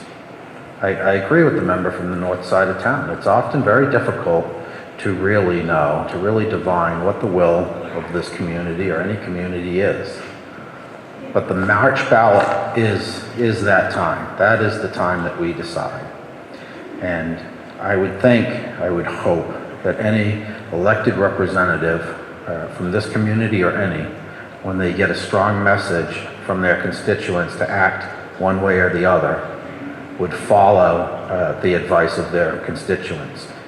At the end of the day, the fact of the matter is, you cannot force an elected official to do something. You can't force them to act. You can lobby them to try to sway them to take action one way or another. And if they choose not to take the advice, that's their liberty as an elected representative. And the recourse for that is, in fact, to vote them out of office if that's the will. But I agree, the school board member from the North End, that if the voters support this, then the elected officials should do the will of the people that put them into office and make this policy. Thank you, Mr. Moderator. Thank you. Yes, please, Judy.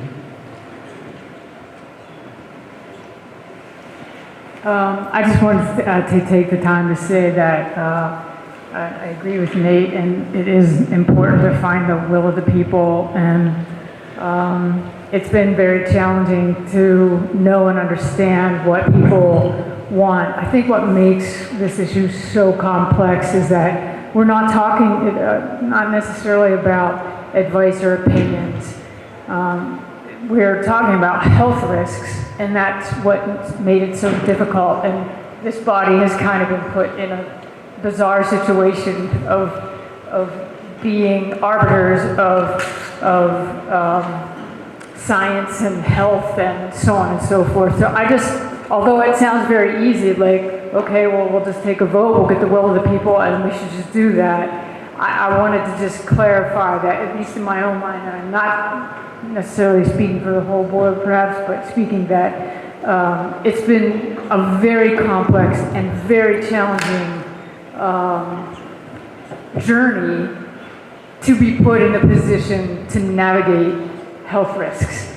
And just trying to find the best information possible. And we all know that's been a challenge. So I just wanted to put that piece of clarification out there. Thank you.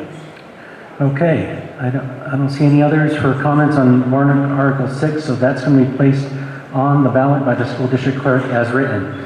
Warrant Article number 7, this is our final one. I sure appreciate everyone's time and indulgence today. Warrant Article number 7 is to see if the school district will vote to make the student use of face masks within the school building, on school grounds, and during any school-sanctioned activities or events optional by the decision of the student's parent or guardian to take effect immediately. This article is submitted by petition. Again, this is an opinion seeking advisory only per council. Ms. Black, please. Thank you. Thank you, Mr. Moderator. Last time, and I'll be quicker on this one. I've presented 2 separate warrant articles. This one particularly pertains to students to give the community the opportunity to evaluate, weigh, or decide, as I know there may be community members that believe wholeheartedly that students are inside these walls 8+ hours with the same classmates and teachers and staff, just as they would be in their family unit, and perhaps full-time masking for students alone or exclusively should be considered separate of such activities as Parks and Rec in here with athletics or Boy Scouts and Girl Scouts or any other activities that may pertain within the school walls that would apply under Article number 6. So that is the difference and where I stand on 6 and 7. Thank you. Thank you. Okay. Yes, we'll open up for discussion, please. Yes, ma'am. Yes, Leah Mchugh, Harvey Road. I just wanted to touch base on why we're trying to implement this warrant article in. It's time to de-escalate the fear of COVID a little bit. We've gone many months now that we've been dealing with this virus, and we know now that COVID is a flu-like risk to unvaccinated children.